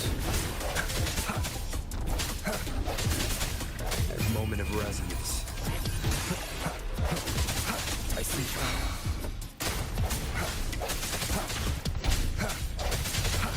Leave it to me.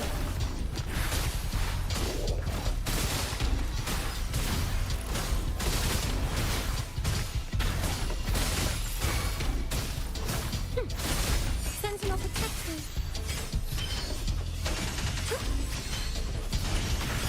Crystals, give me strength. Descend.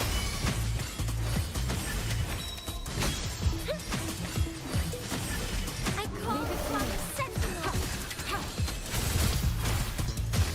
Transmitting frequency.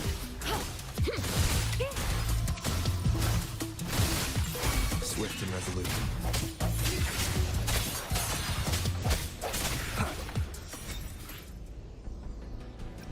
All right, on to floor 3.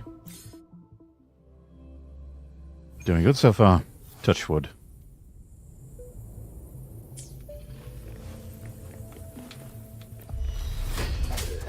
The sound of the hour is upon us. One with the sounds.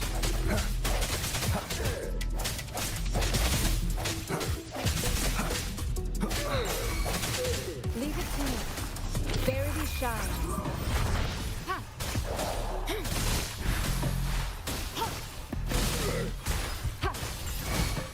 Swift and resolute. No hesitation. One with the sounds. Moment of resonance. Sentinel protect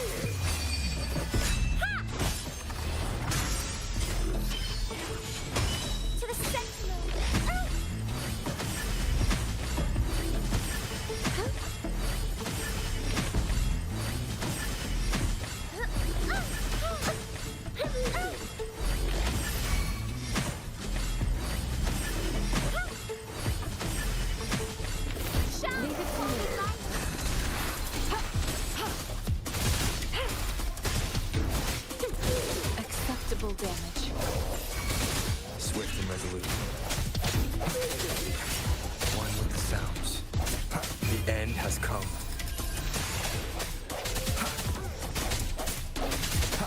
We've discovered the key here, chat. Leave it to me. Just relentless attacks. No. Administering first aid. Swift and resolute. One with the sounds.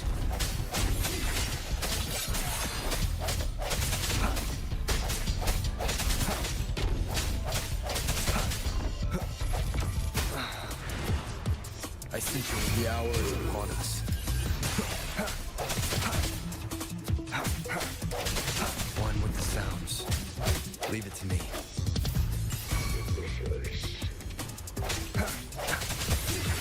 Sentinel protects the crystals. Give me strength.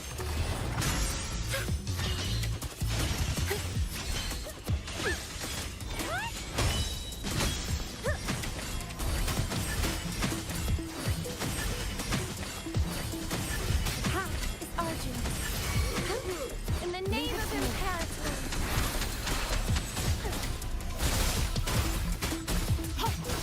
Embracing change. Acceptable damage. Swift and resolute. The end has come. One with the sounds. Strike from shadows. Sentinel protection.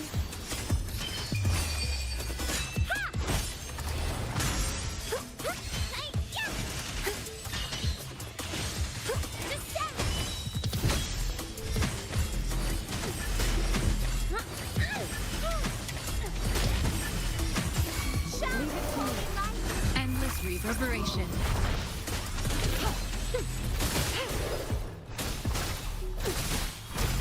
Acceptable damage. Acceptable damage. Swift and resolute. No hesitate. One with the sounds. The hour is upon us.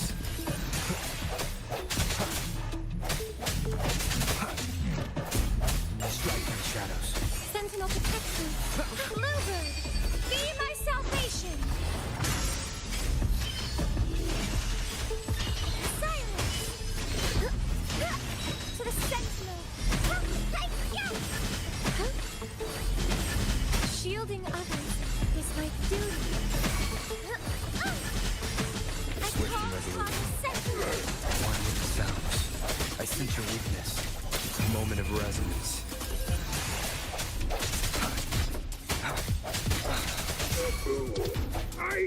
Keep it together.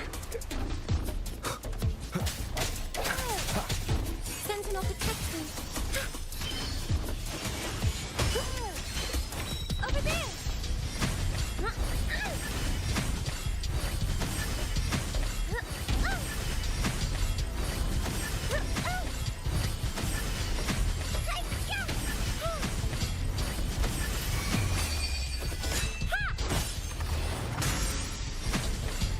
Leave it to me.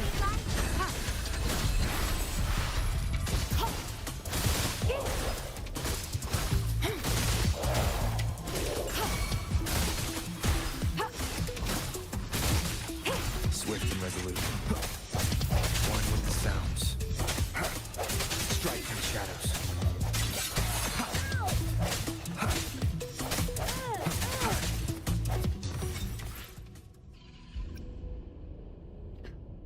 One out of three that time, getting harder.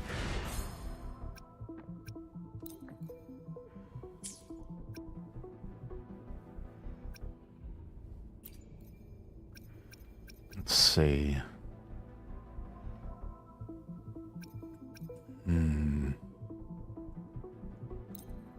Today will be a fine day. Let's see.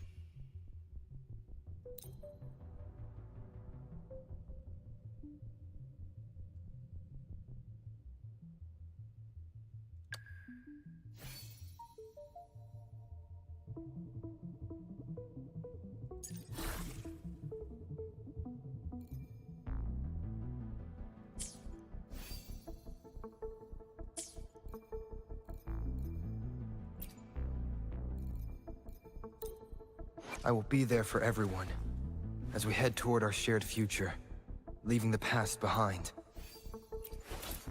Oh, we have to wait till we're out there to do any sort of upgrades. Would go with Yang Yang, but level's a bit too low. We'll keep on with this one then, chat. Just have to sort of hope for the best, you know? The end has come.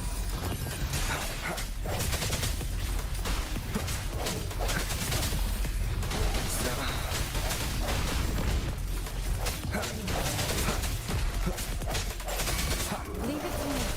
Ha! Endless reverberation. Ha! Strategic adjustment required. Sentinel protects Bluebird! Be my salvation! Ha ha! It's arduous. Shielding others is my duty. Possibly have met a limit here. This isn't the end. One with the sounds. Best chance I must falter. Yeah, I think this is it. It's about as far as we go. Authentication failure. Yeah, let's go back to the tower. Ah! We do have rewards we can claim.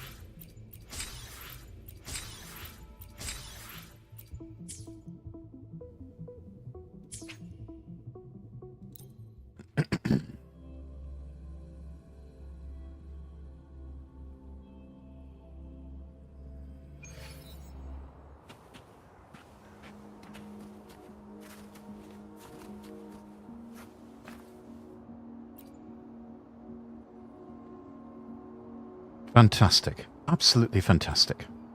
That's some super valuable and rare data. What an extraordinary battle. I need to expedite this, collaborate with the research team, confirm and control Group B. Oh, almost forgot. As is our priority project, researchers like me do get some subsidies. While not significant, please kindly consider them as compensation for your efforts. Should you have some spare time, we'd greatly appreciate your participation in our future experiments. Your contribution is invaluable to us. Alright, 20 asteroid.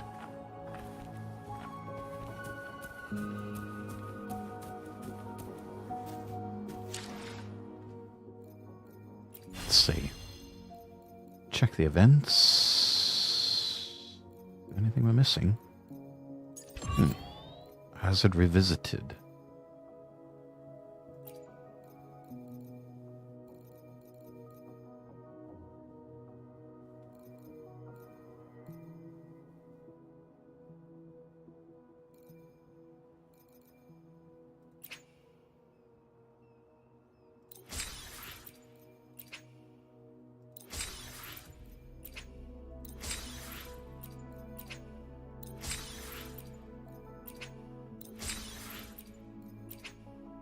Guess we'll get one of each, maybe?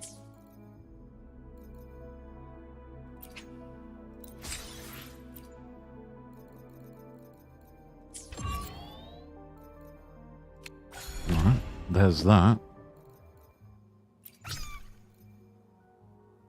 Dream shards.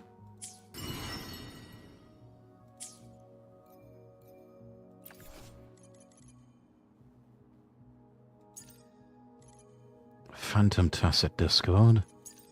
Spectra Prism.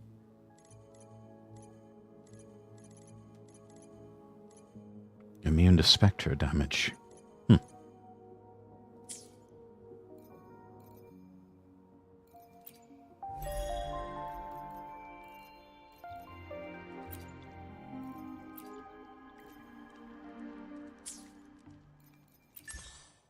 Let's see. Guidebook. Obtain 1 echo.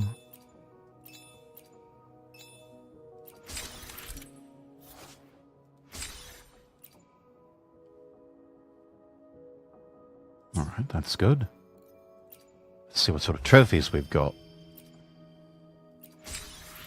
Turtle breathing. Complete Wild Heart's return.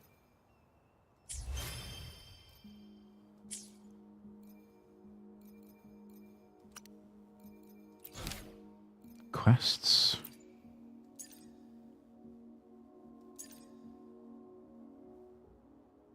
Let's go ahead and ask Mackie about what has happened. You receive a Pioneer Association leaflet in your mailbox.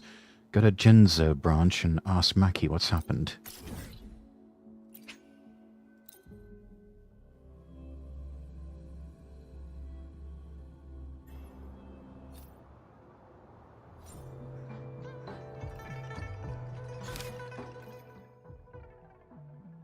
Complete the Soul 3-phase Ascension quest to lift the limit of Union level.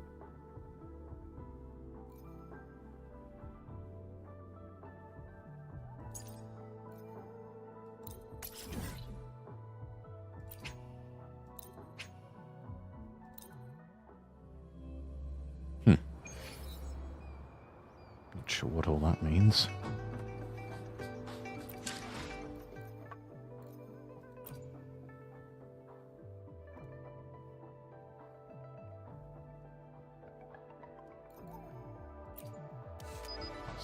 That. Okay. And all of that.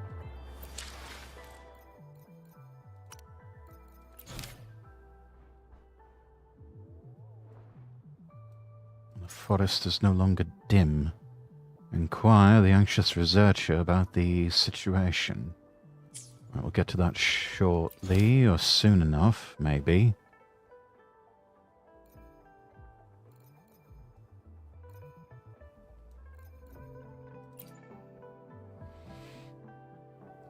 Defeat the TDs, a daily quest. Now, what's this in the store? Ah! A supply pack, and it's free.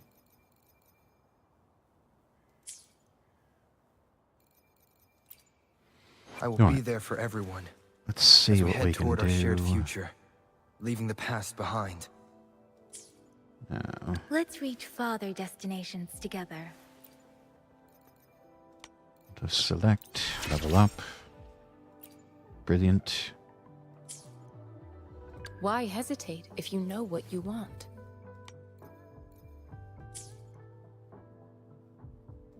Today will be a fine day.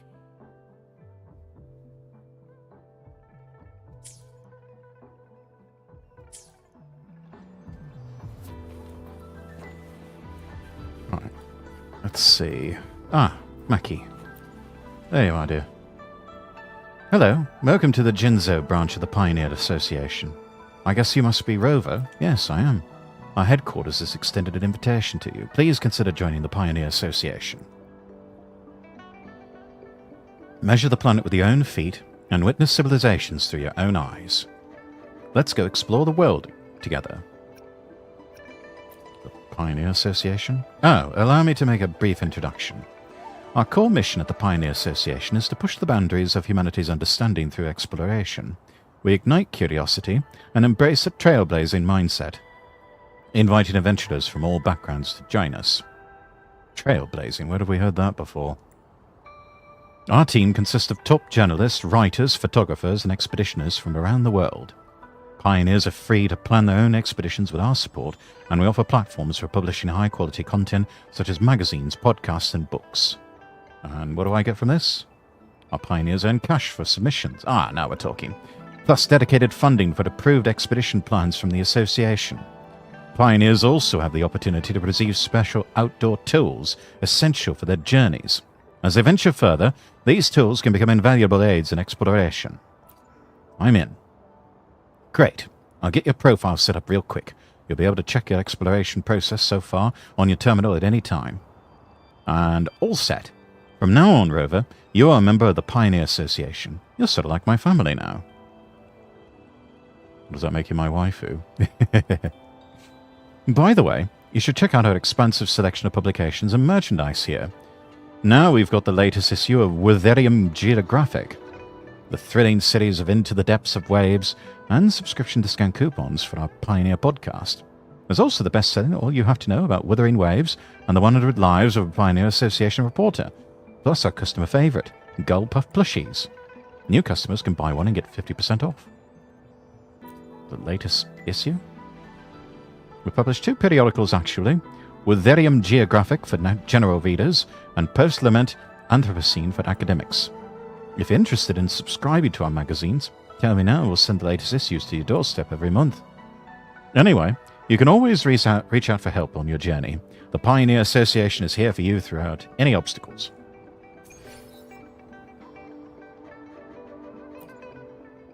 Here's to a world of discoveries and wonders. Hello, welcome to the Pioneer Association's Jinzhou branch. I love her voice.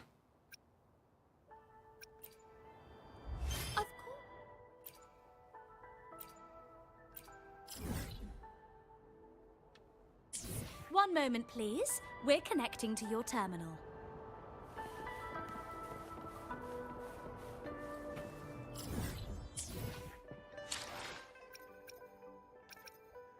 All right.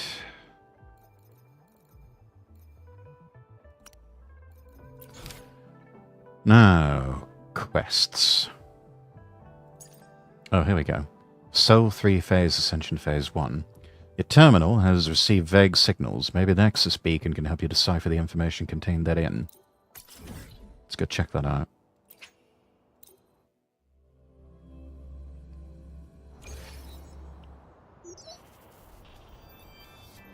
Hello, Rover. The system has recognized that you have embarked on a unique journey with your own companions and narrative. As previously instructed, I will set up a test for you in the Jinzhou wilderness. Once you pass the test, a key to the unknown will reveal itself to you. Who are you? I promise to stand by you unwaveringly as you begin your journey, and as you grow stronger, I will grant you access to more keys to unravel the mysteries that lie ahead. There are countless unexplored parts of the world waiting for you, and I hope you're prepared to embrace the unknown. I wish you a pleasant journey. Welcome back, Ruby. Complete the Phase Ascension trial.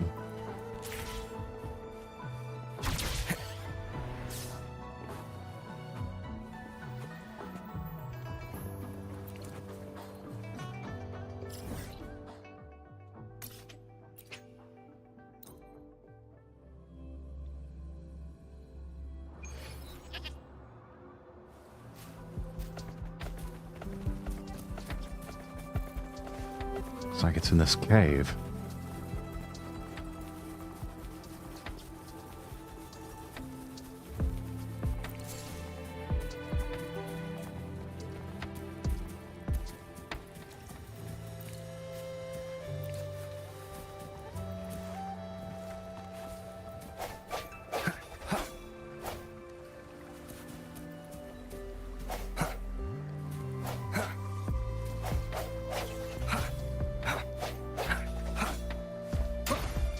I sense your weakness.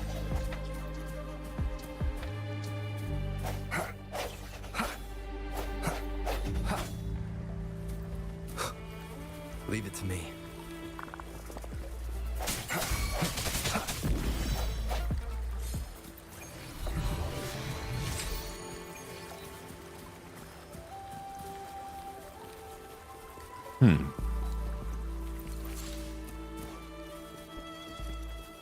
There it is.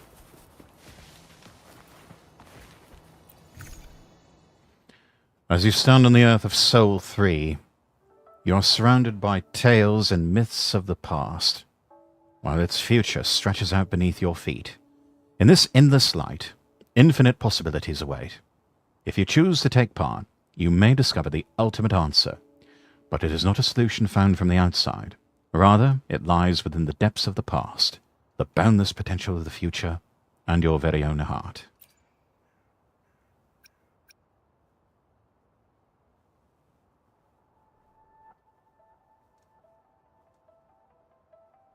Current average resonator level is lower than recommended.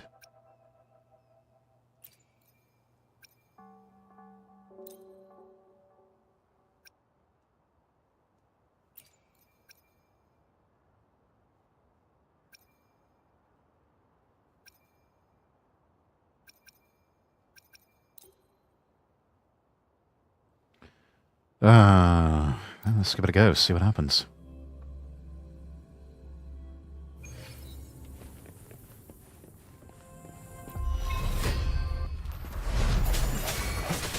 No hesitation. The end has come.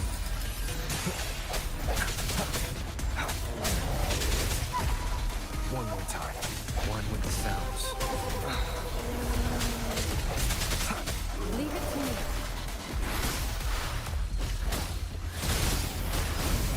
Stay vigilant. Sentinel protection. Oh, careful.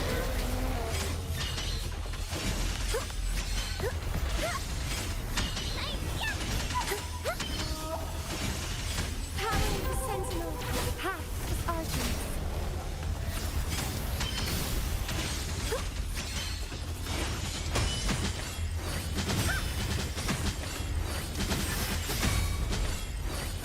In the name of imperative.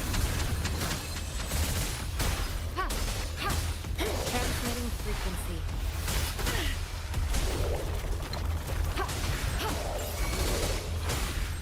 Sentinel protection.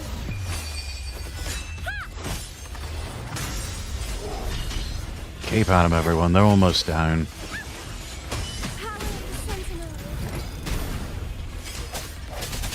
One with the sounds. I sense your weakness. Moment of resonance.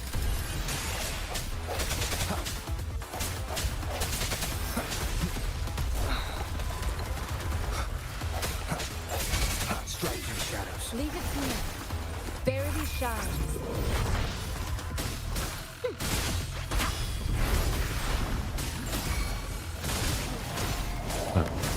Blimey, there's more of them. Powering the Sentinel.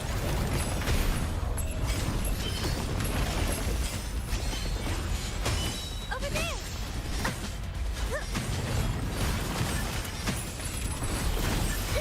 Path is argent. Leave it to me. An oversight.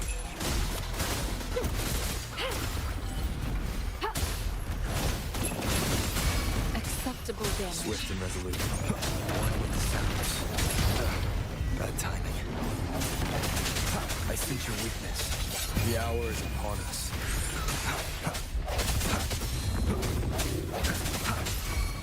Leave it to me.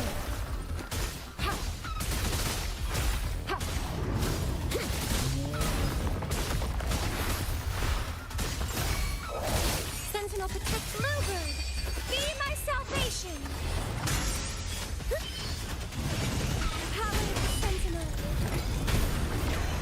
To the center. Path is argent.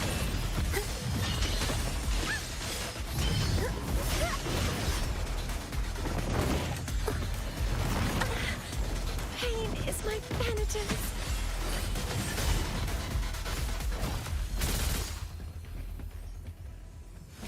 Well, shit.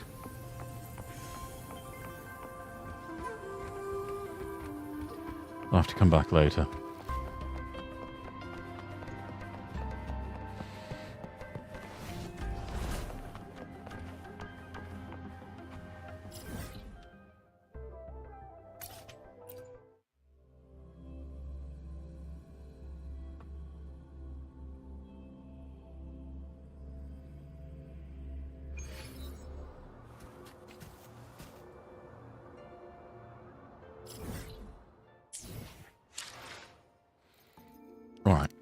different quest.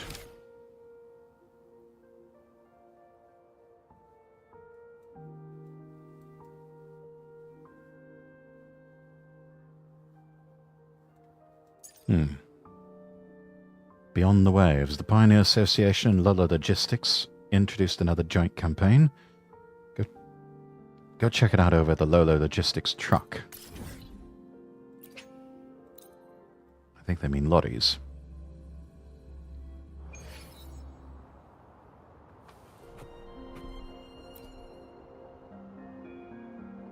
A Lolo Logistics vehicle with a strange paint job. Now, where have I seen this before? The loudspeaker on the vehicle is playing an advertisement with funny music. Take out your terminal, your trusty wish granter. Lolo Logistics and the Pioneer Association are here to back your favorite campaign. Beyond the Waves, loaded up with perks and goodies. Upload your adventure logs to this courier truck and you'll receive an adventure package for the corresponding location filled with surprises. Lolo Express shipping service gets another upgrade. Tiered discounts are now bigger, better, and stronger than ever across the whole campaign. A friendly reminder, while lovely views and rewards are up for grabs, remember that safety always comes first. Be safe and happy adventuring.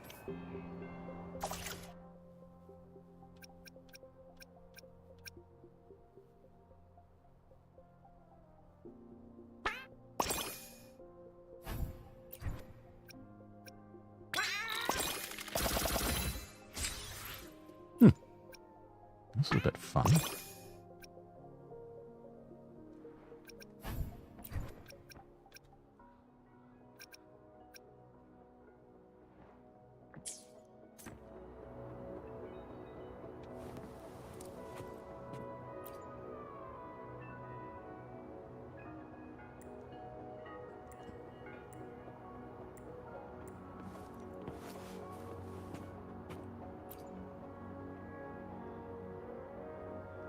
After giving it a few taps, the courier truck stops its broadcast and a line of words appears on the screen.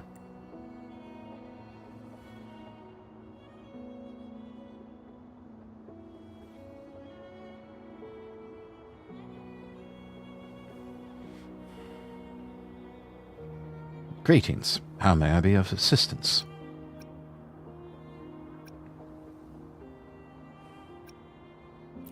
Sorry.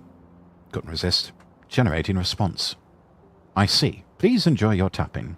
A rhythm-based interactive entertainment module for this vehicle is currently under development. Please stay tuned. Beep. Thank you for choosing Lolo Logistics. We promise, we deliver. For further assistance, press 1. To access the Beyond the Waves campaign, press 2. If you wish to speak to a representative, please contact Business Manager Maji.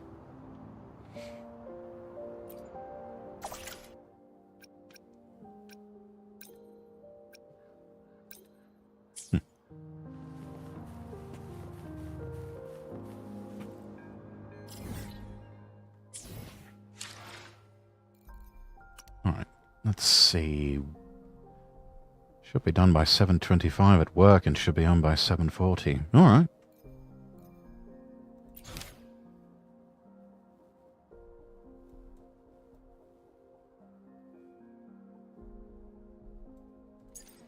Let's try a daily quest.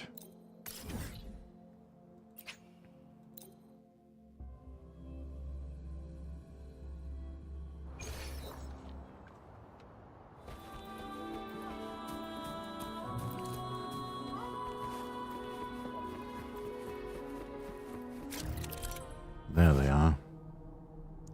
After clearing tacit fields, you can consume wave plates to obtain various echo development materials and the collected echoes of the corresponding sonata set. Tacit fields will revive periodically, so you can challenge them repeatedly for materials. It should be noted you need to consume the wave plates to obtain the materials.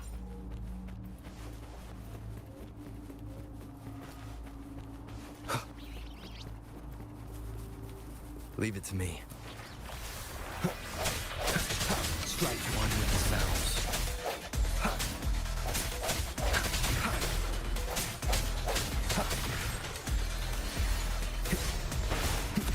I sense your weakness.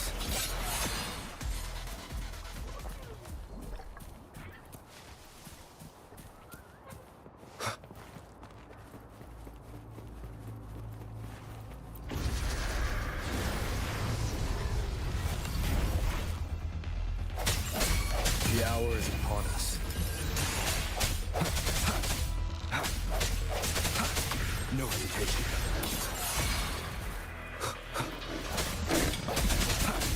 Let these your blade. Shape the shapeless.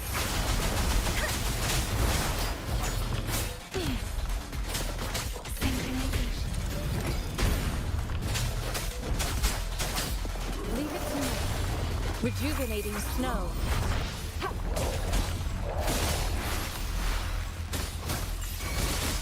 Swift and resolute. One with the sounds.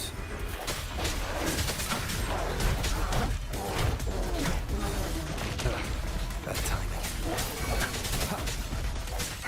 The end has come. Let thee be your blade. Synchronization.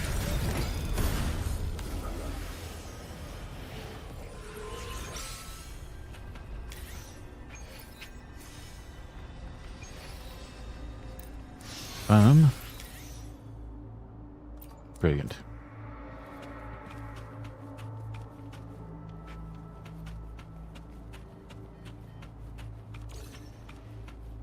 We close in like 20 minutes. All right.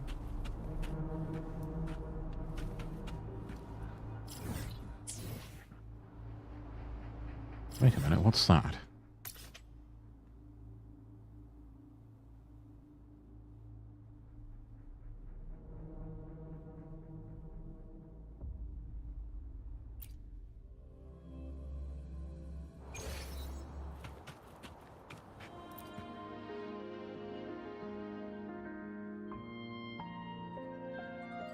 It's almost like the temples in Genshin Impact. Suggested level 40. Yeah, no, we're not ready for that.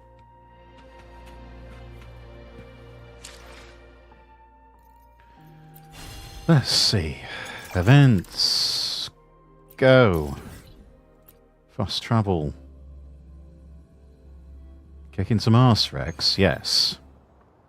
Very much so.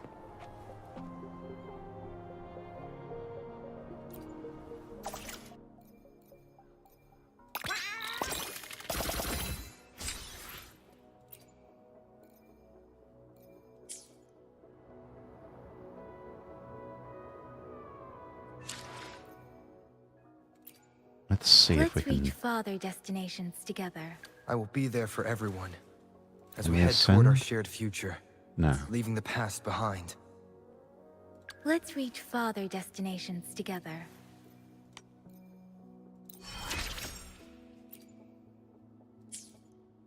Why hesitate if you know what you want?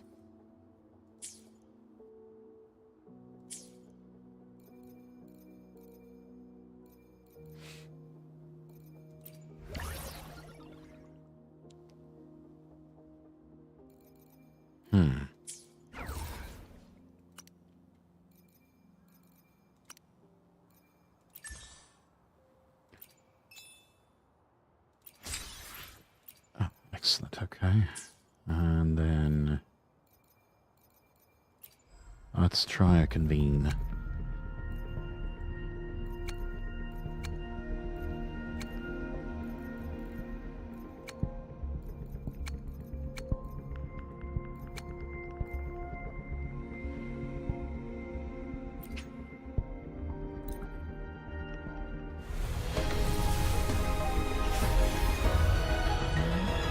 You mean the domains in Genshin? Yeah, that's...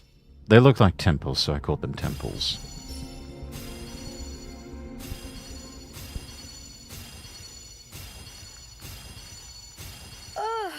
Oh, time for another afternoon consultation, I see. What's on your mind today? Okay. I think we've got her already.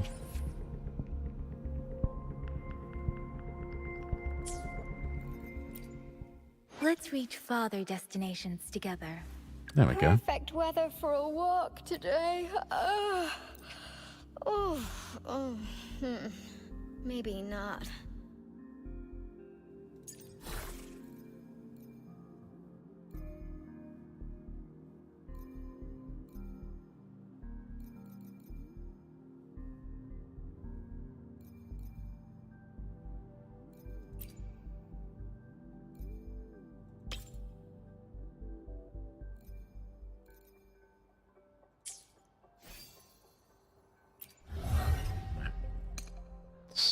Ah, yes. Critical rate and critical damage of resonance liberation unmovable is increased by 20 and 20% respectively. Okay, excellent.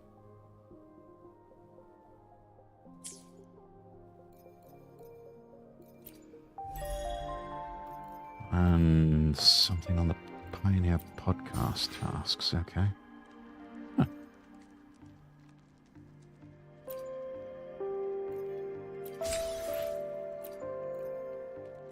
Alright, very good.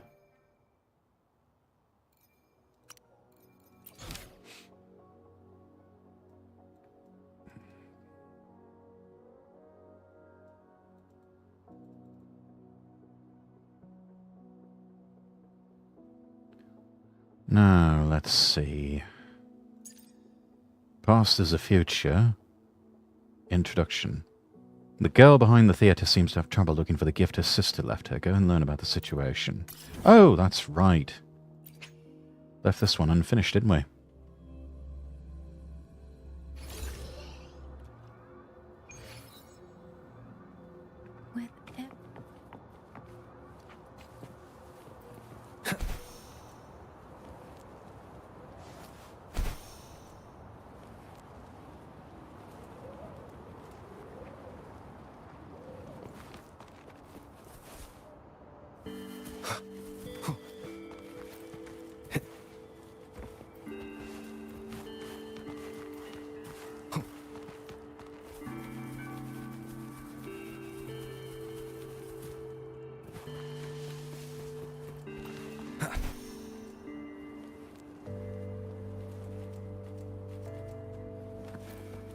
There you are. The gift should be around here. Let's look for it. Pudding, do your best to guide us, okay? That's kind of a cute name for a dog.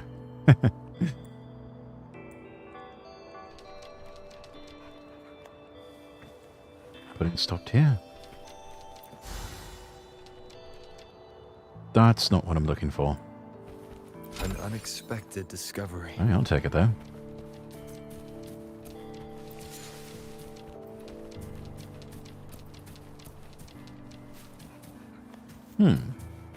Found something else?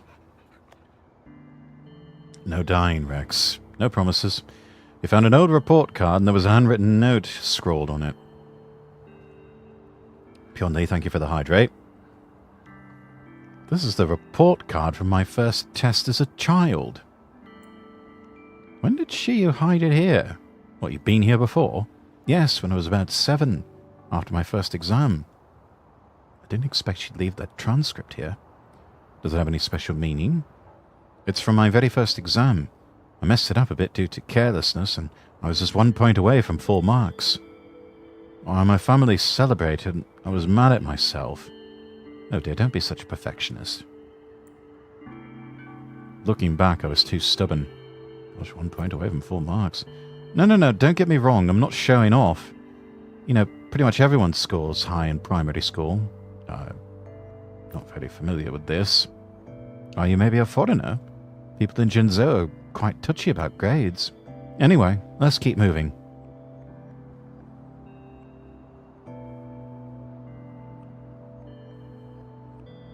Really, Rex? Really what? What are you on about? According to my sister's message, there are 3 more gifts hidden under the trees. We've got to climb higher, step by step. Follow me. I know this place like the back of my hand. My sister and I used to climb higher up the mountain from here.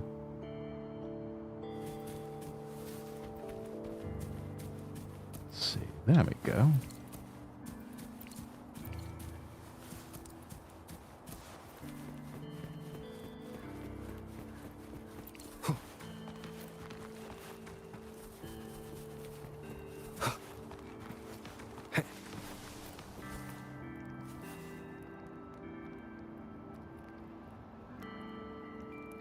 Look, a camp stove. It's getting late. How about we take a rest here? A good rest will freshen us up for the journey ahead. Seems like Pudding's hungry too. They've been helping me find the gift all day. Let me whip up some Jinzhou stew. You'll love it. Oh, do you have a specialty? I can make decent skewers. That's great. Can't wait to taste it. Should be plenty of ingredients around here. If needed, we can also collect some.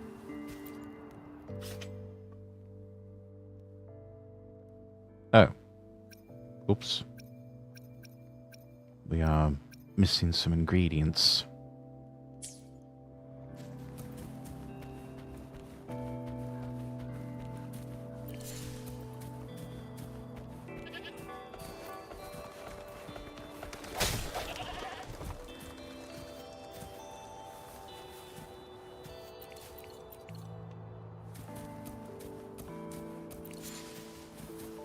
Used to be lots of Saluna fish in this lake.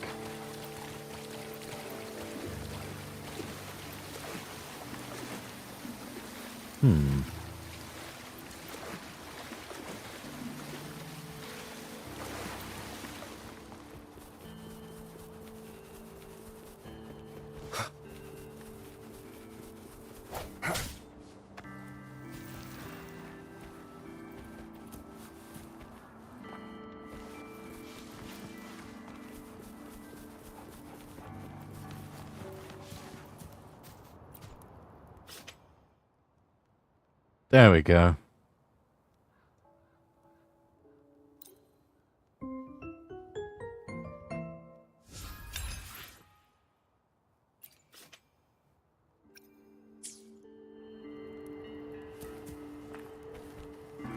Wait for the cooking to complete.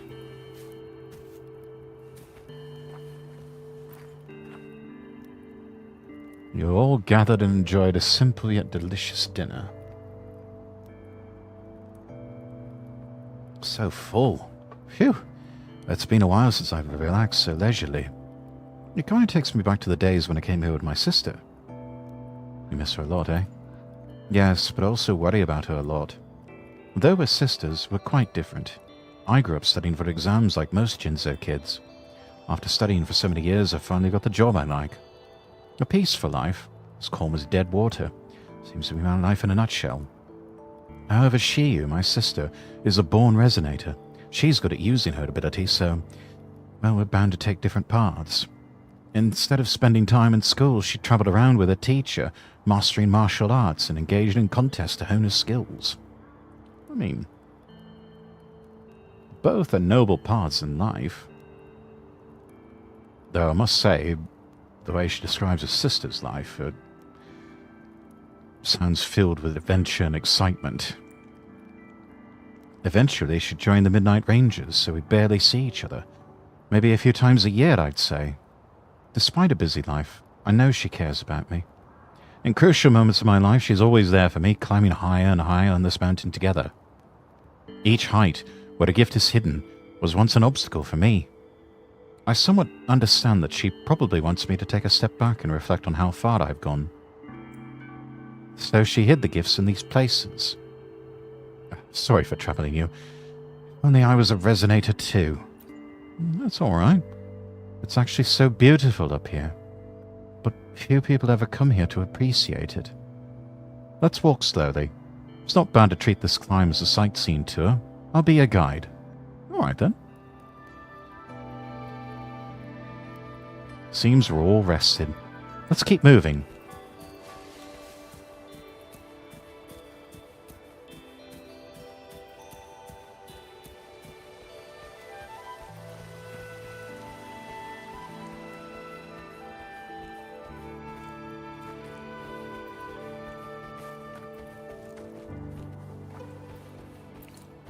I love those sounds that the woodwind instruments make there just now. It has very much a flair found typical in music of the Orient.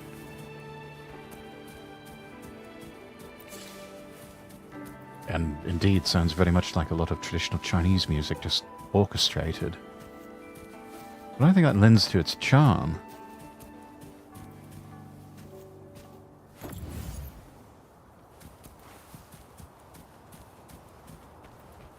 But it's a lovely sound.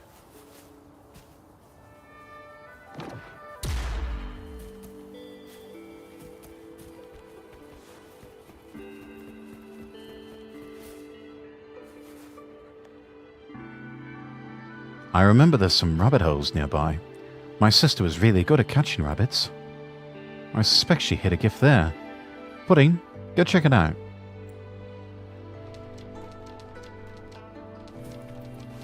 Alright, follow that doggo. Pudding, stop, that's not a rabbit hole. I can't fight. That's okay, I can.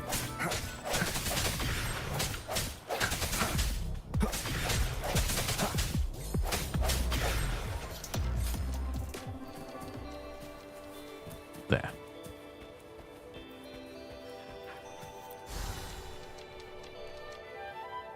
This isn't what I'm looking for.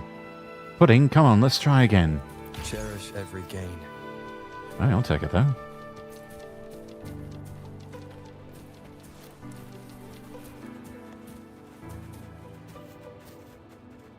Many rabbit footprints. Looks like this rabbit hole we're looking for is right behind this rock wall.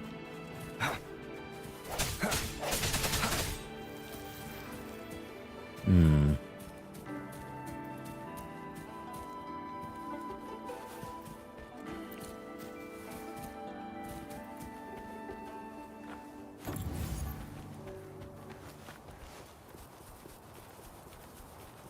Think.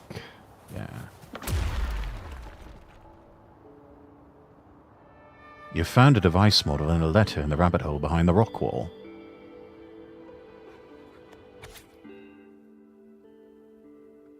Here's Shiv's stamp of approval.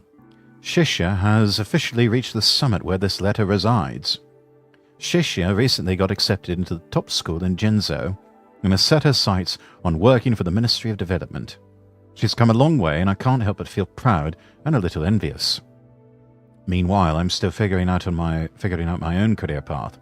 Shishya joked about her intense studying habits again today, but I know she'll pass with flying colours.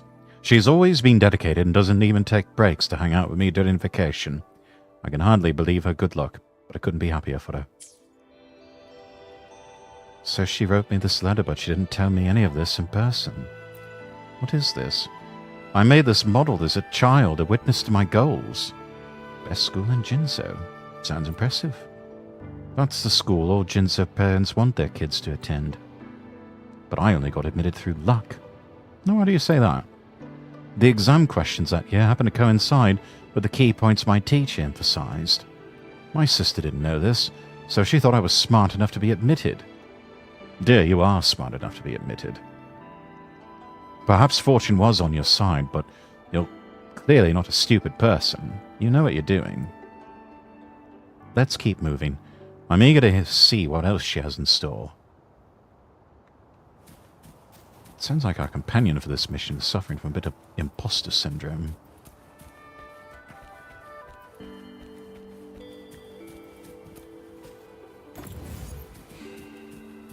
And a lot of that is born out of fear, chat. And remember, fear is a liar. An unexpected discovery. Oh, we're getting close to the next union level.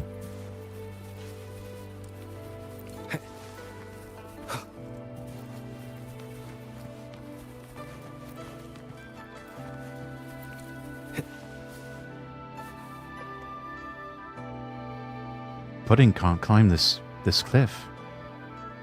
We're on our own up ahead then. It's up to us now. Pudding, good boy. Go on back home. Be good, all right? I'll bring you tasty treats when I return.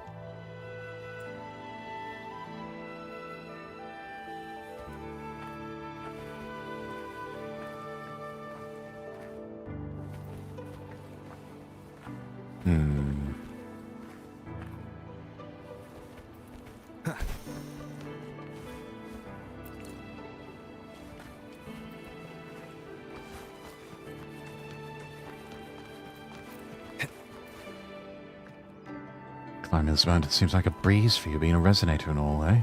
We ordinary people might not be as nimble in the rocks, but we've got our own bag of tricks. One trick up our sleeves is always sticking to the vines.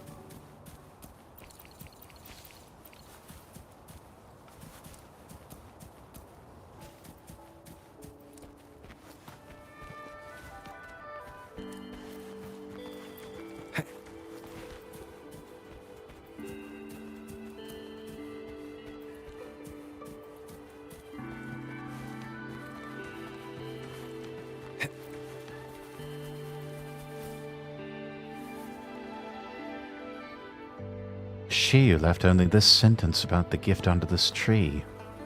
Direction of the hand, protection of the heart. Understanding the meaning of hands and hearts should be enough to find the gift. Let's look around. Maybe we'll catch a spark of inspiration to solve this riddle.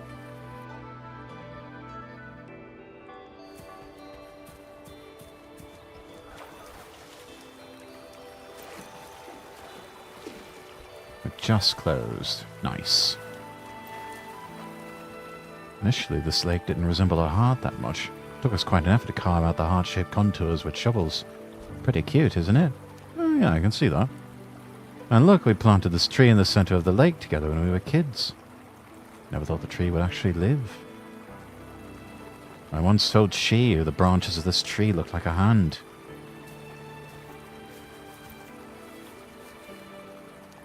Right, going to have ourselves a think here. So the hand in the riddle isn't a literal hand. The shape of that tree resembles a hand, so direction of the hand probably means both sentences are referring to something in our surroundings. Then the heart likely refers to this heart-shaped lake. So the gift is somewhere around the lake, and in the direction where the branches point. The precise spot needs to meet both of these conditions.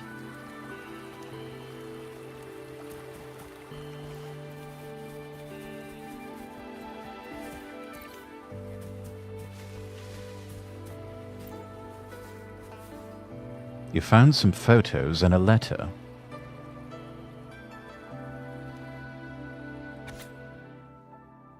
Here's Shiyu's stamp of approval. Shishya has officially reached the summit where this letter resides. Shishya just got accepted into the top school in Jinzhou. She set her sights on working to the Ministry of Development. I couldn't be happier for her, but also a bit envious of her drive and success. Meanwhile, I still have no idea what I want to do with my life. Shishya keeps bragging about how she'll pass the exam with flying colours, but let's be real. She studies all day and night while I'm out having fun on vacation. She's like a mountain climber, reaching new heights with every achievement. Good for her. Despite Shishya's initial hesitation, she wouldn't back down easily. And thankfully she got into the Lei Academy. Otherwise her legs would have been permanently stuck in a bedroom from all the studying.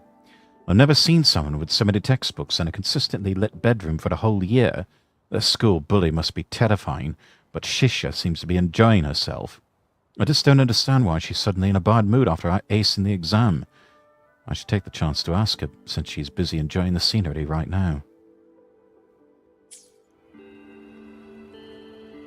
These are photos from my school days. Why were you so unhappy after getting into the Imperial Academy? Because I was suddenly surrounded by lots of talented people. Getting into an esteemed academy with a passing grade was actually pain disguised as luck. No matter how hard I worked, I always felt like the worst student there. Gosh, it almost sounds like first year in law school. They breezed through the tests with high grades, but I struggled to grasp the course content. It made me feel ashamed and lost. Do you understand that feeling? Like, you know there's a barrier ahead, but you just can't break through it. My sister noticed how I felt and hoped you can reach new heights. Don't get stuck comparing yourself to others. Focus on yourself and take a step back to see how far you've already climbed. That's what she told me. Though she always says I'm smart, I think she's the wiser one. Wisdom and smarts are two different things, my dear. There are people who are not very book smart, but they do possess high levels of wisdom, and vice versa. Some people possess very little of both, and some people are also well versed in both. Really just depends. Sorry for all this blabbering. Let's keep moving. There's only one place left for us to check.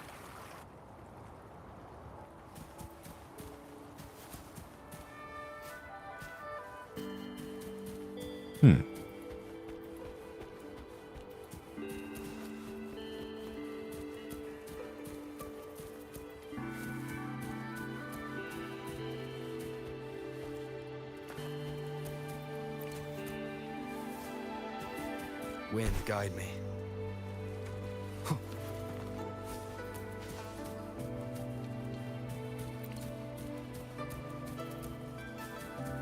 Now, where are you leading me?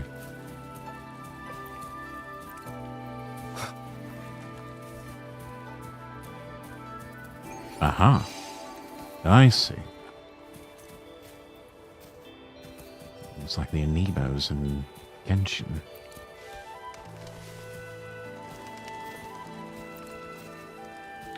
Oh. That peak, eh? Alright.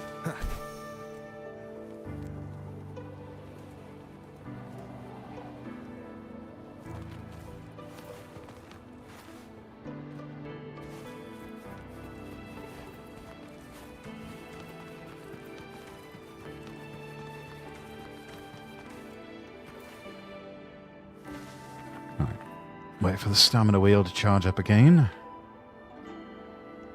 And we'll go again. Up this way.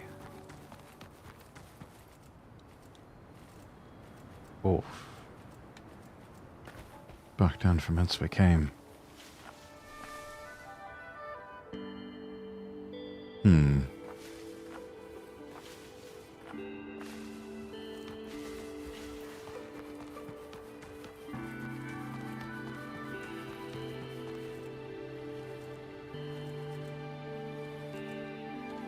Ah! No! Ah!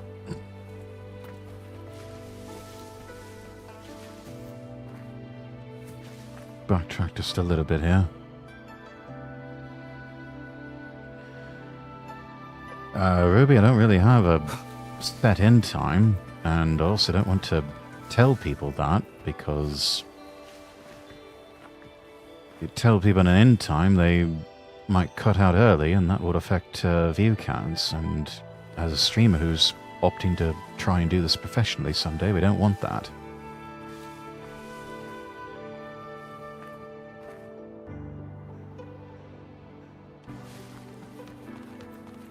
So officially, I end whenever I end.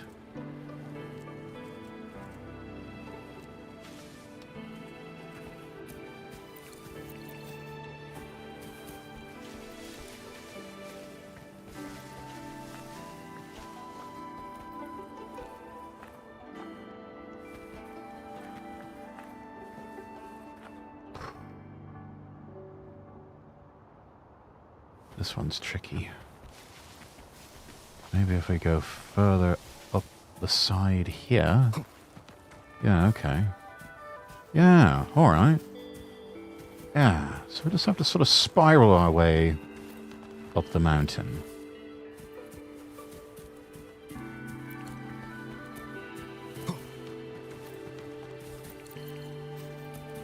Now, sometimes you can't really take the direct path, Chad.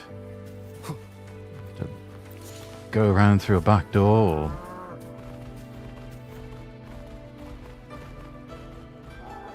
Hey. Chill.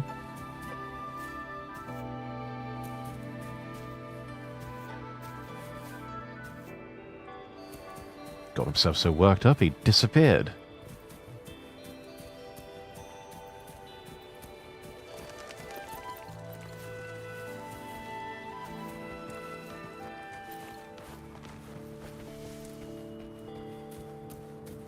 There we are.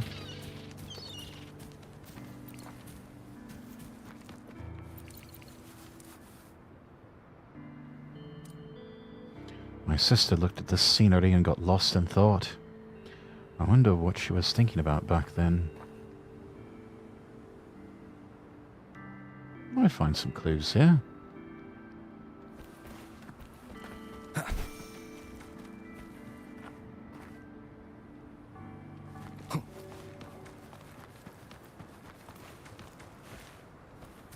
Wind, guide me.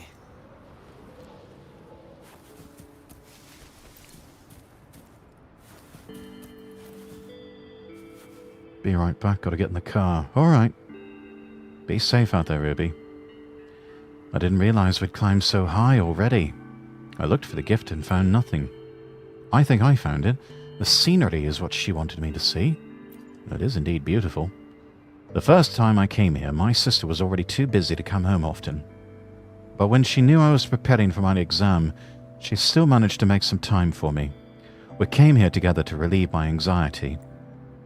When I finally made it atop this mountain and saw how beautiful it is here, I felt the joy of climbing for the very first time.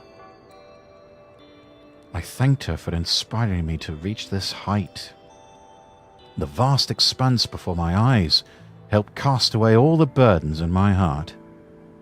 Seeing such a beautiful sight, my stress lessened, and it definitely helped me passing the Leahy Academy's entrance exam.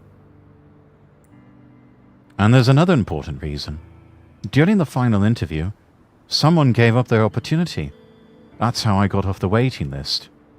Growth is perhaps like climbing a mountain, with one peak after another waiting for me to ascend. The pains of blood, sweat and tears will ultimately transform into boundless joy upon reaching the summit. There's something else your sister's trying to tell you. Really? What is it?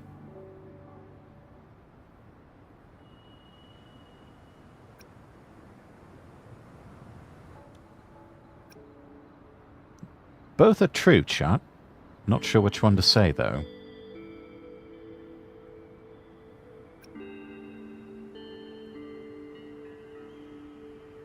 Your past self shaped who you are now.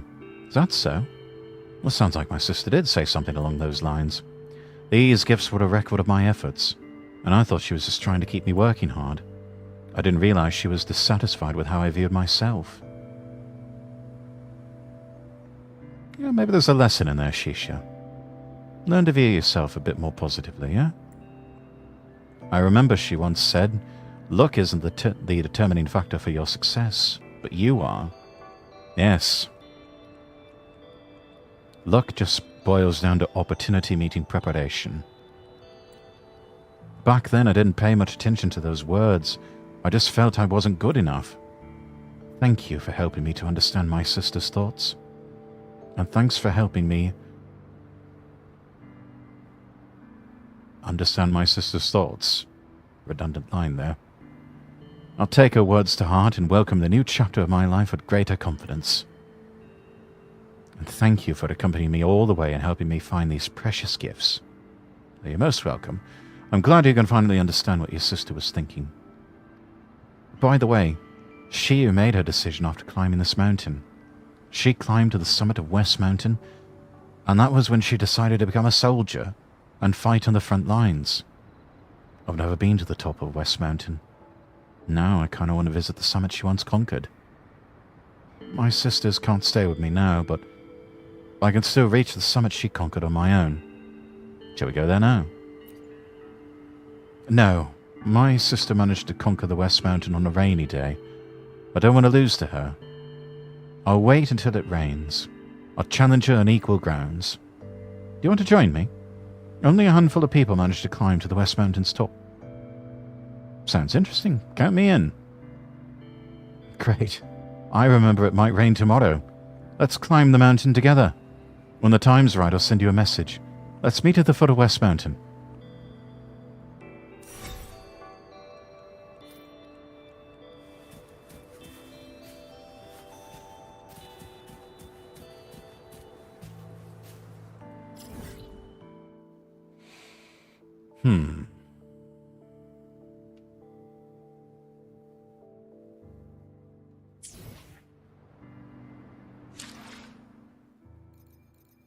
Let's see, looks like we've got some more rewards here. Yeah.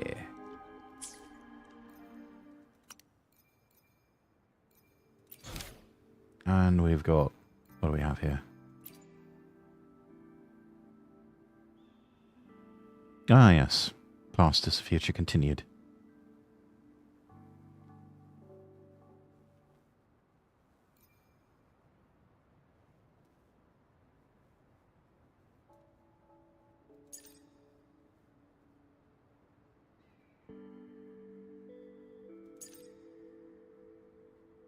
You find a crowd in a peculiar corner of Jinzo. Why not go and check it out? Alright, let's do that.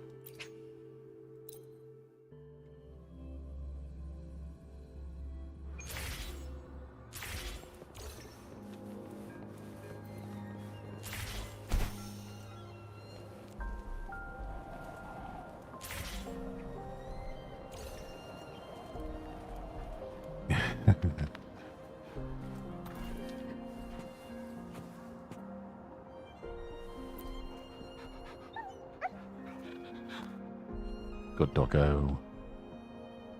You get more pets. Yeah. Happy boy.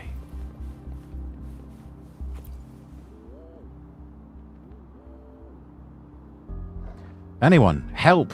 That man's about to fall. Look, up there, he can't get down. Help! Help! Leave it to me.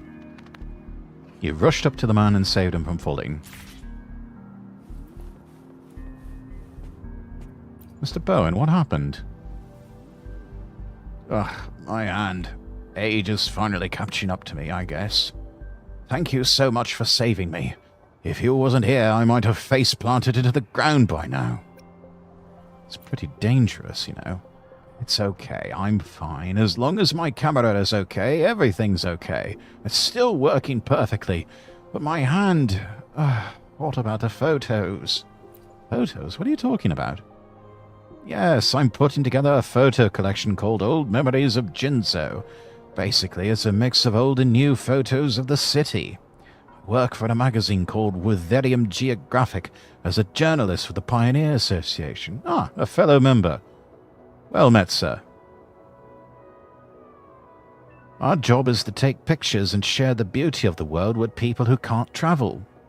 I've been working hard for this goal. I may not look the part now, but when I was a young lad, I travelled across mountains and rivers taking countless photos, some of which even won awards. But all of that's in the past. I'm getting old and close to retirement. And now my hand is busted, which is just great. With only 3 plates, I could give you a hand, sir. Really? Do you really mean it, lad? What to say?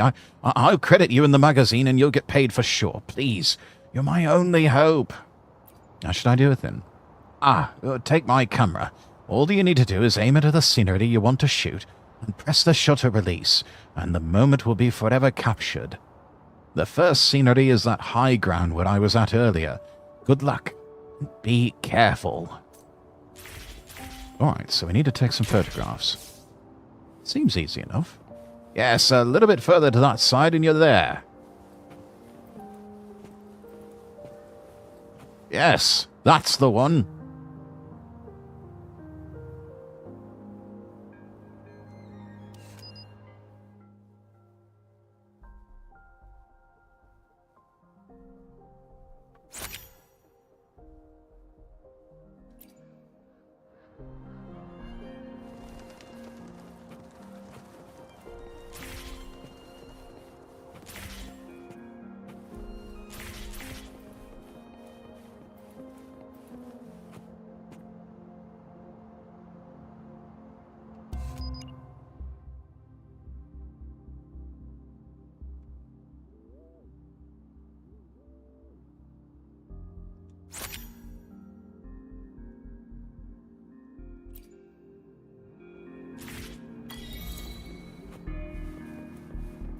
Alright. Deliver the first photo here to Bowen. Nice. Let me take a look at it. Almost home. Thankfully the roads weren't too bad. That's good. Let's see here. Oh, it's spectacular. You're quite natural for photography, aren't you? Just look at the transparency of this pond. I really liked this place when I was a kid. I'd always come here by myself to play. My parents were worried that I might end up go swimming in it or something on my own, so they gave me a camera. My dad said if I saw anything I liked, I should take a picture of it. Well, with something expensive in my hands, I wouldn't dare jump into the water with it. But I ended up taking a lot of photos because of it. There was one time when I took a picture almost at the same angle as yours and mailed it to a magazine publisher. And wouldn't you know, I got selected for one of their new releases. That's how I started learning photography, which got better and better by the day, and so did Jinzo started to thrive. They were a little slippery. There were more people on the streets, more shops and businesses more prosperous. It was a good time. Okay, I think that's enough mumbling. Please excuse me. I can't stop thinking about things like this once I start. We should move on to the next scenery. And that place is... Oh, I've got an idea. Do you like cats? I do. Oh, that's great. Little kitties, fluffy and adorable. Everyone loves them. I want you to take a picture of a cat. Does that sound good? No problem. I'll mark the location for you. Right, off we go.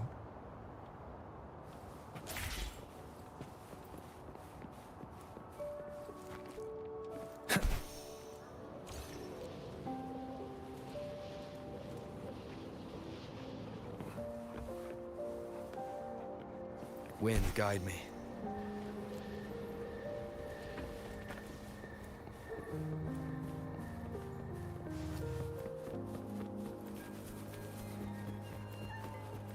There we are.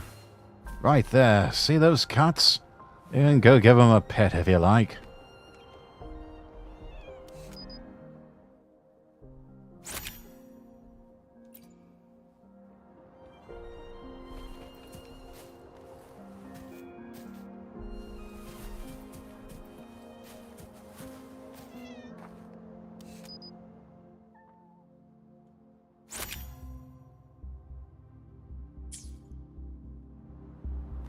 Had about 500 orders a day. Goodness, you were busy.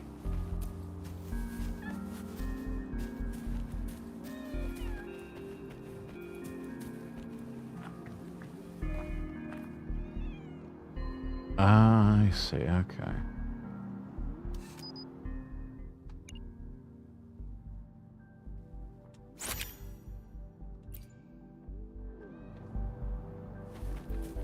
That does sound like a good day. Very productive. Beautiful photo. Look how relaxed they are taking a nap. They look so comfortable.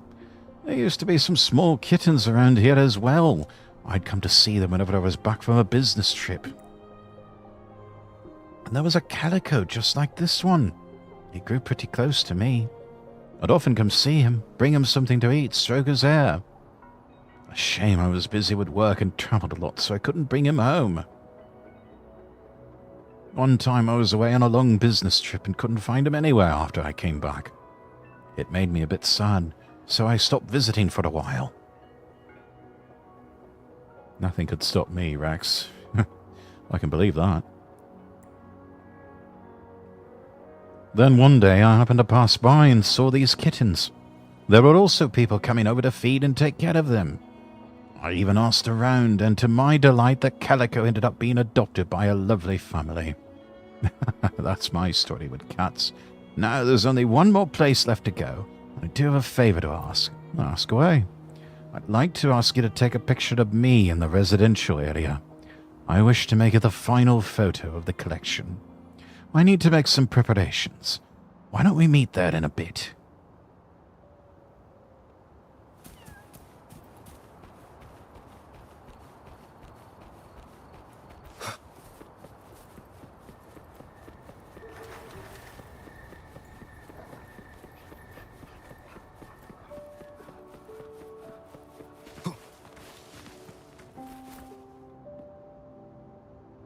Wind, guide me.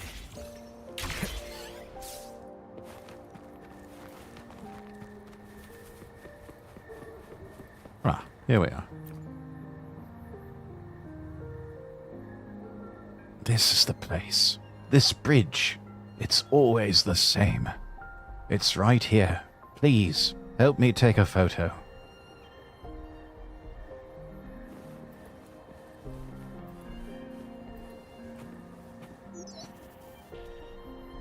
Your Lordship, it's almost time. If you're ready, let's meet at the foot of West Mountain.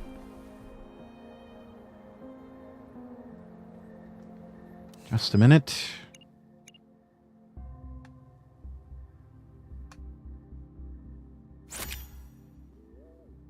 There we are.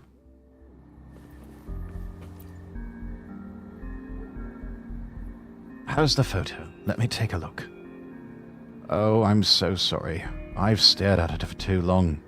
I used to take pictures here with my family, just like that family. It's a family thing for us to take a picture here each year. I used to stand in the middle, with my dad having to hold me up just to get in the picture frame when I was younger. After I grew older, I got big enough to wrap my arms around my parents' shoulders for the pictures. I am the baking queen. I think that's a suitable title for you, Ruby. The amount of family photos grew less after I left home for my job. Now, they're not here anymore, but taking another photo here at the same spot can count as telling them I'm doing pretty well, right? Absolutely, sir. Yeah. I really appreciate your help today. If it wasn't for you, it would have been really hard for me to fulfill my wish of capturing the moments of Jinzo. I plan to mail these photos back to the publishing, crediting your name on them. Oh dear, we've been so preoccupied with the photos, I haven't got a chance to get your name yet. Of course, Rexworth. Lord Rexworth. Got it. I'm in your debt, sir. You must accept these as your reward, and keep my camera as well. It's an old pal of mine. Visited countless places with me over the years.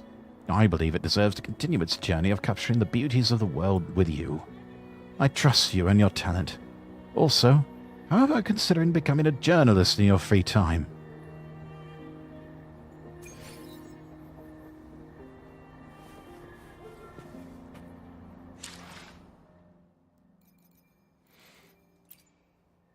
Let's see, another trophy? There we are. According to the judgment of the Oratrice Mécanique d'Analyse Cardinale. We now turn to the Oratrice Mécanique d'Analyse Cardinale. The judgment of the Oratrice Mécanique d'Analyse Cardinale. Ah, there we are. Okay.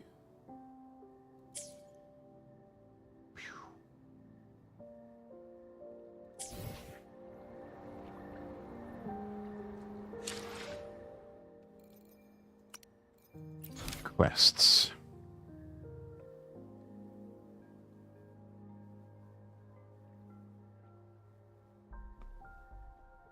There we go. Past is the future.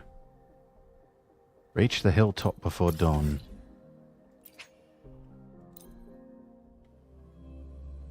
Sorry, Rex, I had to. No worries.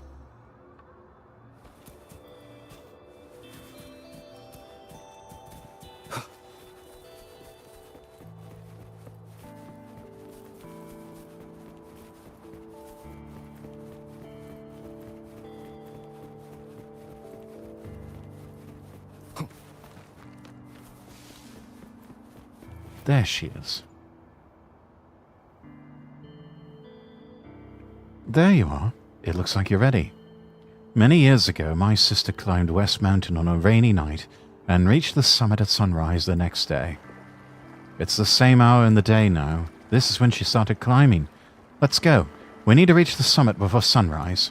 No time to chat. Let's go.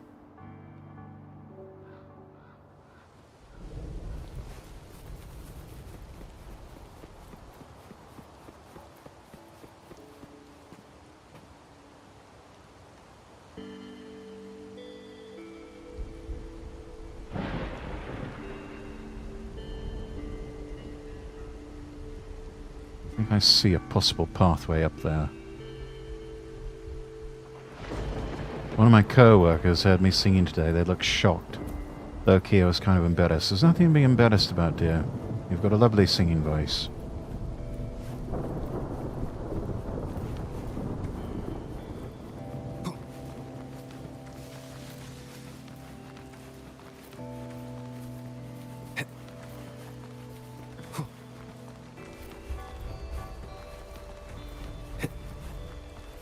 There we are. Shisha, can you keep up?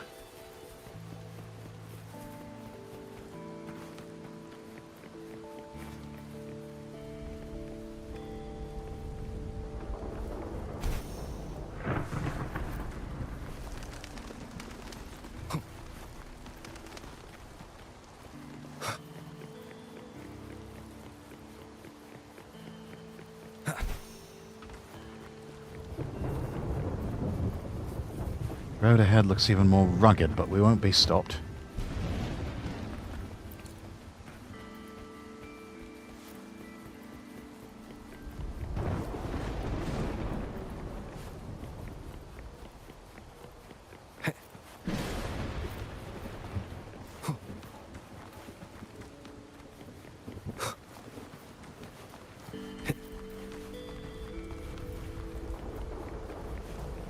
There's a grapple generator that shoots grapplers forward.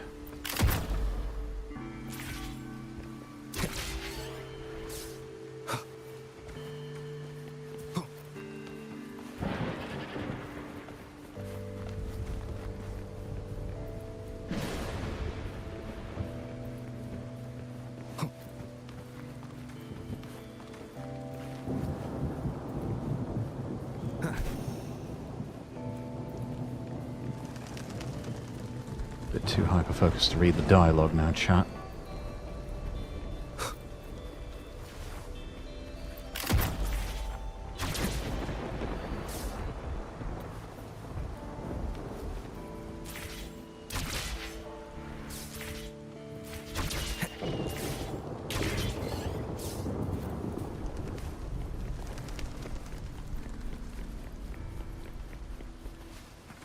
The summit's right in front of us.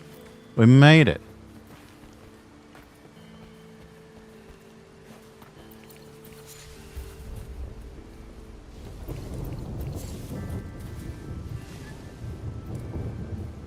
And here we are. Look, we caught the sunrise. Fantastic. The sunrise after the rain is beautiful. If my sister hadn't joined me in climbing these summits, I might never have witnessed such breathtaking scenery. I feel like I'm beginning to understand the emotions my sister experienced when she reached the summit and made decisions here. It's as if our hearts are inexplicably connected. Oh yes, of course, your family. As I gaze upon the scenery, I've arrived at a resolution for the new phase of my life. Oh? What is it? I'm one step closer to what I aspire to be. I'll continue to grow and give my all at administrative development to make a meaningful impact. I'm not the same as my sister, but there's something only I can do. Go for it. I know you can do it. Thank you so much. I wouldn't have fully understood my sister's intentions without your help. Wait, look. Could that be something left by Shiyu? I don't know. Let's open her up.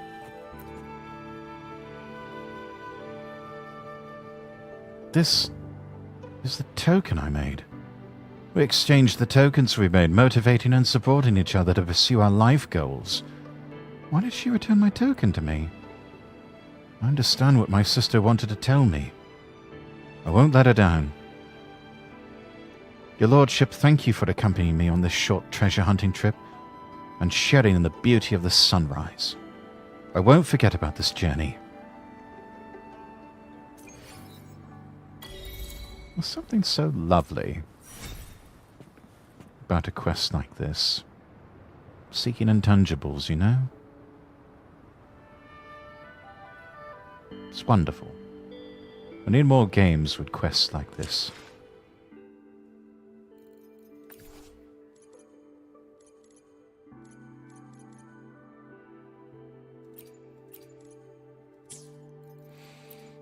Let's see, another trophy.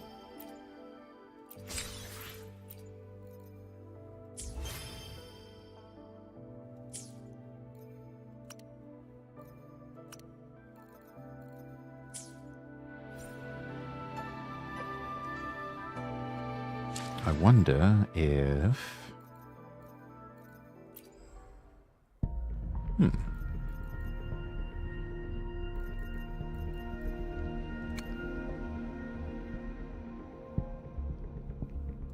Let's see if some of these can be...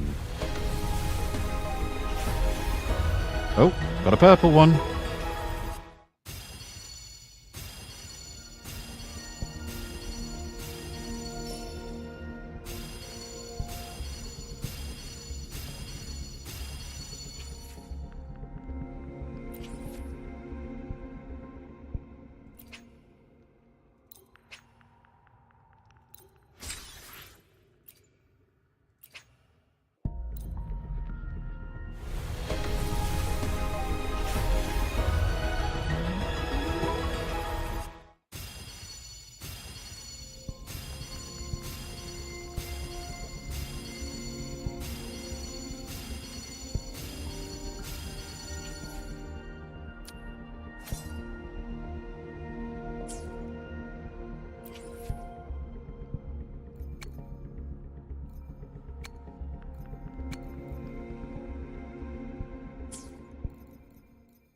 All right. I will be there for everyone as we head toward our... Let's reach farther destinations together. Yeah. Level 39. Okay. Why hesitate if you know what you want? Today will be a fine day. I'll do my best. Sometimes I get... I should try to smile more, you say? Like this?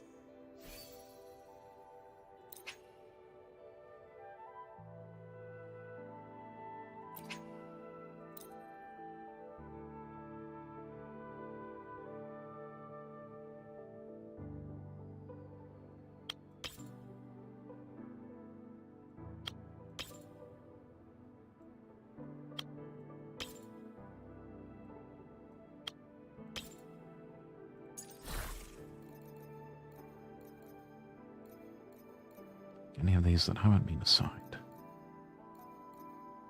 No, it looks like they're all assigned.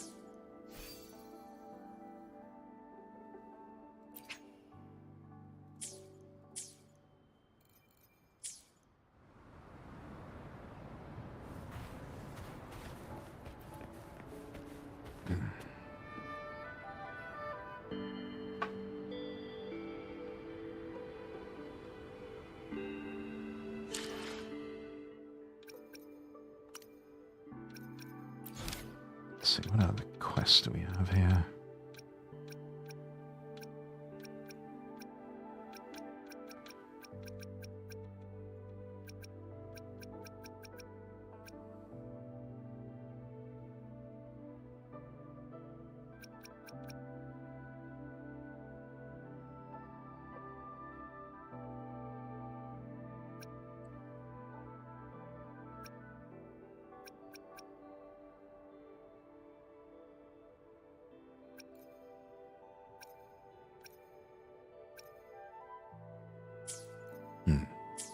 All right,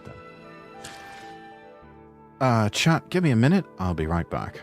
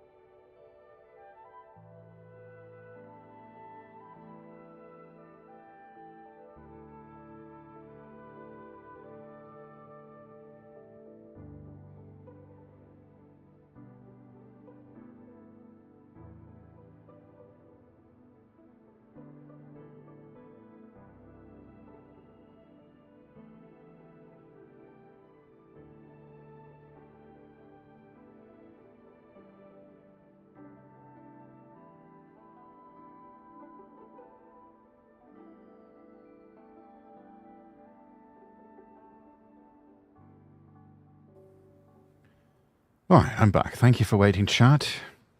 I think we'll go ahead and call it here for Wuthering Waves and switch gears over to Pirate Yakuza in Hawaii.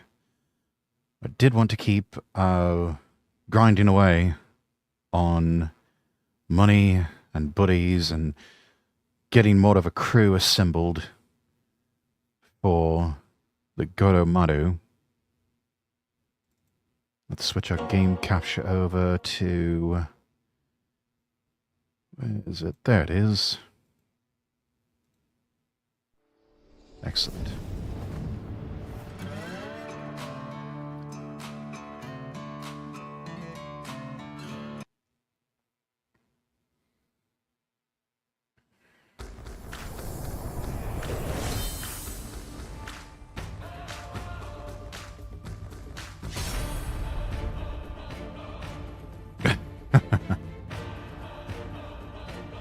Looks like they change up the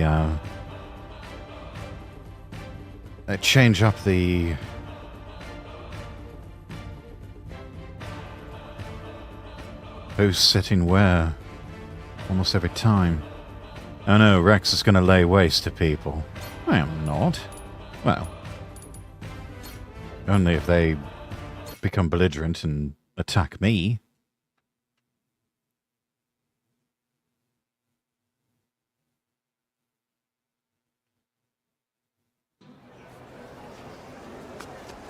Oh, hats. Aloha.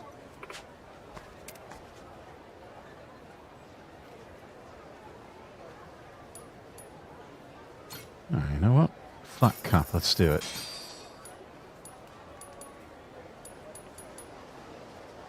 Thanks. Just got home. Welcome home.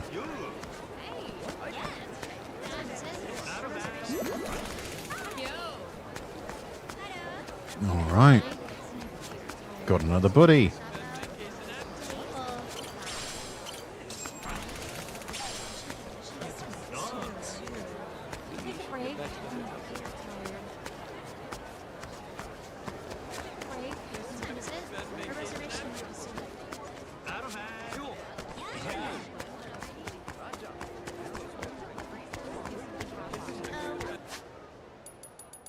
Let's look at our buddy count now.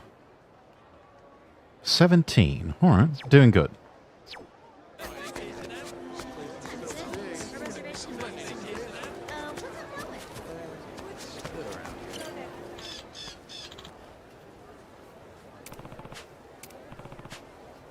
Let's see.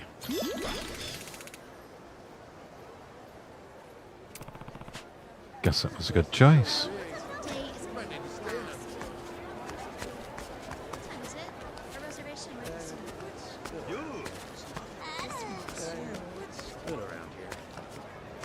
I'm sorry, do that again?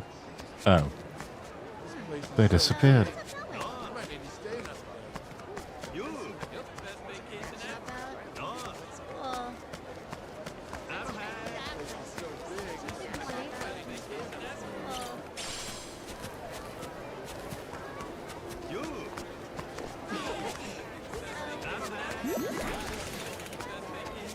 Another body. Let's go.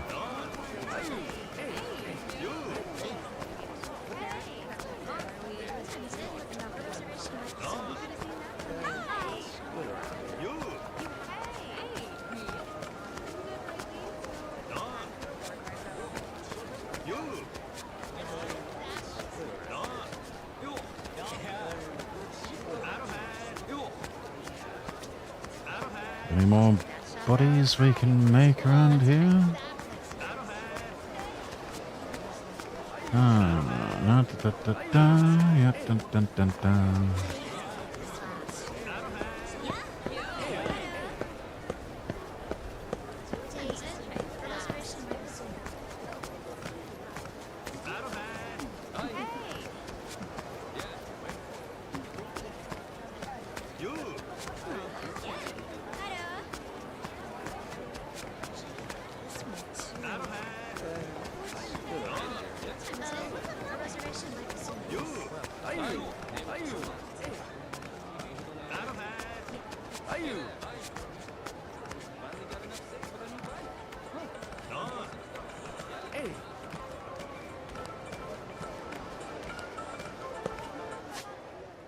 Let's see.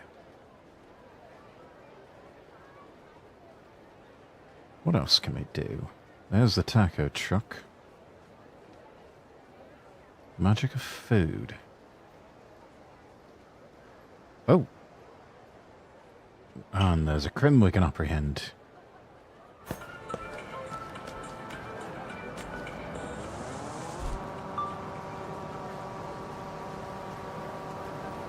And off we go.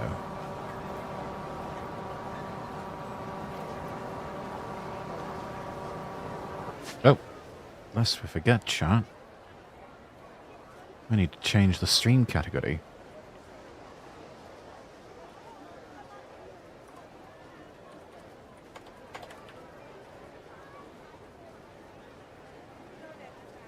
There we go. Pirate Yakuza in Hawaii.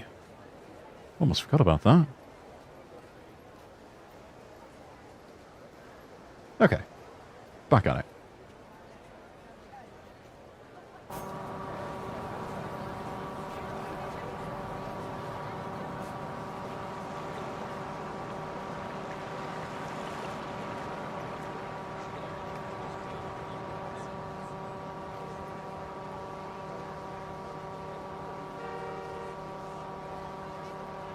Not quite as convenient as a taxi, but it sure is fun.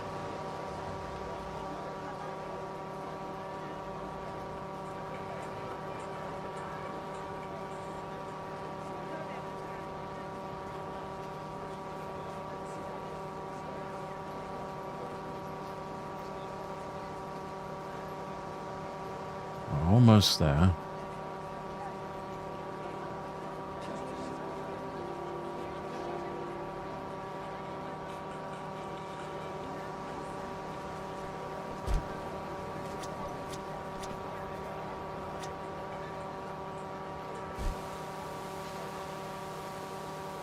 And there they are.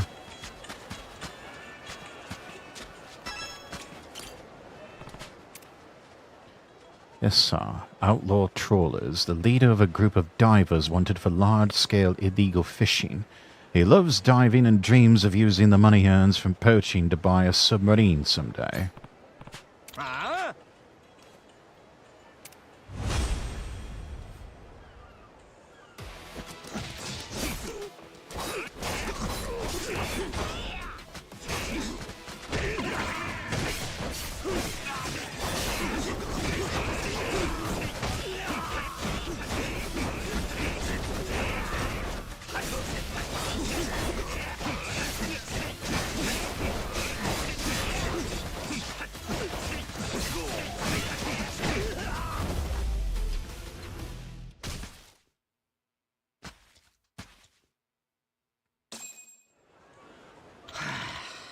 My submarine sunk beneath the waves. Alright, that's excellent.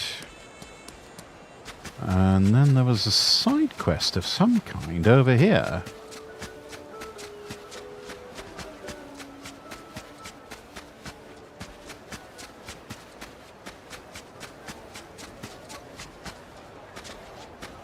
Hello, what's this? Saw this huge shark once. It was so big I thought it might flip the whole boat. Never seen a shark like that in any movie. I come to think of it, I might have. Might be thinking of Jaws.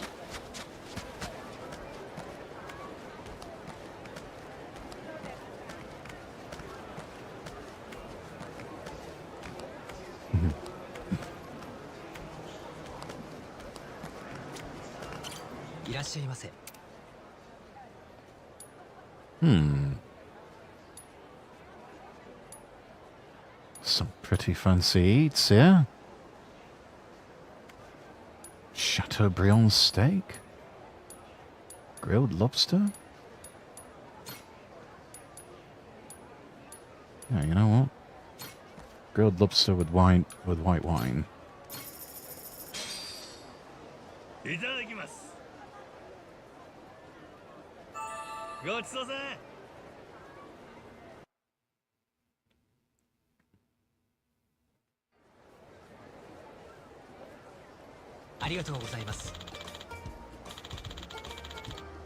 Thank you for patronizing our establishment.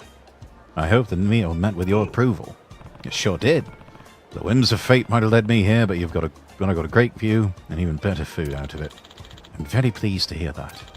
We pride ourselves in being the most outstanding restaurant, I'll say, in all of Honolulu. Honestly, it's a real privilege to work here. So were you the one who cooked up the scrub? Oh, goodness, no.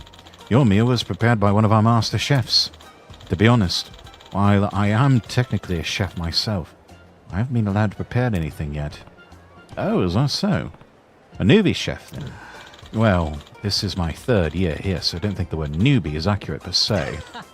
Since I began, my role has remained as waitstaff and plongier, just serving or washing dishes rather than cooking them. C'est la vie, eh? But still, I'm honing my culinary skills after hours so that one day my creations will inspire awe. This hope keeps me pan-searing fish every night. Surprised to see such enthusiasm after toiling away without ever getting to cook. You're a diligent lad, aren't you? My dream is to be a chef here, so no matter the hardships, I refuse to give up. I didn't graduate at the top of my class in culinary school for nothing. My apologies. I didn't mean to involve you in my personal business. My name is Hauser. I hope we'll see you again at Soleil soon. I'm Majima. It's good to meet you. I'll stop by again for sure. Merci beaucoup, Monsieur Majima. We'll be eagerly awaiting your return.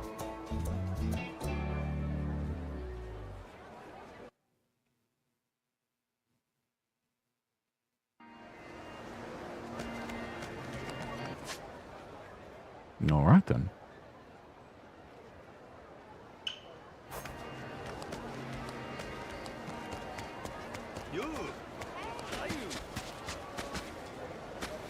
Anybody here on the beach that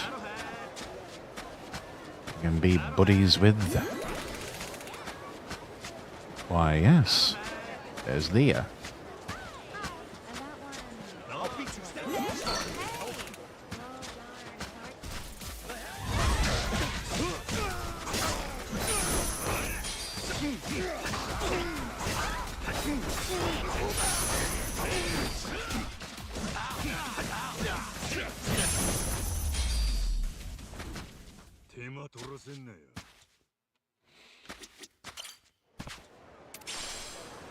Silver grasshopper, excellent.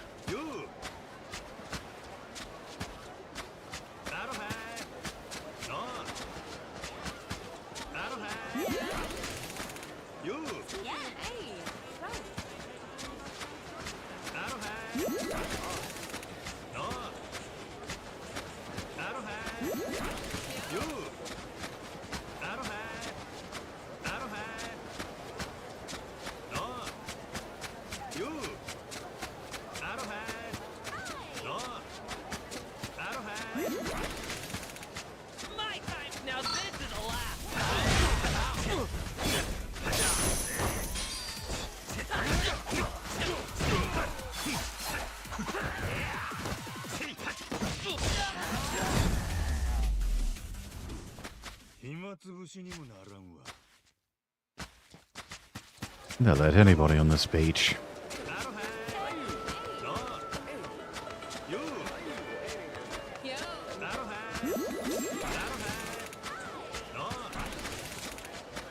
Lovely way to greet someone there, Claire.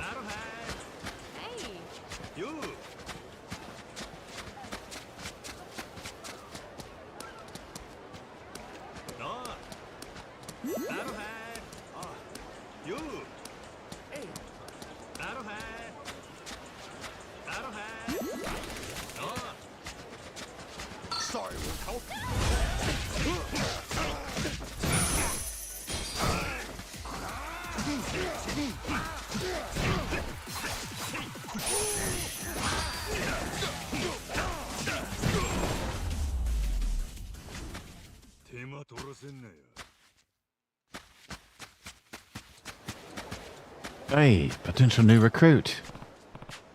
This harpoon guy looks pretty burly. Also seems down. Hey, bud. You look pretty tired. Everything all right? Oh, thank you for your concern. Honestly, I'm pretty tired. The name's Kinosuke, by the way. Whack. I'm back again. Welcome back, Pion Lee. A squid hunter, eh? Didn't even know that was a thing.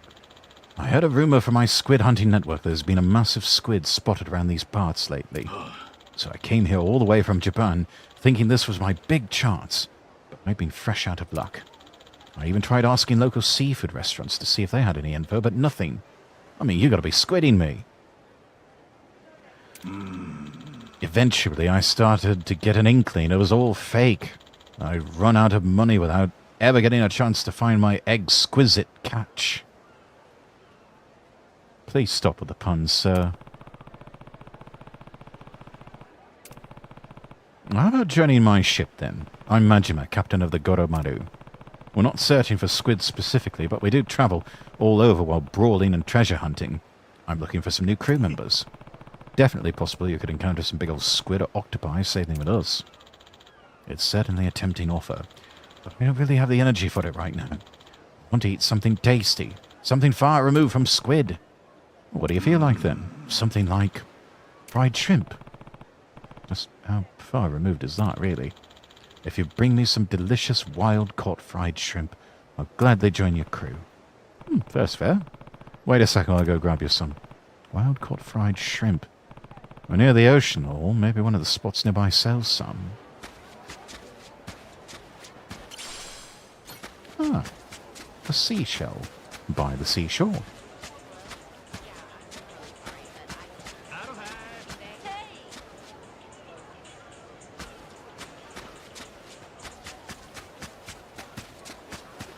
I'll teach you some respect. Ready for a beatdown? You? Are you? Hey, I'll let you guys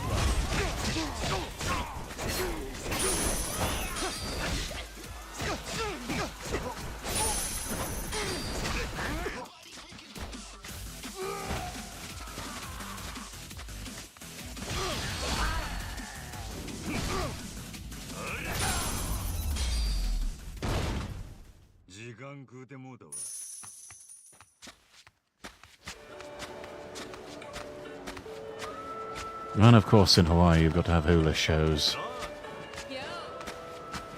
She sells seashells by the seashore? Something like that, perhaps?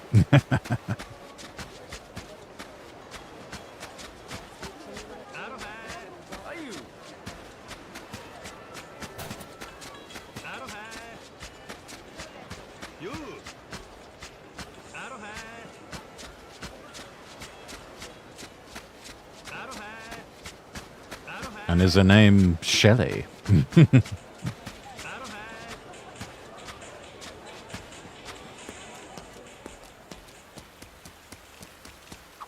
some rain. ビーチバレーやってる。すごいラリー続いてるな。戻ってきたらどうよ。バシッとアタック決めたれ。無理だよ。俺背低いし。そんなもん根性でかわや。スーパージャンプでかばせ。こういうのは気合が大事なんや。じゃあ船長行ってきてよ。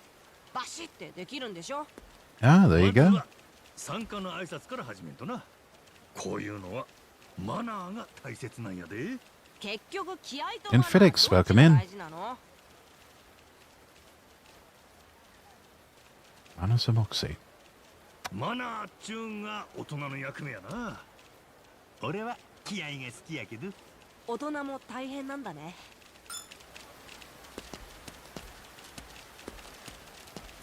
ああ。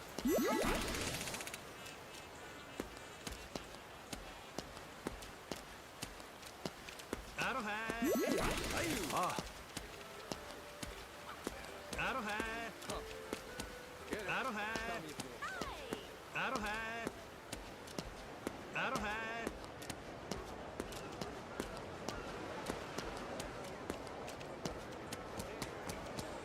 Now, let's see if we can find a place. Hi. Handmade coconut juice, currently on sale for $2. Yeah, you know what? Why not? Thanks so much.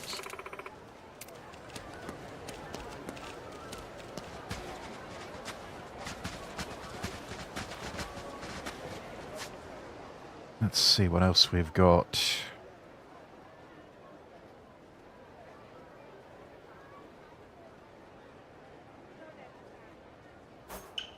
Let's go to Aloha Seaside.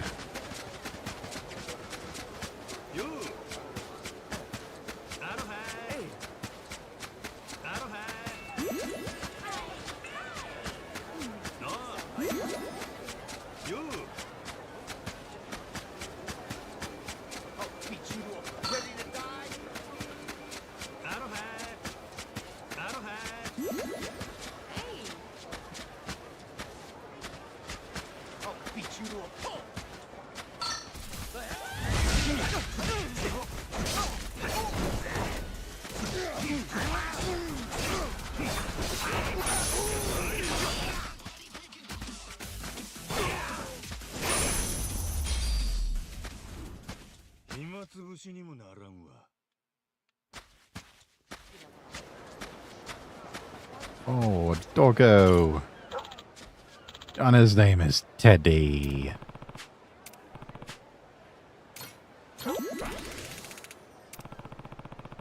Yeah, that made him happy. Did a good boy.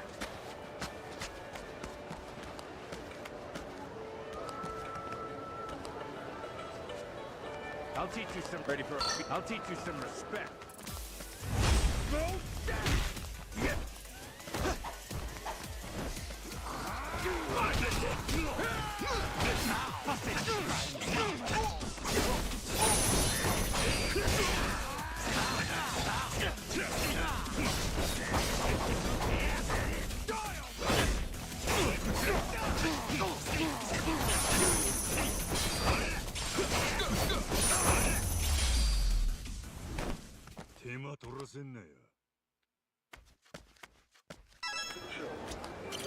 Hi. Let's see, do I have any fried shrimp? Thanks so much. Nope. Alright. That's alright then. Let's see.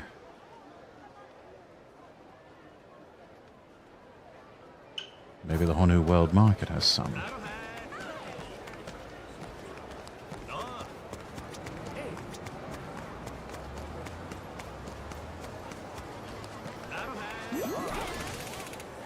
Alright, got ourselves a new buddy. Hello. Nope, no fried shrimp here.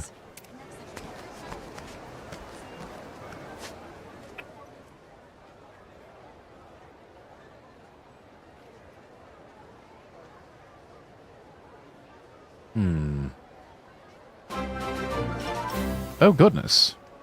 Ruby Gemstone, thank you for the raid. Raiders, if it's your first time, I'm Lord Rexworth. I'm an English nobleman Vtuber. We're playing Yakuza, Pirate Yakuza in Hawaii. Didn't even know you were streaming, love.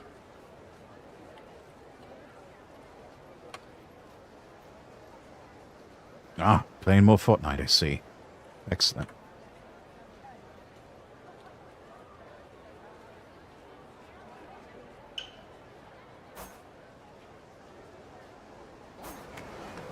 Let's see. We are on the hunt for a place that sells some fried shrimp, which is a harder challenge than you might think. Let's go over this way. And see what we can find. Going to be a complete mad lad here. Go against traffic.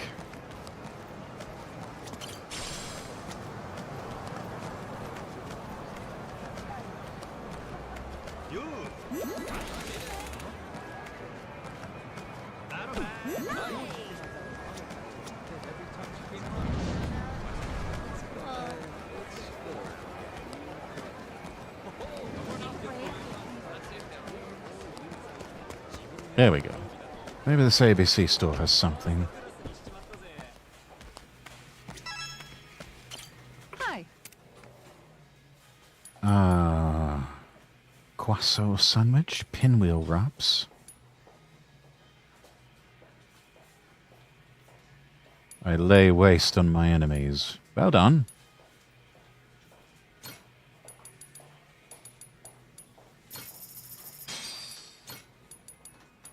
Whoa, that's too expensive. Ooh, original musubi. Thank you.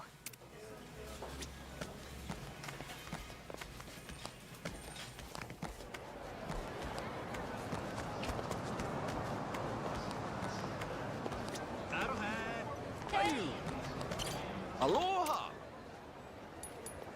Well, do you happen to have any fried shrimp? No, you got chicken fingers, you got tomahawk steak. And salads. Oh dear. Okay. Thank you very much. Good try. Let's see. What else can we go?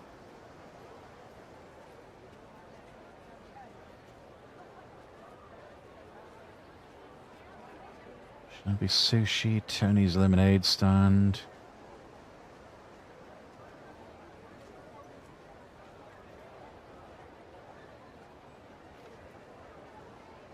Another Boogie Woogie Steakhouse.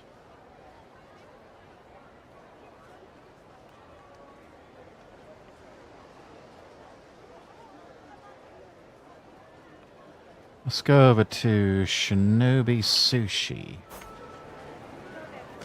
And I think to make things easier on ourselves, we need to find a cab.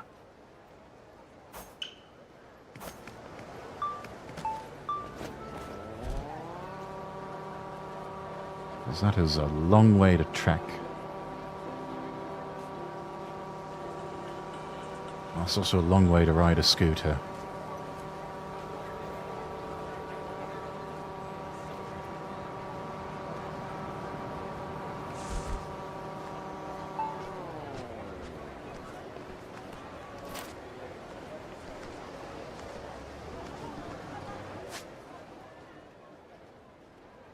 Oh, drop off only.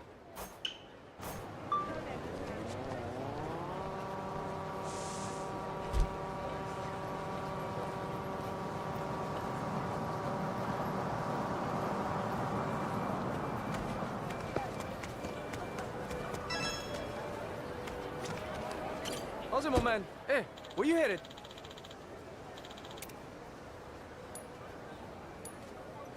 Let's go to Little Japan. Roger that. Beat her in a Sakura. Go to Sakura Street.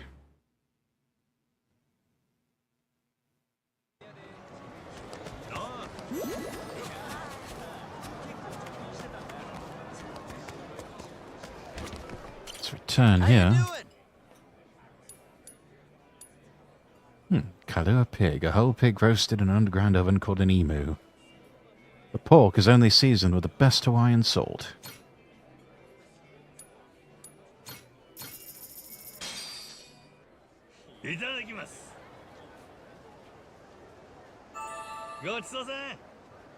Yep. Alright. Build up a bit more of the friendship meter on that one.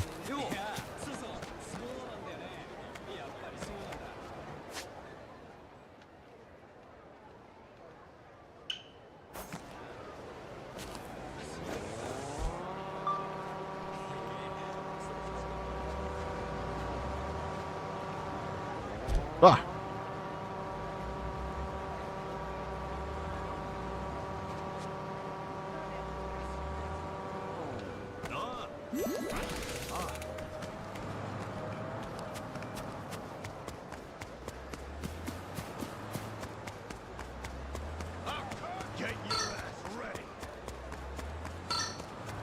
Gotta catch me first.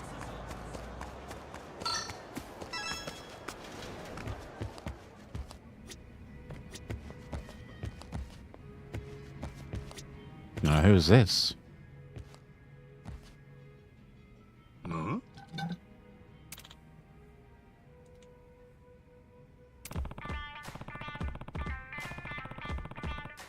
He is not part of the decor.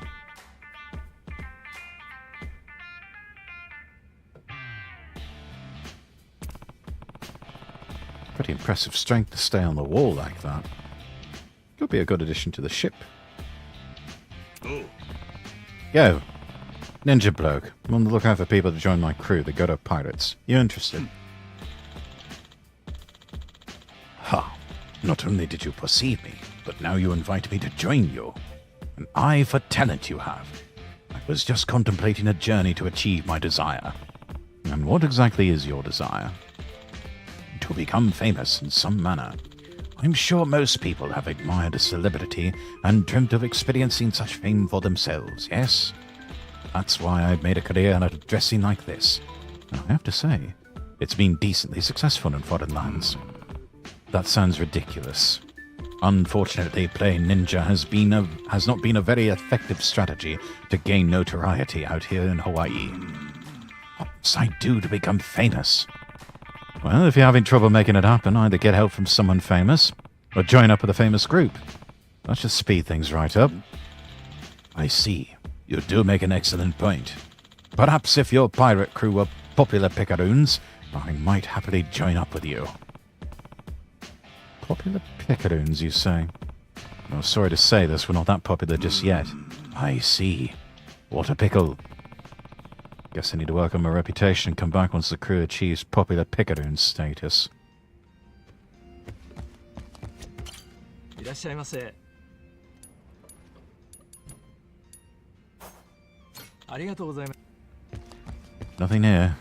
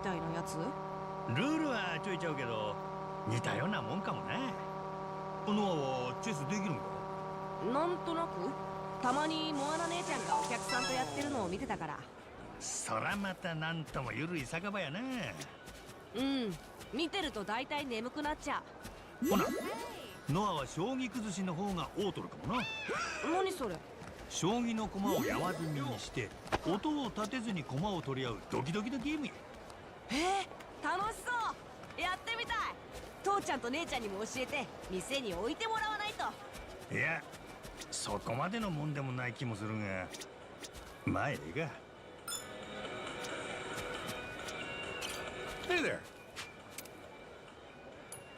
Let's see. Nope, no fried shrimp here.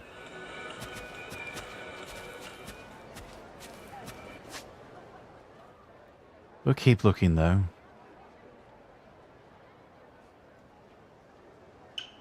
Maybe the hot dog stand. Maybe they dabble in a bit of fried shrimp. Oh, hello. Well, hello there. That's all ice cream. Certainly.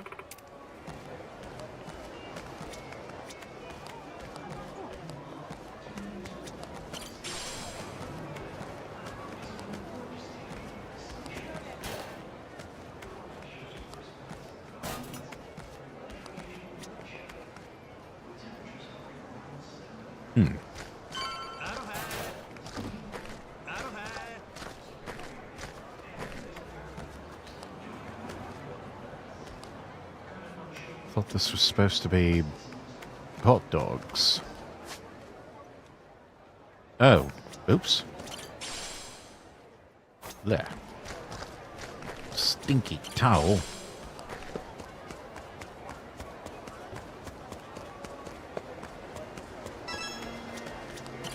Hello? Any fried shrimp? No. Thank you.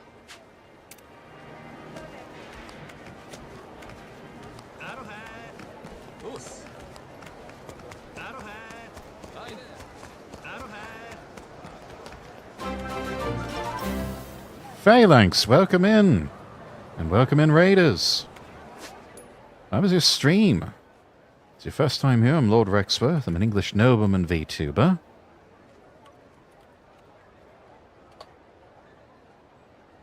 Ah, playing Star Trek Online. How goes the grind for the Federation?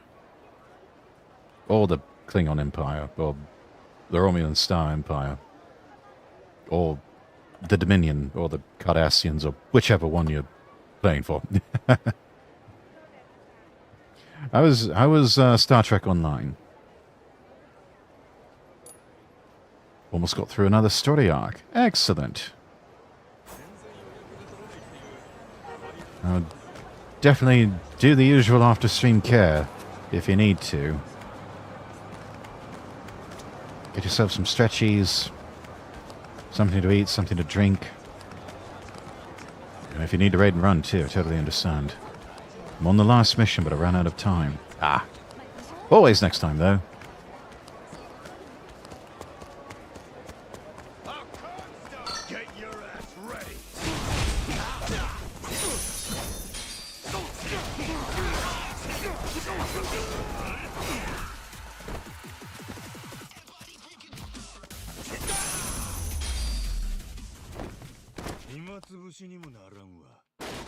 We are just kind of grinding on some side quests and recruiting for Pirate Yakuza.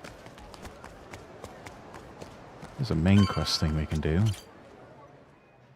Gonna lurk, need dinner. Totally understand. Thank you for the lurkies, Phalanx. Hey, get all the cash and crew sorted? Sure did. How's progress here? Just so happens we finished right before you arrived. Come on, let's take a look.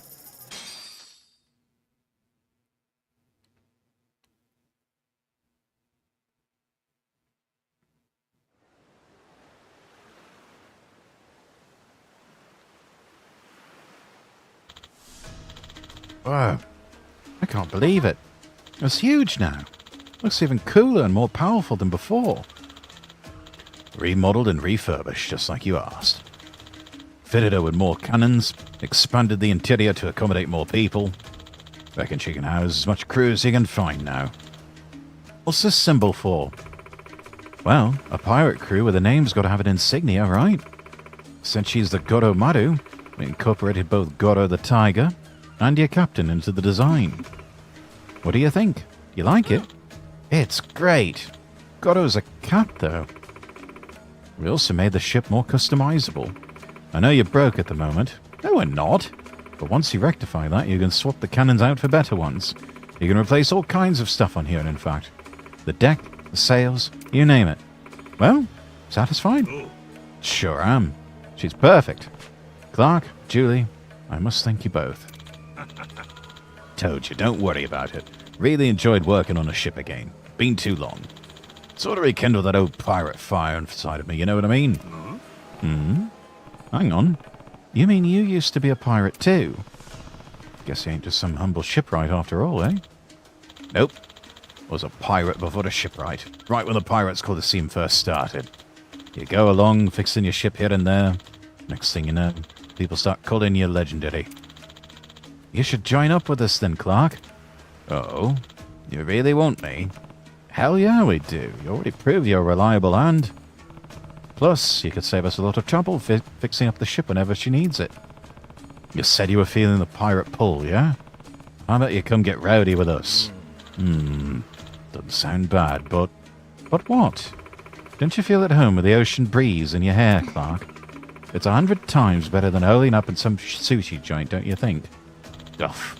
Low blow there. Oh, hell, fine, I'm in. Nice. Now we can change equipment, upgrade performance, change appearance, while preparing to sail. Changing equipment allows you to purchase cannons, machine guns, and rocket launchers, as well as change them out. Different equipment may be stronger or inflict enemy ships with status ailments. Upgrading performance lets you expand your boarding squad, improve the Goromaru's durability, and add additional cannons and increase the number of repairs, fuel tanks, and smoke screens. Okay. You can throw a party or a feast. You can raise your crew members' morale, though you'll need food, so make sure to prepare first. You can now sing karaoke, too. These activities can be performed while you're docked at an island, or in the safe area? Well, I'm going to hit the road. Don't wind up as fish food, okay? And try not to break this thing while you're at it. Thank you, Julie. Oh, one more thing. If you find any materials out there at sea, bring them to my shop. Materials? I'm sure you'll find all sorts of them when they're out sailing. Working on the Gourmet kind of got me wanting to build some cannons. Bring me the materials and I'll craft you some one-of-a-kind artillery. Julie originals. Are they accessories too? And don't worry, it won't cost you a thing. Good deal, yeah? Damn right it is. We get some materials or come knocking. Can't wait. See you later. Bye.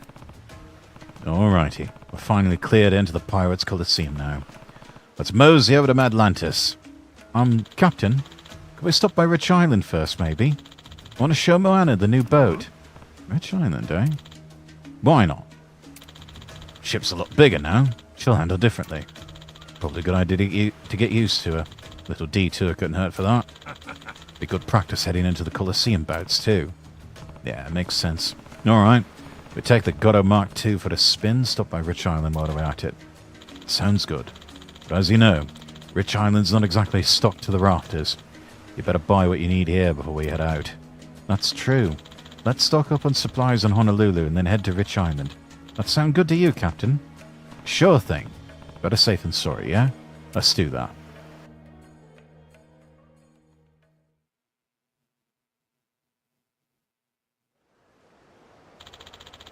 I'll be waiting here. Just say the word when you're done. The Godo Mark II's ready for her maiden voyage.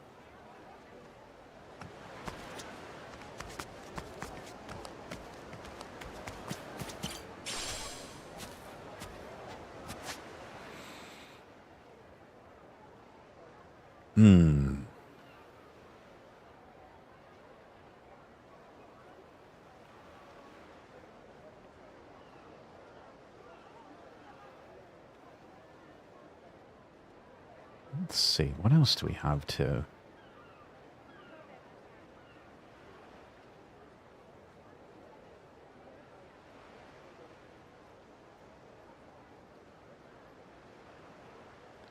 There's lots of things to do here, chat.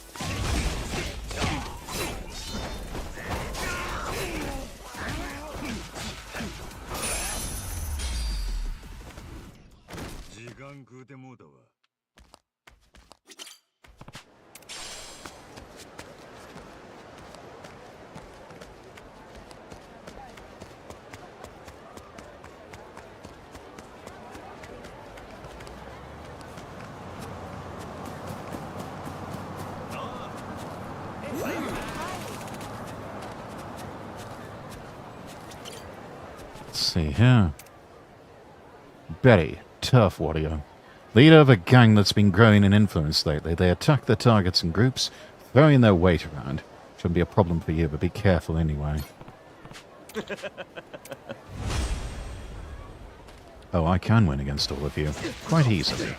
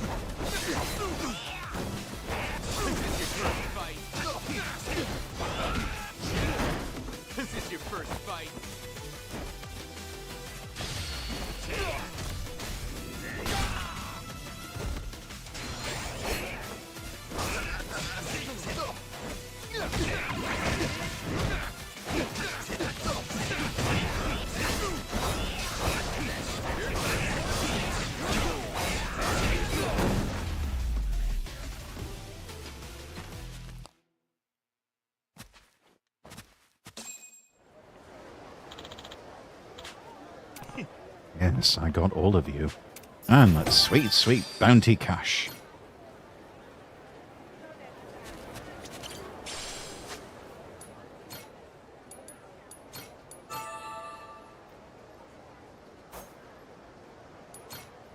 Now we can upgrade some abilities, I think.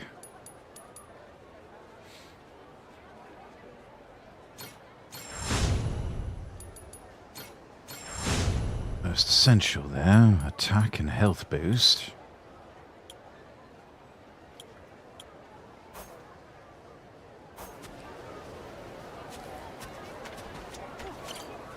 Let's see.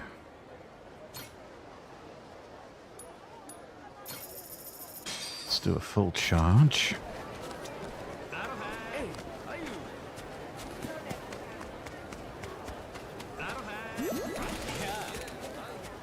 Made friends with Ruth. That's good. That's good.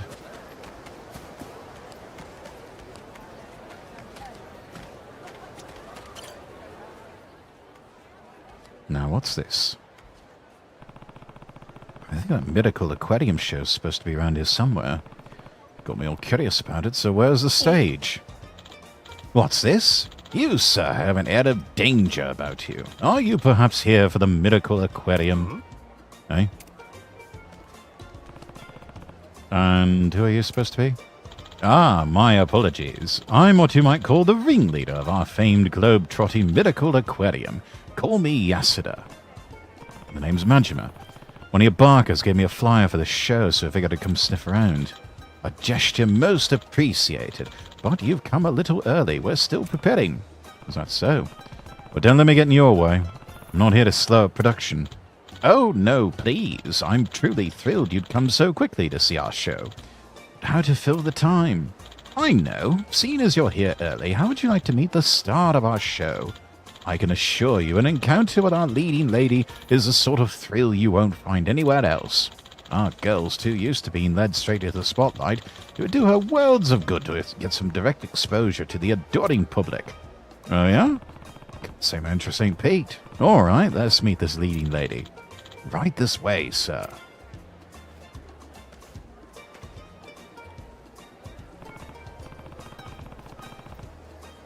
Bold move trying to run an Arctic animal show in Hawaii. Must be sweaty work keeping this whole outfit from melting.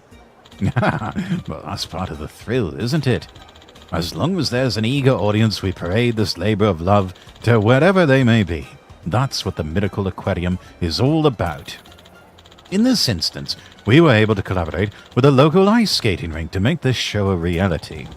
We have an ample supply of cold air being pumped in from the rink so that our icy stage remains as chilled as a midwinter's day. And the pure novelty of seeing a glacier under the sweltering Hawaiian sun? What a luxurious contrast. All right, I'm on the edge of my seat here. Who's the star of your show?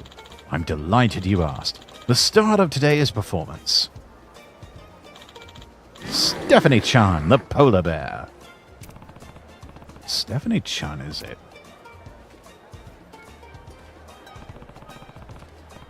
That is one substantial critter right there. Substantial indeed. But she's quite the gentle giant, I assure you. Yeah, sure. Whatever you say, mate. And she's perfectly content in her enclosure, specially crafted from pure ice. And just look at her sweet little face.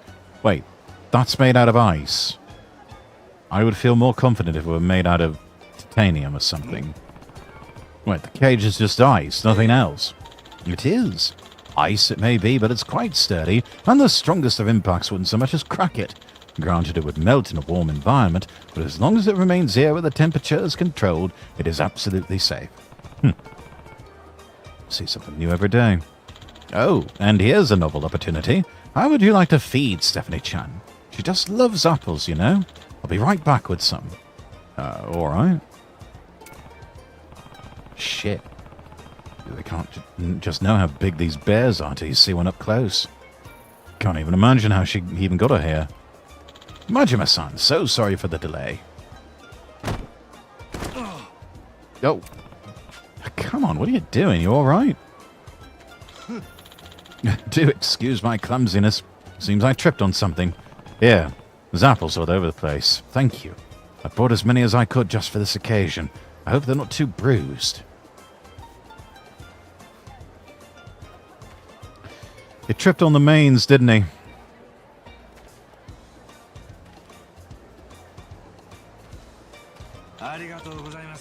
Ah, thank you. Quite the heady fellow, aren't you, Majima-san? But I mean no disrespect by that. Now, can you imagine how the masses would come for me if I expressed my silly aesthetic prejudices online? Social media's a scary, scary place. You have to choose your words very carefully. You got way scarier problems right now, mate. Huh? Behind you.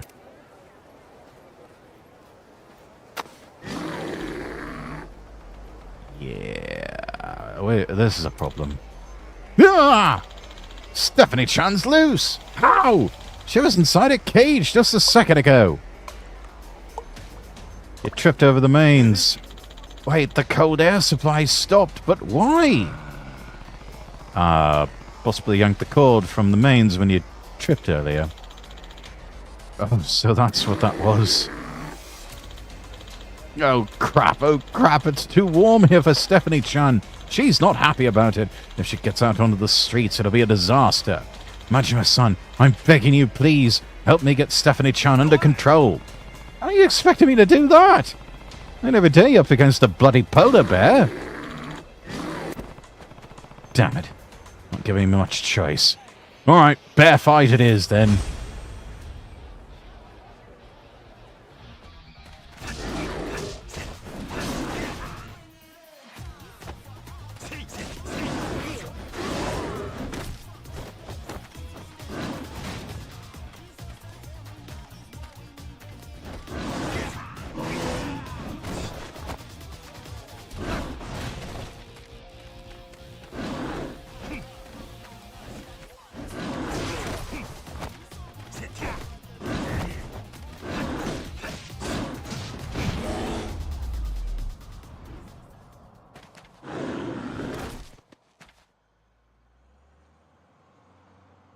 That's right, chat. I just kicked a polar bear's ass.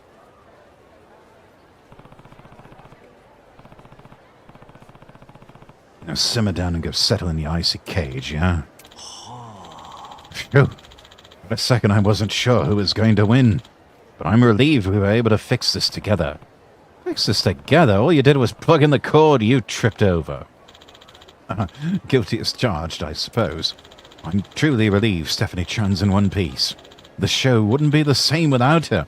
Thank you so much for your hard work. I'll be closely monitoring Stephanie-chan's condition and redoubling my efforts to ensure this show is as spectacular as ever.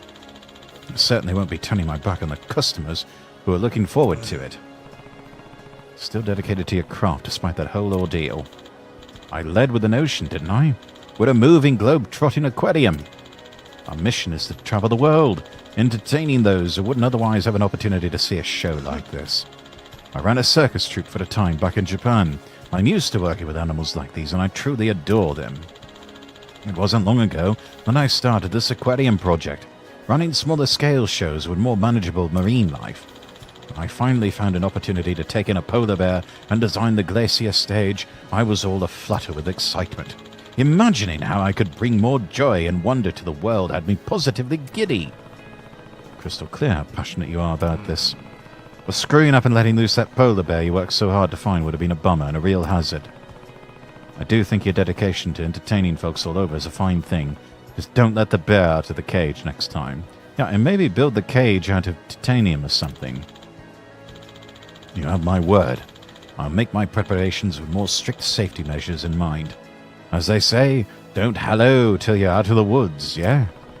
Says the guy who ain't been seeing the forest for the trees. Oh, that tuckered me out. Gotta head home. Again, thank you so much for your help. Should I contact you once I establish Stephanie-chan's showtime? There's a meet and greet afterward. Yeah, respectfully hard pass. I think I've got enough contact with Stephanie-chan to last me a lifetime. But good luck with the show. Alright then, I understand. You know, Stephanie-chan's not the only show I have planned. Please, do stop by for the others. You've got some aquatic acquaintances just waiting to be made. They're sure to dazzle you. Oh yeah? Well, Come snooping when I get another chance. New animal shows, eh? Wonder what else it's got in store. Guess I'll just have to find out next time.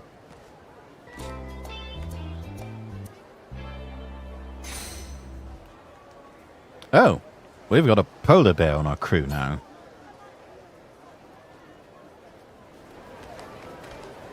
I'm not going to say no.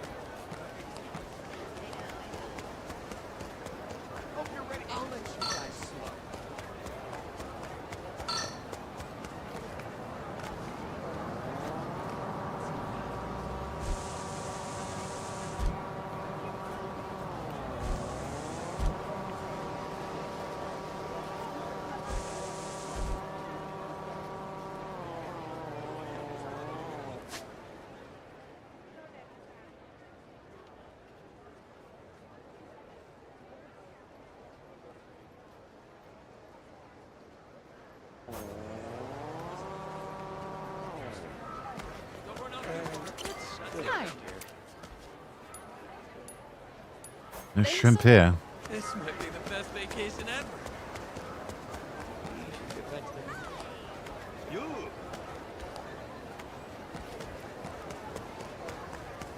I don't have. Hey, you. Somewhere not too far. Not safe down there. What an ass whooping.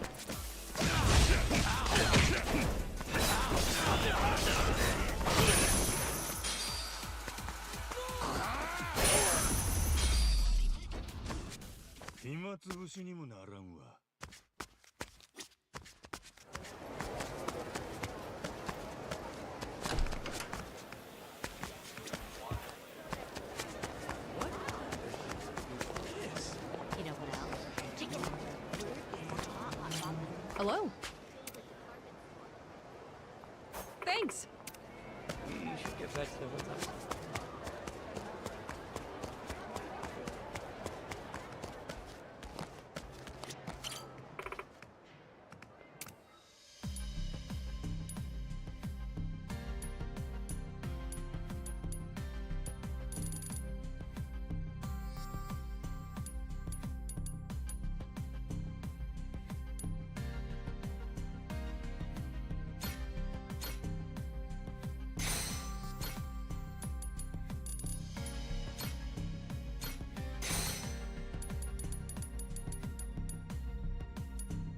Let's see here.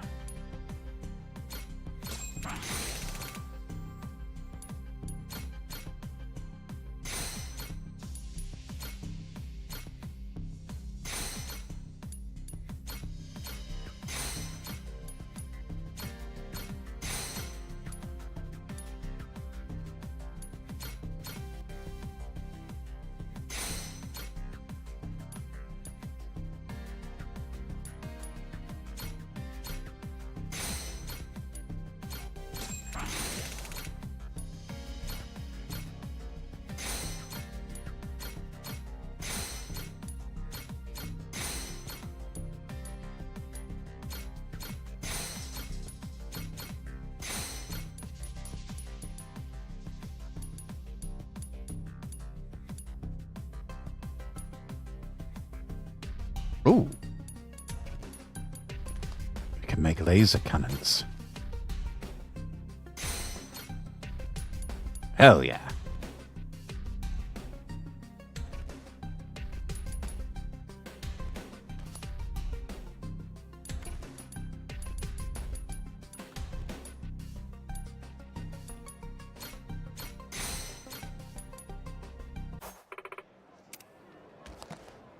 Brilliant.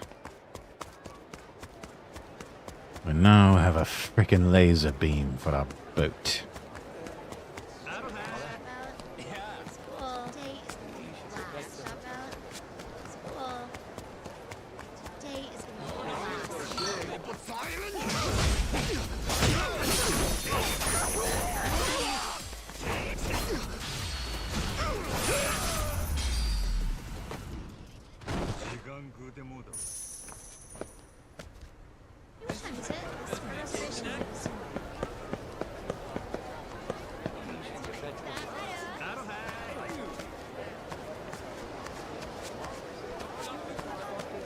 Oh,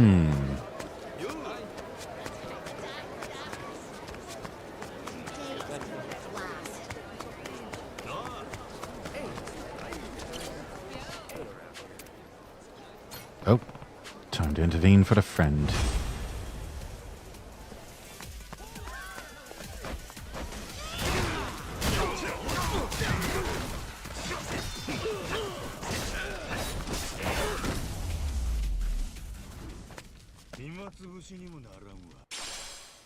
Nice.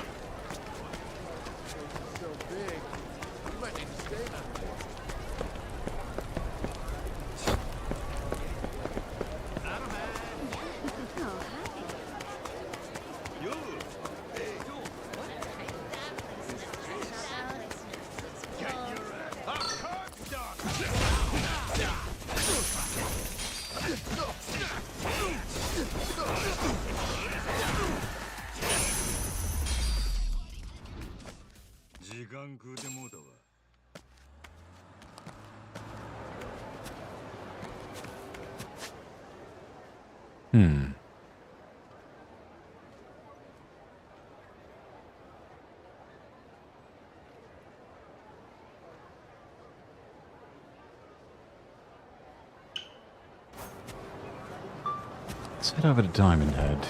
Maybe we'll find that fried shrimp that we're looking for. I'm not giving up on that, chat. We are going to find fried shrimp.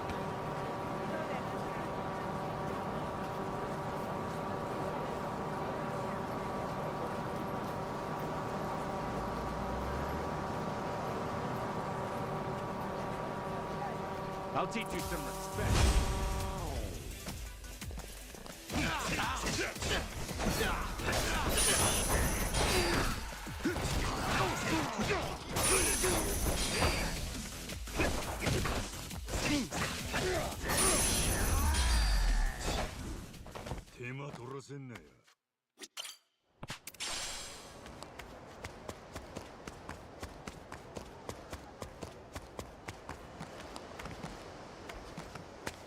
Mac and cheese, the craft type.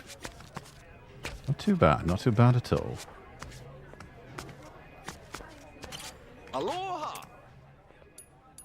Beef jerky, lamb chops, nachos, smoked cheese, pickles, lumpfish caviar. Thank you very much.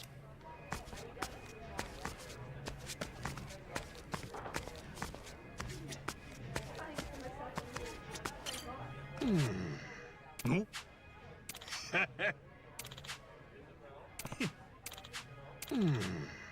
Oh, we gotta beat him at a one-shot trick in billiards.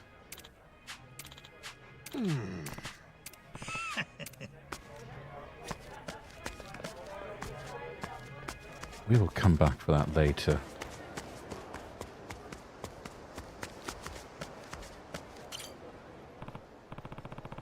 Damn, just from the way this guy stands, you can tell he's got an imposing aura. I bet he'd be a good addition to the crew. Did you need something from me? Well, you got this air of strength about you that's intriguing. You must have a lot of battle experience. Oh no, I'm still far from my goal. I came here to train by fighting stronger foes. But unfortunately, I've yet to meet anyone up to my standards. I'm at a bit of a loss. Well, how about joining the Gourmet pirates then? There's got to be a lot of tough foes out at sea. Pirates, you say? Maybe that would be a good chance for me to continue my training. It sure would. I'm Majima, by the way, captain of the Gourmet Pirates. I'm Kingoro, a former instructor of swordplay in Japan. Now I wander around the world, seeing how far my sword skills can take me. I'm grateful for the invitation, but I must say something first. I cannot follow someone who does not possess status, as measured by the opinions of the people around him, as well as individual strength. Probably means a pirate crew rank. So, when it comes to your status, unfortunately, I don't see the value in accompanying someone of your level. Yeah, well, fuck you too. Ask me again after you've done more training. Damn. Buccaneer big shots. I need 2 more stars.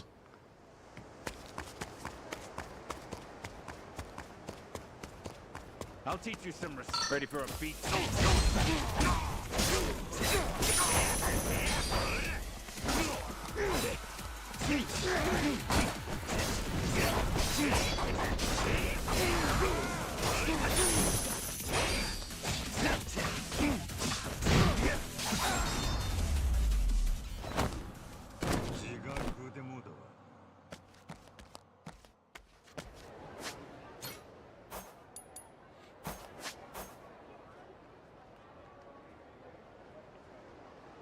Let's see, where else can we go? How's it, my man? Hey, wait.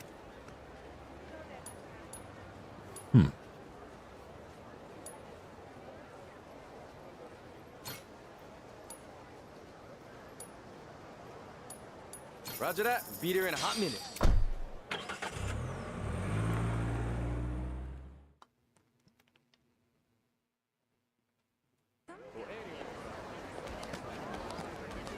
Let's see, Worldwide Market Village. Looks like there's a place where people congregate.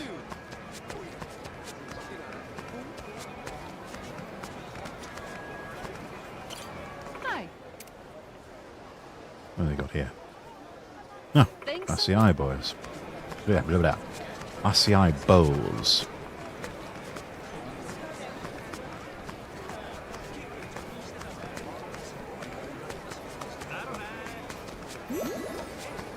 Hey.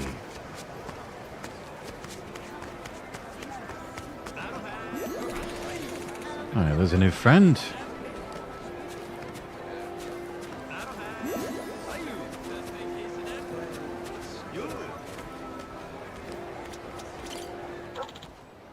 Polly. Yeah, have some pet food. There you go. There we go.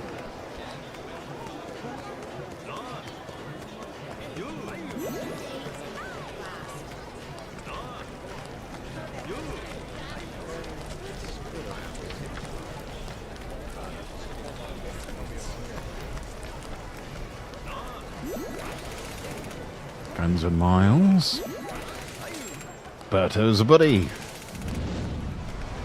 There we go, we got 20 buddies.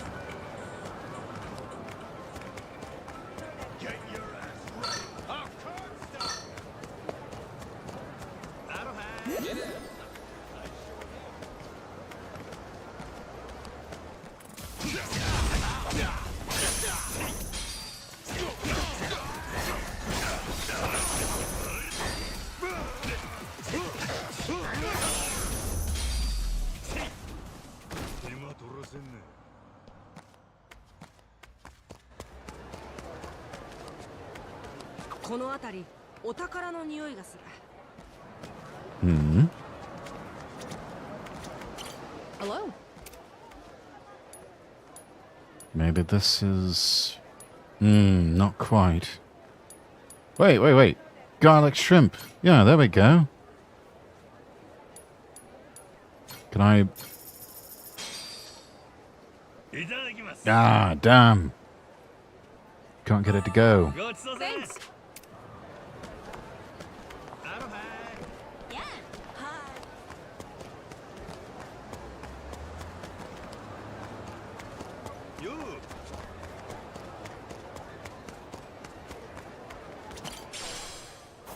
Beautiful painting. Got a minute, son? What's up, Gramps?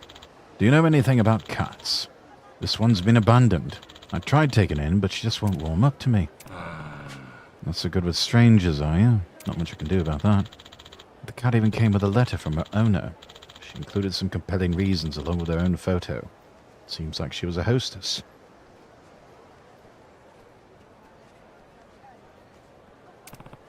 Uh-huh. She sure looks like she worked at a cabaret. Got all the glam and glitz to show for it. Maybe this cat would feel more at home if someone showed up dressed as gaudy as that hostess girl.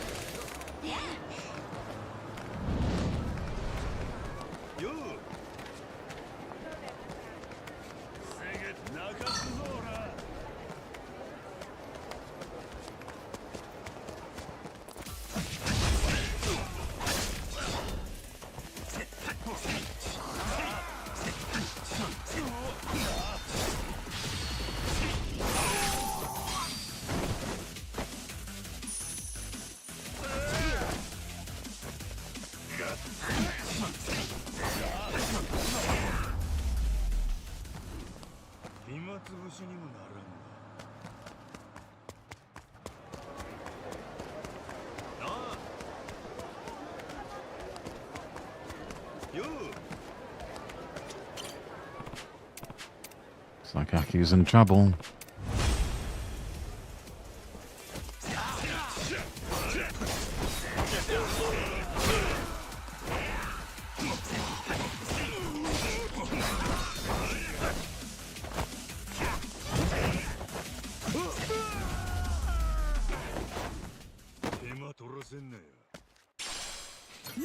Silver plate. And we got a new buddy.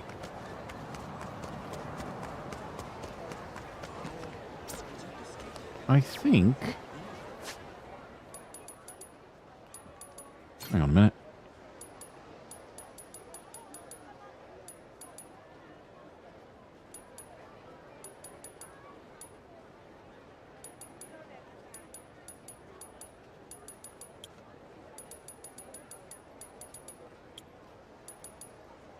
Let's see, perfect guard. Increased recovery at restaurants.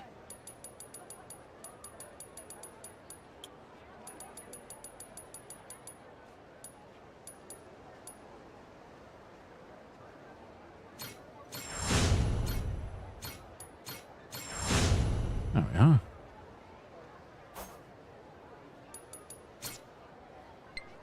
Are we able to... Yeah.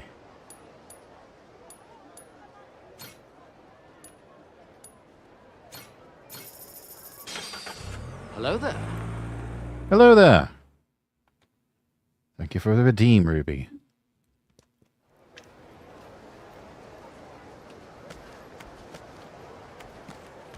Let's see. Where's Revolve? Ah, here's the entrance.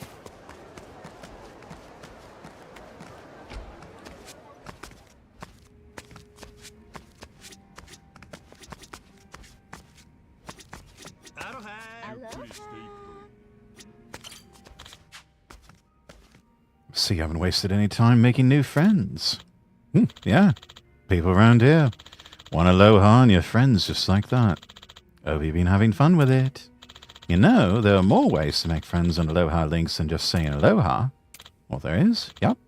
The other day, I saw someone jogging and offered them a drink and we became Aloha Links. I guess that's as good a way to make friends as any. If you ordered more food here, think you and I might get along better? Quite the sales girl.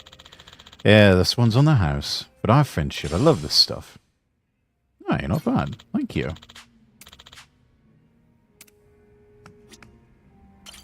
Aloha. Let's see.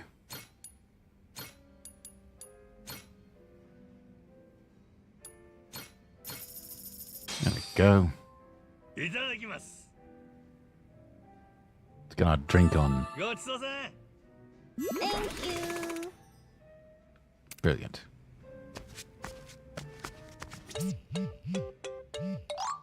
Yoo-hoo, Captain. You seem to be enjoying Aloha Links. Let's have another chat when you got the time. I'll be at Revolve as usual. There's a bird called Joseph on the second floor veranda. A little while back, a guy with hair like a bird's nest saved him and brought him here. It seems like the bird really likes his new nest and refuses to leave, so I'm taking care of him for now. Say hello to the little guy sometime if you like.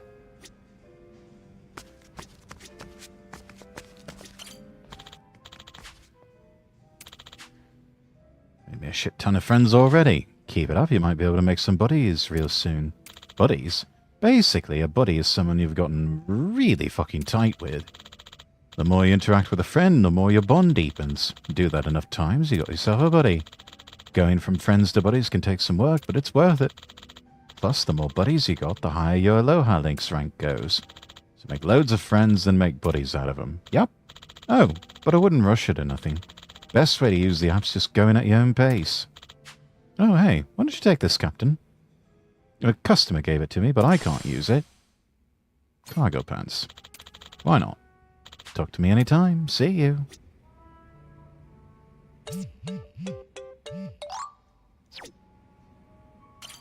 Well, here I am, Kay. You don't have to text me. Feels great when people you've gotten to know wave hi to you, yeah? Feel free to go crazy on the app. Shit, make friends with animals too if you feel like it. Variety is the spice of life, yeah?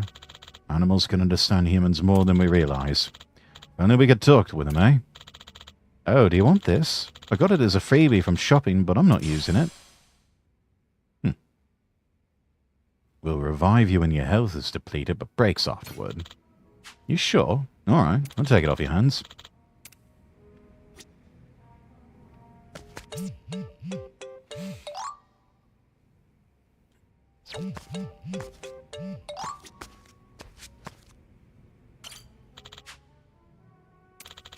Bit by bit, I think I passed 50 friends a while ago.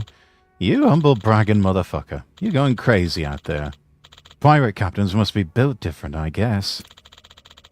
That sounds like such a case online. Aloha, motherfuckers. Does being a pirate captain make that much of a difference? Sure it does. It's got that aura, a special vibe that draws people to you, or something, I don't know. For me, well...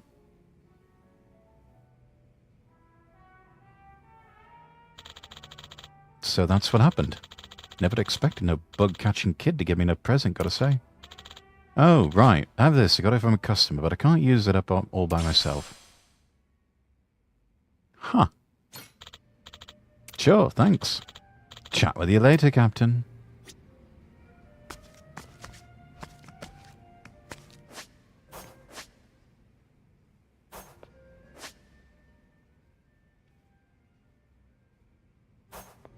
$30 buddies. We need 30 more buddies.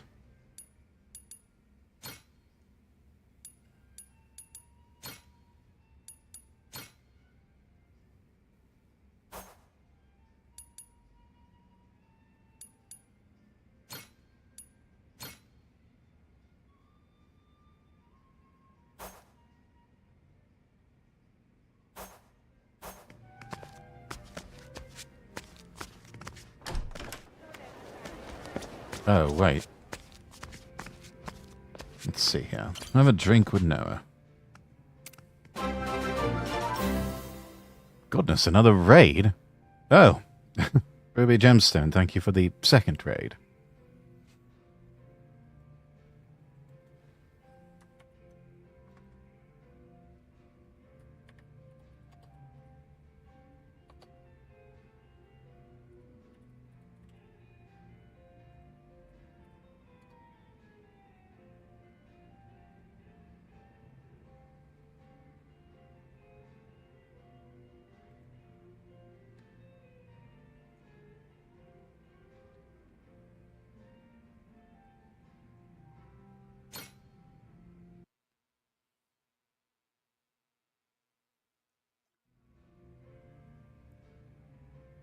Of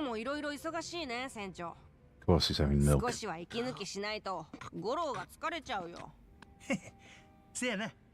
ほな、ちょくちょくまたここへ飲みに来よう。 Wanted to boost your views. Well, I appreciate that, ホノルルシテ Ruby. ィに行きつけの店ができたなんて俺、本当に立地島出たんだな。普通はどこの子供も行きつけのバーなんてないけどな。船長のおかげだね。俺、もう毎日楽しいよ今。ネレ島にマッドランティスでしょ。そこにいる人たちもみんな優しいし。ヤクザと海賊を優しい言うんやったら、ノアどこ行っても楽しくやれるな。The bar is very low. 今まで回った中で一番おもろかったんはどこや？そうだな。あそこかな。どこだと思う？船長当ててみてよ。ええやろ。一発で当てたるわ。ノアが一番気に入った場所言うたら。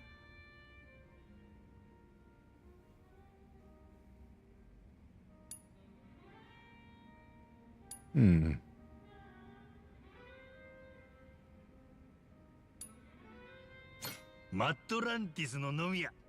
ダイヒルやね。面白いよね。糞の山って意味でしょ。おお、そういう意味やったんか。ただ店の名前の割にあそこのお客さんみんな紳士的すぎるよね。十分吐きだめって感じの連中が多かった気するで。けどお前の一番気に入った場所やなかったか。というわけで正解はホノルルシティのビーチでした。 Should have gone with that. 確かにあそこ綺麗やし、若いのから年寄りまでみんな楽しそうにしとるもんな。うん、さすが世界一の観光地。日本人にとっても憧れの場所やからな。常夏の南国リゾート。結婚式はホノルルシティであげたいっちゅうカップルも多い。I mean, can you blame そういえ them? ば船長って結婚 It's し a てるの？ paradise. それも覚えてない？ああ、確かに気になるな。どうやったんやろう。 No, you うっ weren't. すらでも記憶にないの？奥さんとか自分の子供のこととか。俺は自分の名前も思い出せんかったんやで。あんま無茶言うね。まあでも Men like Majima, the life they lead. もし子供がおるなら Not really much room for family. そしたらノアと友達になれるやろ。大丈夫。俺は何歳の人が相手でも友達になれるんだから。だってほら、船長もいい年だけど俺の友達でしょ。だよね。ノア、よう言うてくれたな、友よ。はは、当たり前じゃん。ほんならこの先も友情が続くことを祈って。 Oh いい yeah. ね。乾杯しとこっか。 Cheers to friendship. That was a good toast if ever there was one. また一緒に飲み来ような。もちろん。いつでも付き合うよ、船長。ああ。 Always a good toast. ゴロも一緒。 To life, to love, and to friendship.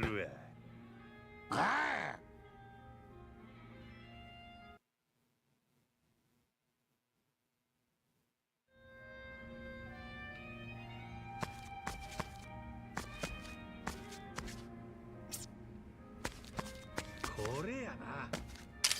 バッチリ取れたで。 There we are. Aloha. Oh, I'm still drunk. Thank you.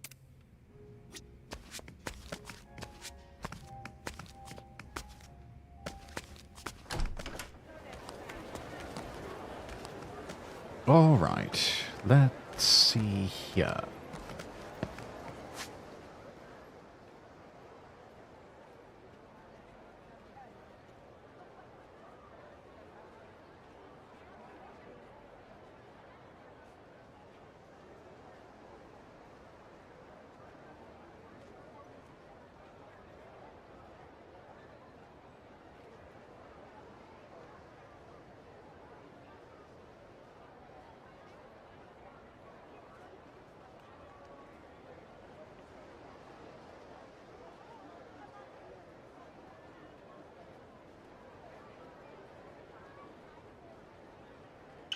Well, maybe we should check out the lemonade stand after all.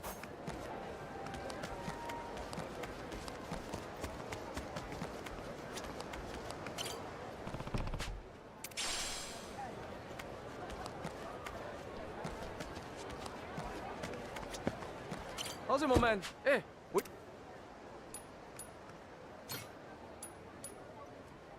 Roger that. Be there in a hot minute.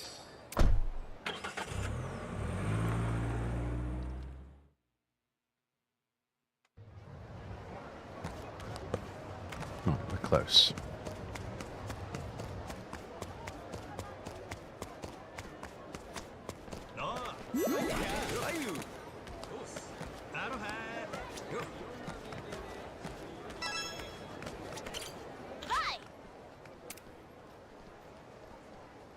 Yeah, you know what?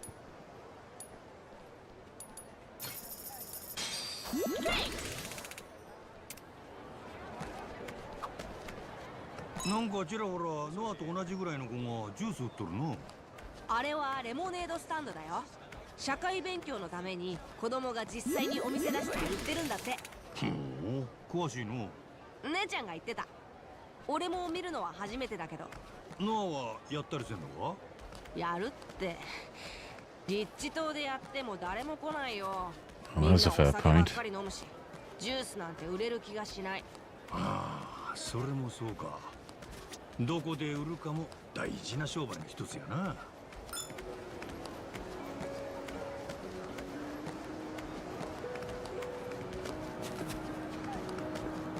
It's like you can't buy a pizza.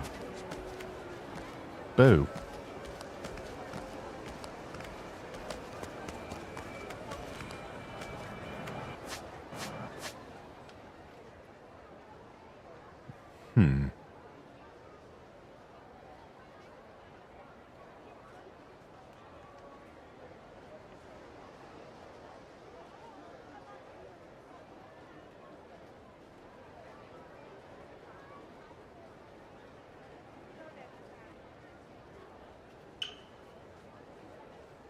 Maybe there.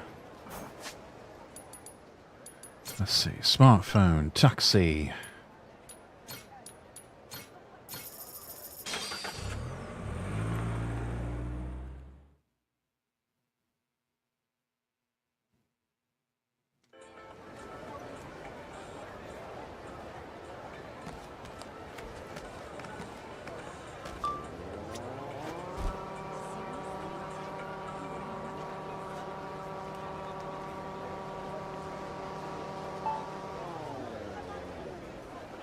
Weren't we just here?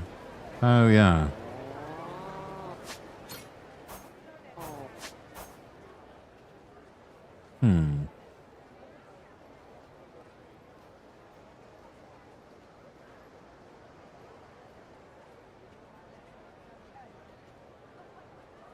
Still a whole area we haven't explored yet. You know what? We'll do that now.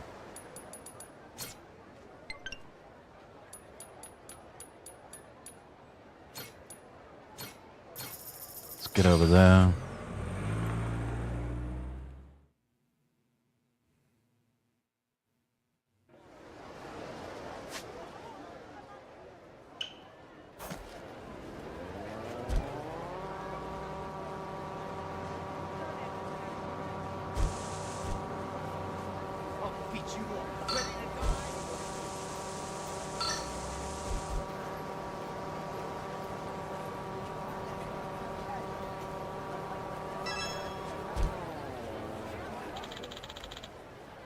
Piratology proficiency exam. Would anyone like to take a piratology proficiency exam? I'm sorry, a what? Piratology? Oh. You, a strange-looking old man. Hey, who are you calling old? Have you any interest in piratology? You can get certified. You're that rude to everyone you meet. Shit, forget it. Tell me more about this piratology thing. As the name indicates, it's a test of your piratical acumen. Came up with the idea, but no one's taking it. Now my credibility is in tatters. Can't imagine why. Honestly, though, I get it. These days, no one's interested in earning certification about something as uncool and outdated as pirates. Hey! My plan's a total failure. Mifune Senpai's gonna be furious. I'm a dead man. She said she used to be the leader of a gang of delinquents and all. The end is nigh for me. Hey, hold on. I'm interested in this pirate exam of yours. Of course, Wait, what? Seriously? You heard me correctly, right? I said pirate certification, not pilots. Yes, I heard you. I actually am a pirate. Oh, you don't say. Huh. This man is unhinged. Better just act normal. So you're a pirate, are you? That's amazing. Damn straight it is. I'm aiming to be a legendary scourge of the seas. Think if I take that exam of yours, I get closer to my goal? That's, well, quite a good question. I don't have a clue what being a legendary scourge of the seas entails, but I'm sure the exam couldn't hurt. We also have plenty of other certificates on offer at our school. The more you earn, the more others will view you with envy and desire. And sure, your reputation as a pirate might improve. Theoretically, anyway. Reputation, eh? Pirate captain of culture. Suits me just fine. And right now there's a free enrollment promotion. If you're interested, why not sign up? I was hoping for someone a little less cadaverous, but I guess beggars can't be choosers. So please, just do it as a favor to me. Alright, seems like a fun time. Sure, I'll give him a go. Fantastic. You have excellent judgment, my friend. Now, come follow me. The early bird gets the certificate.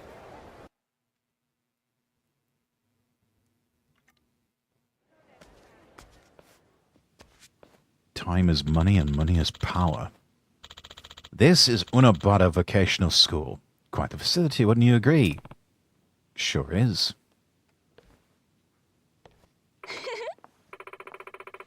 Welcome. This is Unabata Vocational School. You here to enroll? Hmm?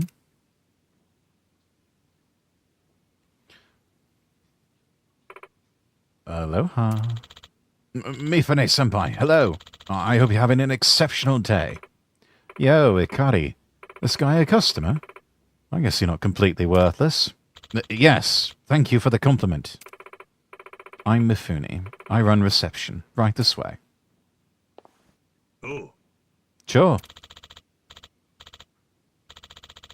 do you mean, duh, sure? The correct response is yes, ma'am. Now go, sign up. Don't keep Mifune-san waiting. Oi. Steady on. Oi, Ikari, quit being rude to the customer. Keep it up and I'll knock you flat in the arse. Yeah, I'm terribly sorry, ma'am.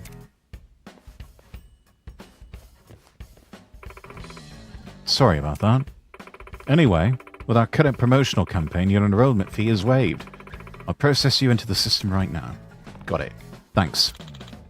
Mifune-san, it was me. I recruited him. For you. For us. Forever. Shut the hell up. I'm not praising you for doing the bare minimum, you fucking dope. Damn, what a bitch.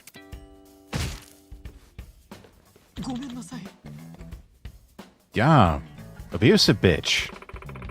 Ikari probably explained it all already, but we offer certification exams here. If you get a bunch of certificates, you'll earn both the envy and trust of the people around you. Certificates are like weaponry for the modern age. Arm yourself with enough of them, and you'll be dual-wielding respect and fame. Sounds good. I'll use them to make a name for myself as the sophisticated captain of my badass pirate crew. Ah, I see.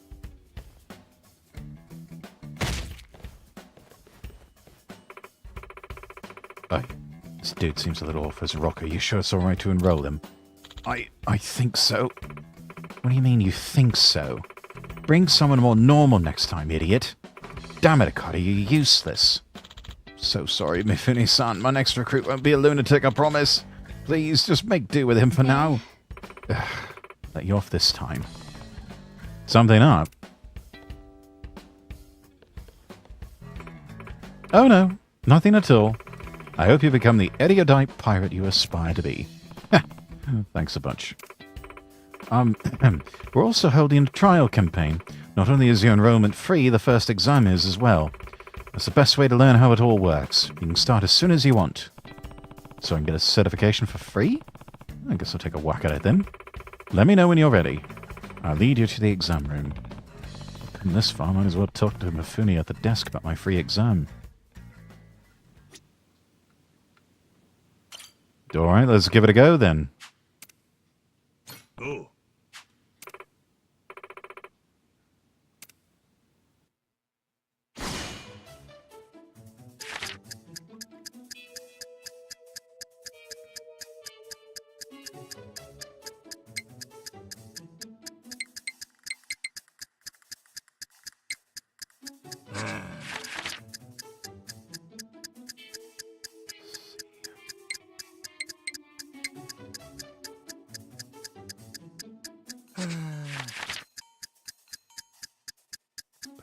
$450 submarine cables.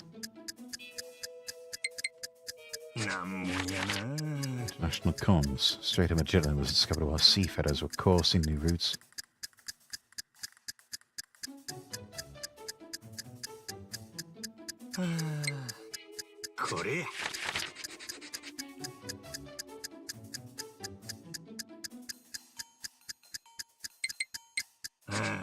Shamus?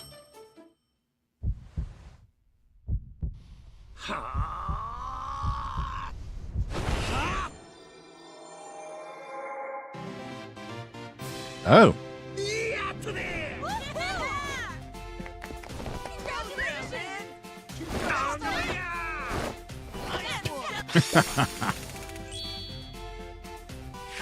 I am so smart. I am so smart. SMRT. I mean, SMART. See what we got wrong. Okay, it's supposed to be South America. Panthalassa. Who the hell would know that?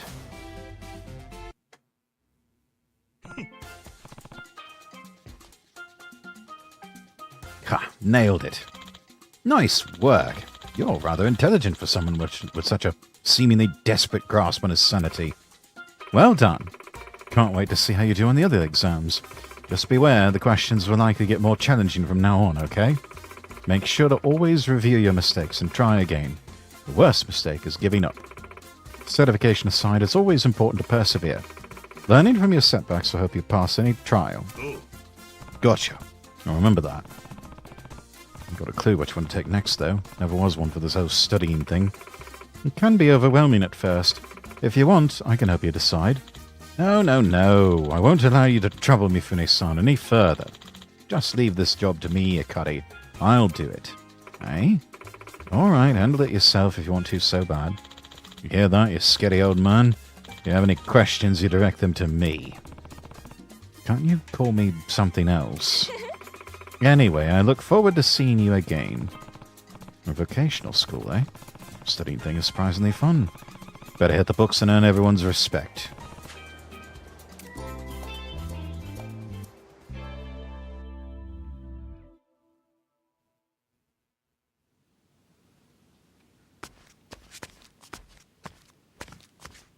All right.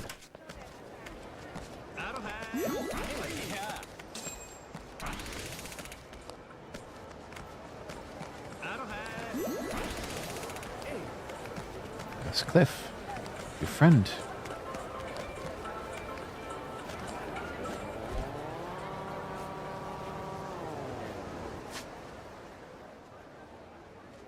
Let's see, night marches.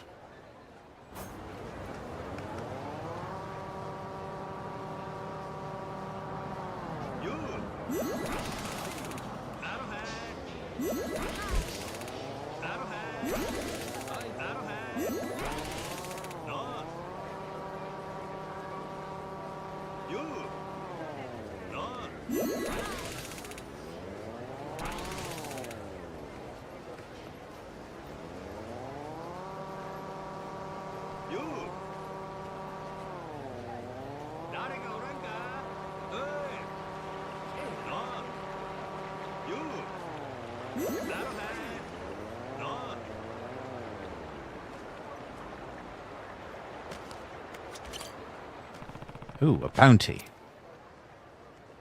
Gibson, fugitive for life, a recent escapee from one of Hawaii's prisons. He's formed a team with other inmates who escaped with him, and they're committing crimes left and right. Not a problem for a man of your caliber, though. Huh? All right, Gibson. Back to the clink with you.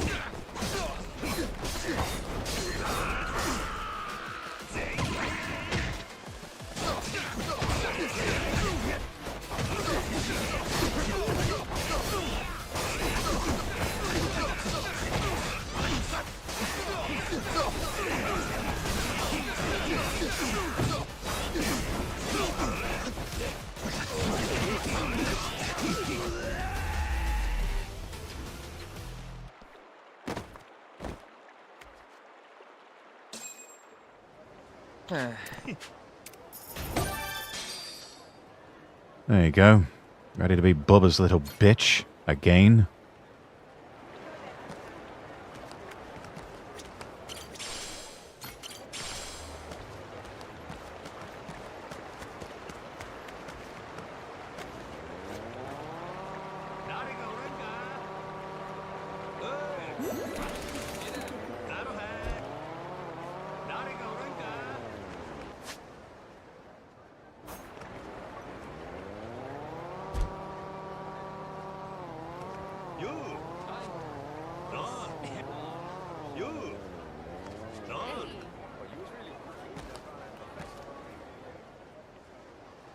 black hibiscus. We're not taking orders from you anymore, Captain. Yeah, we're jumping ship. Not you guys too. What are you all so mad about? It's the outdated workplace practices. And go find a ship that enforces proper compliance and values work-life balance. Yeah. Drinking parties? More like unpaid overtime. Situation's untenable. Damn it. What the hell do I do now? I need another drink.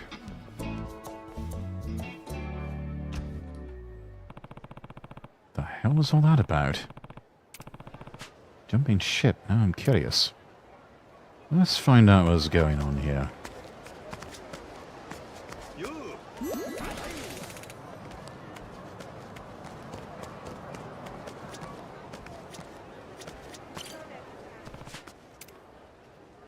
Partisan, a short-order crook. A villainous chef who uses illegal ingredients to turn his customers into addicts and extort them for money. Once he accidentally used said ingredients when cooking for himself, and it proved disastrous, so these days he just eats out. Come again?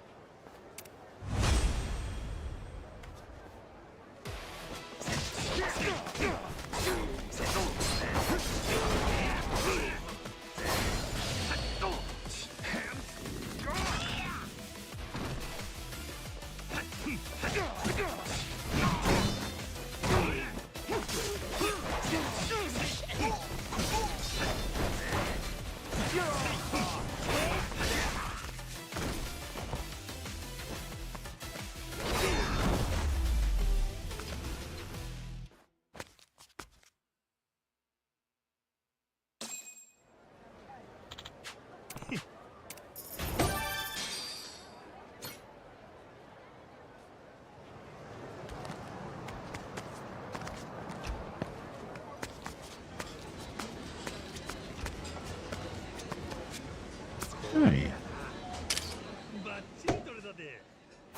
Nice.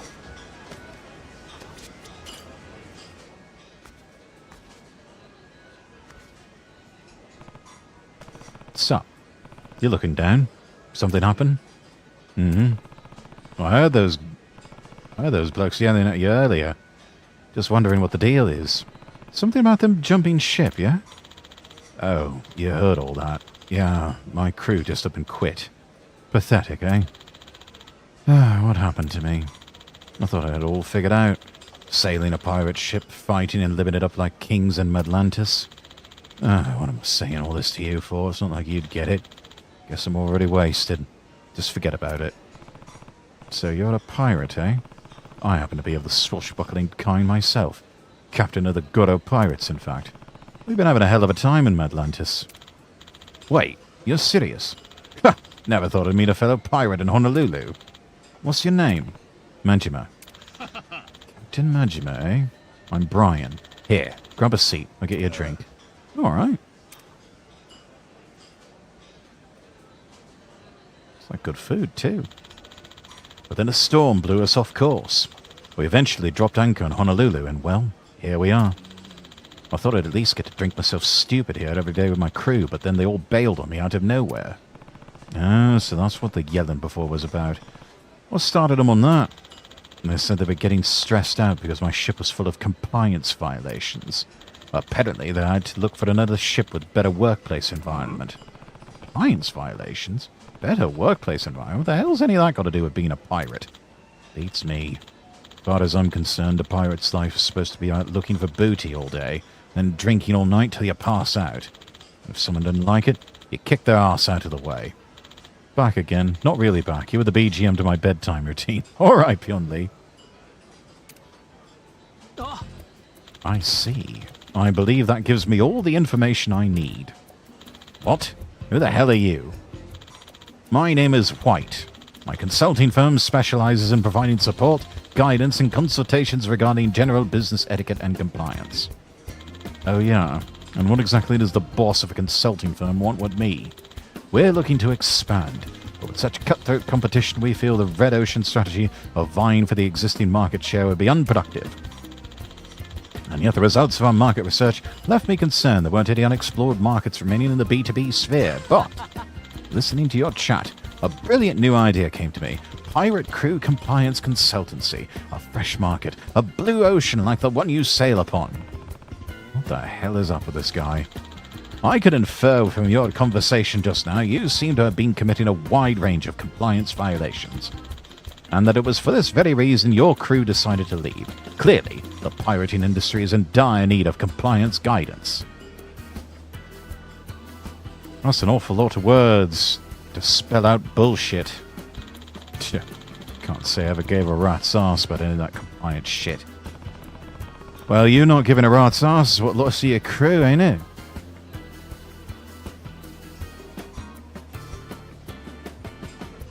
Don't make me tired too. What are you talking about, Ruby? Indeed, clinging to anachronistic practices is simply stubborn, not commendable. Furthermore, your situation would make for an excellent model case. Therefore, I'd like to offer you guidance in the form of a compliance training course. I need example cases to display in pamphlets and promotional videos, so I'd be more than happy to offer initial services to you for free. The henchmen have unionized. What Pion Lee said. Free? You for real? I am. However, further sessions will require payment, the details of which I can guide you through at a later time. Shrewd, ain't you? Well, if it helps your business, guess it's a win-win kind of deal. Making a whole ass video seems like going a bit overboard, though. Watching online videos has become an increasingly popular method of learning as of late. We'll call it Worst Boss Ever. Toxic Pirate Captain Amazing Transformation Through HR #Goals. That should appeal to the younger demographics. Yeah, this all sounds like bullshit and a racket. I don't know about you, but if I saw a video with a title like that, I'd keep the ever-loving hell away from it. We found that such excessive titles have had a positive contribution to viewership. Oi, Manchima, why don't you take the course too? Couldn't hurt learning how to be a better captain, yeah? And, I feel better not being the only one doing it. Yeah, why not? Looks like you got two of us taking that course now. Free for me too, yeah? I suppose that would be fine. The more pirate captains we're able to guide, the more prestige our course will gain after all. #Rex is a mafia boss. Let's do it then. Alright, then with that settled, I must hurry and create a special pirate curriculum.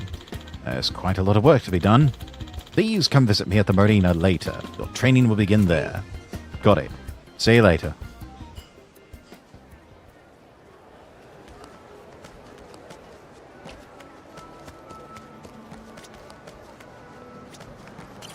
Hi.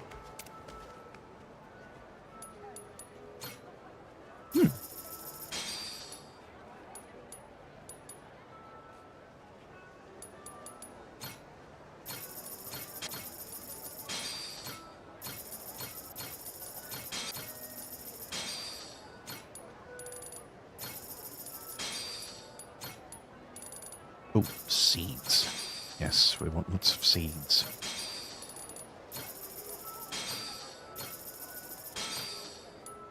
Customize our ship.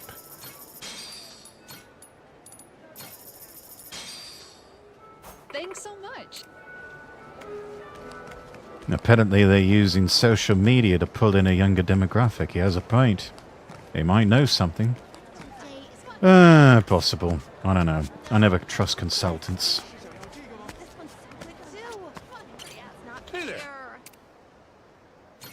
Ooh, herbs. Thanks.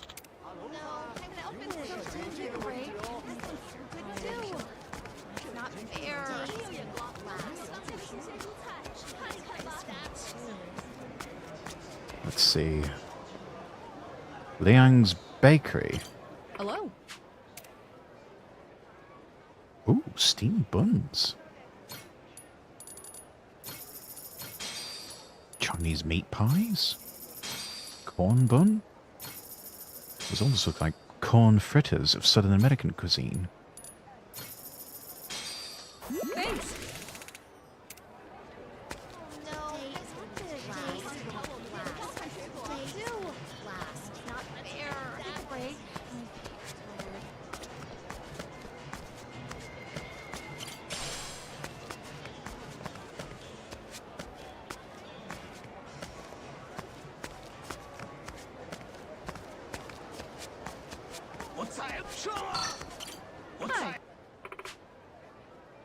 Handmade coconut juice. Oh, yeah. Thanks so much.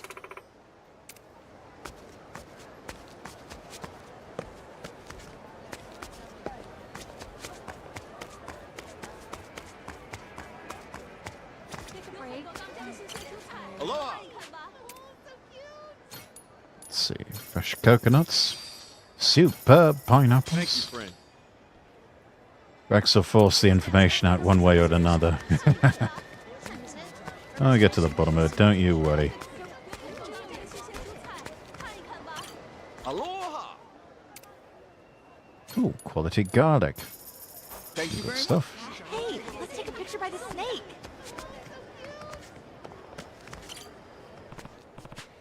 Guy in a suit's got some good punching form. Wonder why he's doing it here, though. Right, you got a minute? I suppose. What do you want? Well, the name's Majima. I'm captain of the Goro Pirates. I was impressed by your punching just now. Would you like to join my crew? I'm looking for people who can fight. Oh, and mind telling me your name? Well, I'd erase my old name. People only know me as Businessman Tero now. I used to work at a brokerage firm, but I wanted to pursue being a fighter, so I quit my job. Now I travel to different fighting rings all around the world. Guess you're used to this sort of thing then. Indeed. In fact, I was unmatched in my businessman days. Do businessmen have time to be fighting and shit? I'd be interested in joining your crew, but first, let's fight. I won't listen to anyone unless they're stronger and more educated than me. Bosses must have had it rough. Brined codfish. Don't remember what it's actually called. Sounds tasty, though. I'd give it a try. I do like cod. So if I win, you'll join me. Yes. Shall we get started? Let's fight.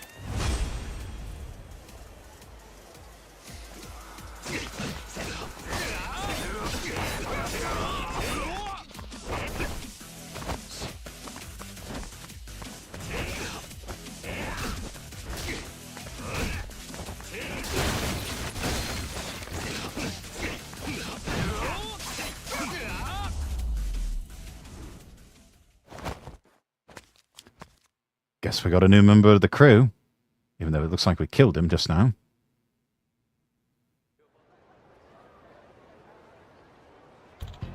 Ugh, you're a monster. You're not too bad yourself, but a businessman, that is. So how about it? You gonna join my crew? Yes. I feel like I'll grow a lot under your leadership. Just lead the way, Captain. Nice.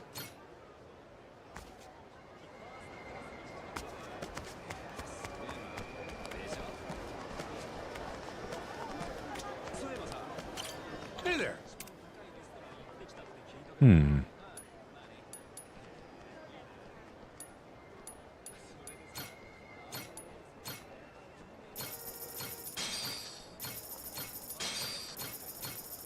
Thanks.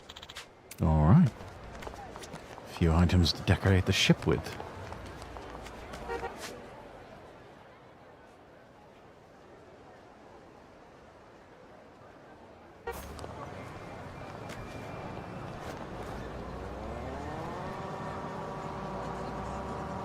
Let's open up a bit more of this map here. Looks like this is a dead end. この辺りお宝の匂いがする。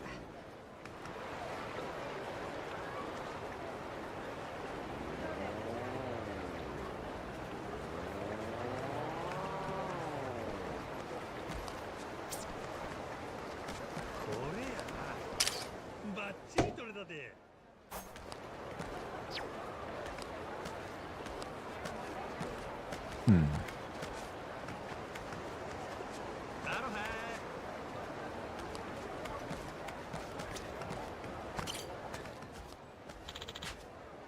Can't let you pass beyond here. Better turn around if you don't want to get hurt.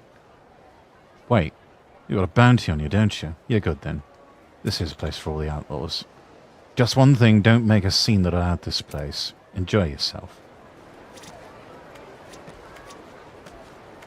The batter is a combination of salt, flour, and water. Ah, all the basics then.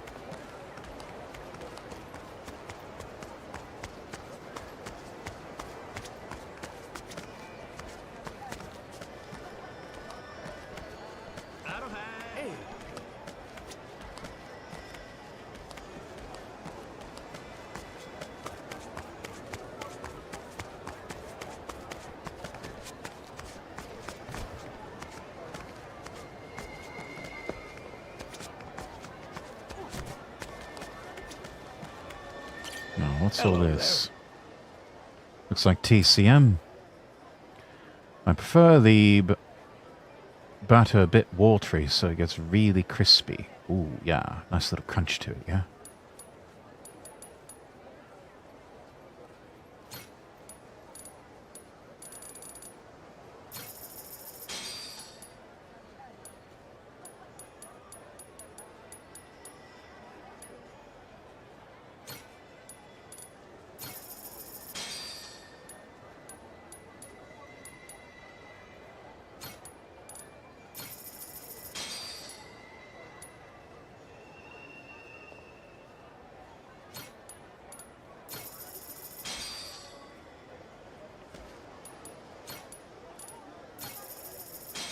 Oh,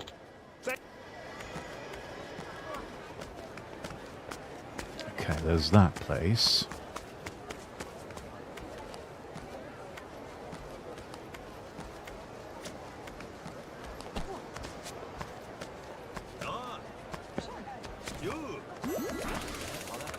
New friend.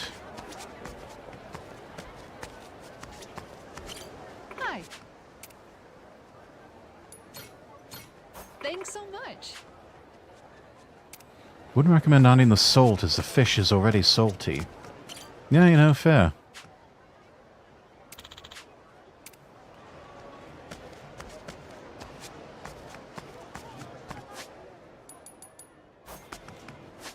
Let's see, what else have we not explored yet?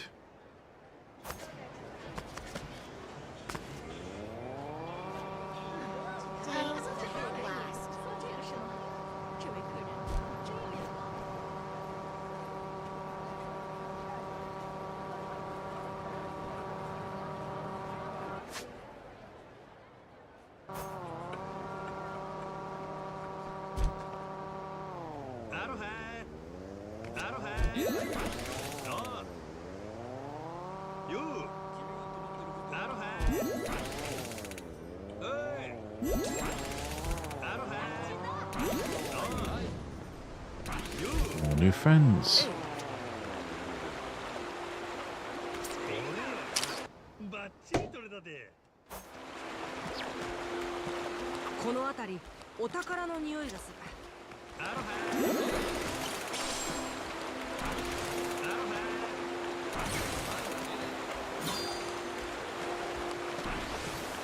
Okay, popular picaroons.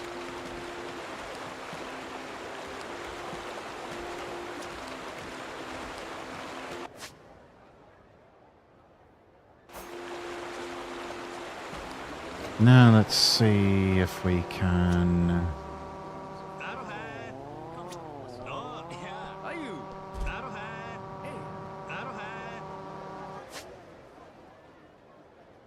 Okay, there's all of that. I think we've got most of this area unlocked.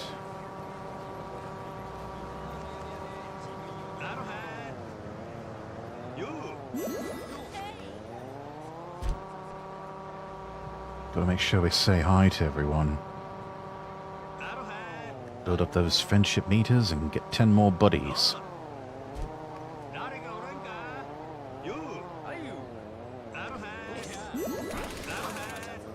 ホノルルシティっていろんな花咲いてるね。リッチ島にもいろいろ咲いてた気するが、確かに種類はちゃうかもな。ノアは花とか好きなんか？姉ちゃんが好きだからちょっと詳しいんだ。よくそういう話するんだよ。うん。花に詳しい看板娘って。うん。おひたしにすると美味しい花とかたくさん知ってるんだよ。そら実用的で何よりやんな。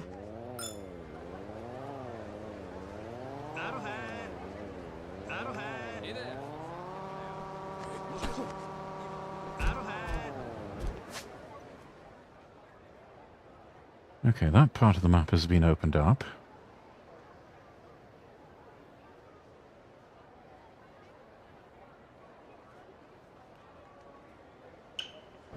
Let's see. Oh yeah, we need to go down this street.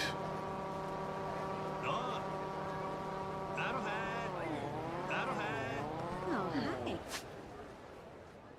hi.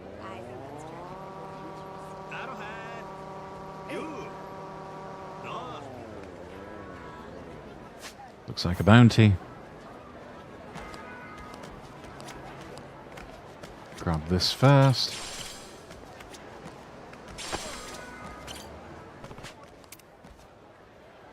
Hawkins, friend-zoned failures. A group of unpopular dudes who bully any couples they see out of spite. Maybe if they put some of that energy towards improving themselves, they'd have more luck in love.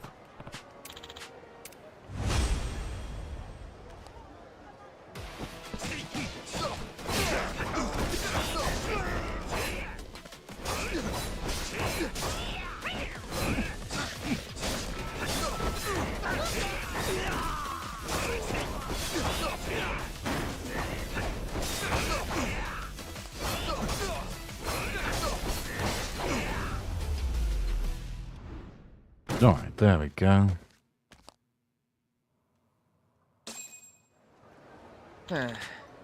Society's to blame. No, that's all on you, mate.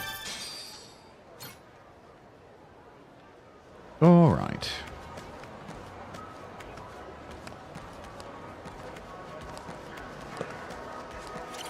Aloha! Let's see here. Yeah, you know what?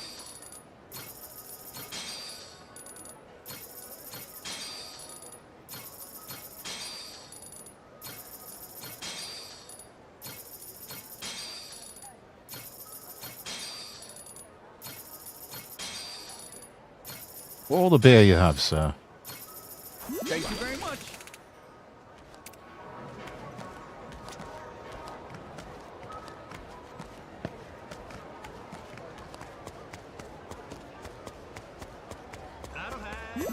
Hey. この辺はバーが多いな。でもどこもうちとは違う感じ。なんか都会っぽい。おいおい、それジェイソンの店が田舎臭いみたいに聞こえるで。いや別にそういうわけじゃないけど、いやそうかも。そこはフォローしてやれや。でもうちの店は落ち着くんだよね。ごちゃごちゃしてるけど、綺麗なバーだけが偉いってわけじゃないんだよ、きっと。一丁前に酒場を語るって。ま、店によって雰囲気が違うんが、バー巡りの Yeah, it's about the vibe. じゃあ俺が大人になったら一緒にバー巡ろうよ、船長。と、ええな。大人のたしなみっちゅうのを教えてるわ。約束だよ。よーし、バーの似合ういい男にならないと。楽しみが増えたな。Hey. Let's see. Spicy fried tofu. Spider roll. California roll. Like someone somewhere was wanting some sushi. Just can't remember who.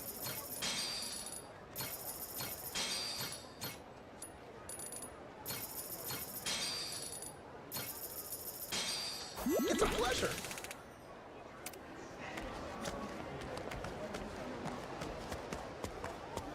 Oh, hang on. More bottom feeders harassing a civilian. Time to protect and serve.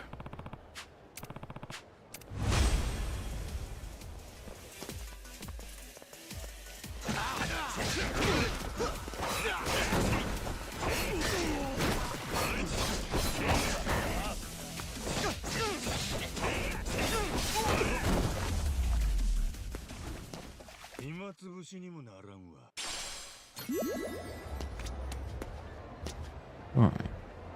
Good to see you're alright there, Leah.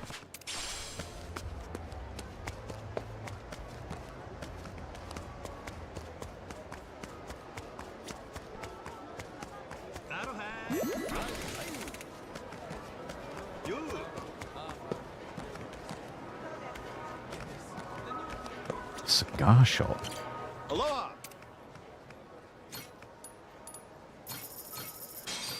Thank you, friend.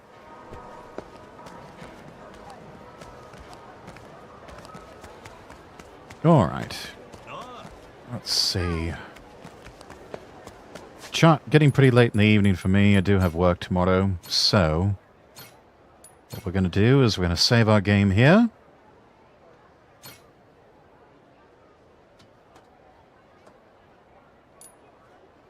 Get the music going again. And on that note, we will find someone to raid. Let's see who we got. Who's online?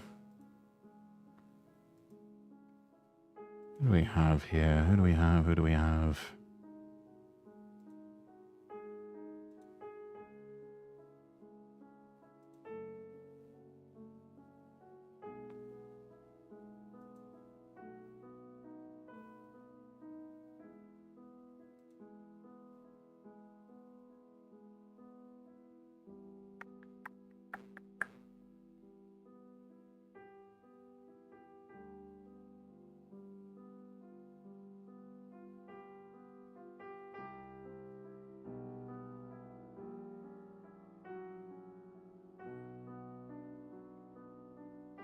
Let's see.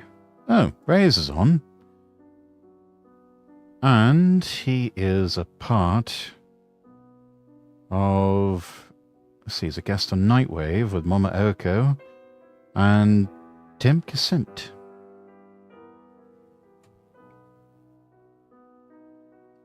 I think that'd be the perfect target for the raid. Let's go over there and give Reyes our support. Looks like he's playing a fun game too. Looks like a mech game of some kind. While he chats with Oko and Temp. Okay, raid's getting set up. Let's get some copy pasta over here while we're at it. There we go. Alright everyone, thank you so much for joining me. Stream schedule will be dropping soon. And I will see all of you Thursday for Genshin Impact with the Ruby Gemstone.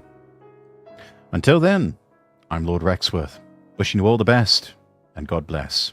Have a wonderful week, everyone.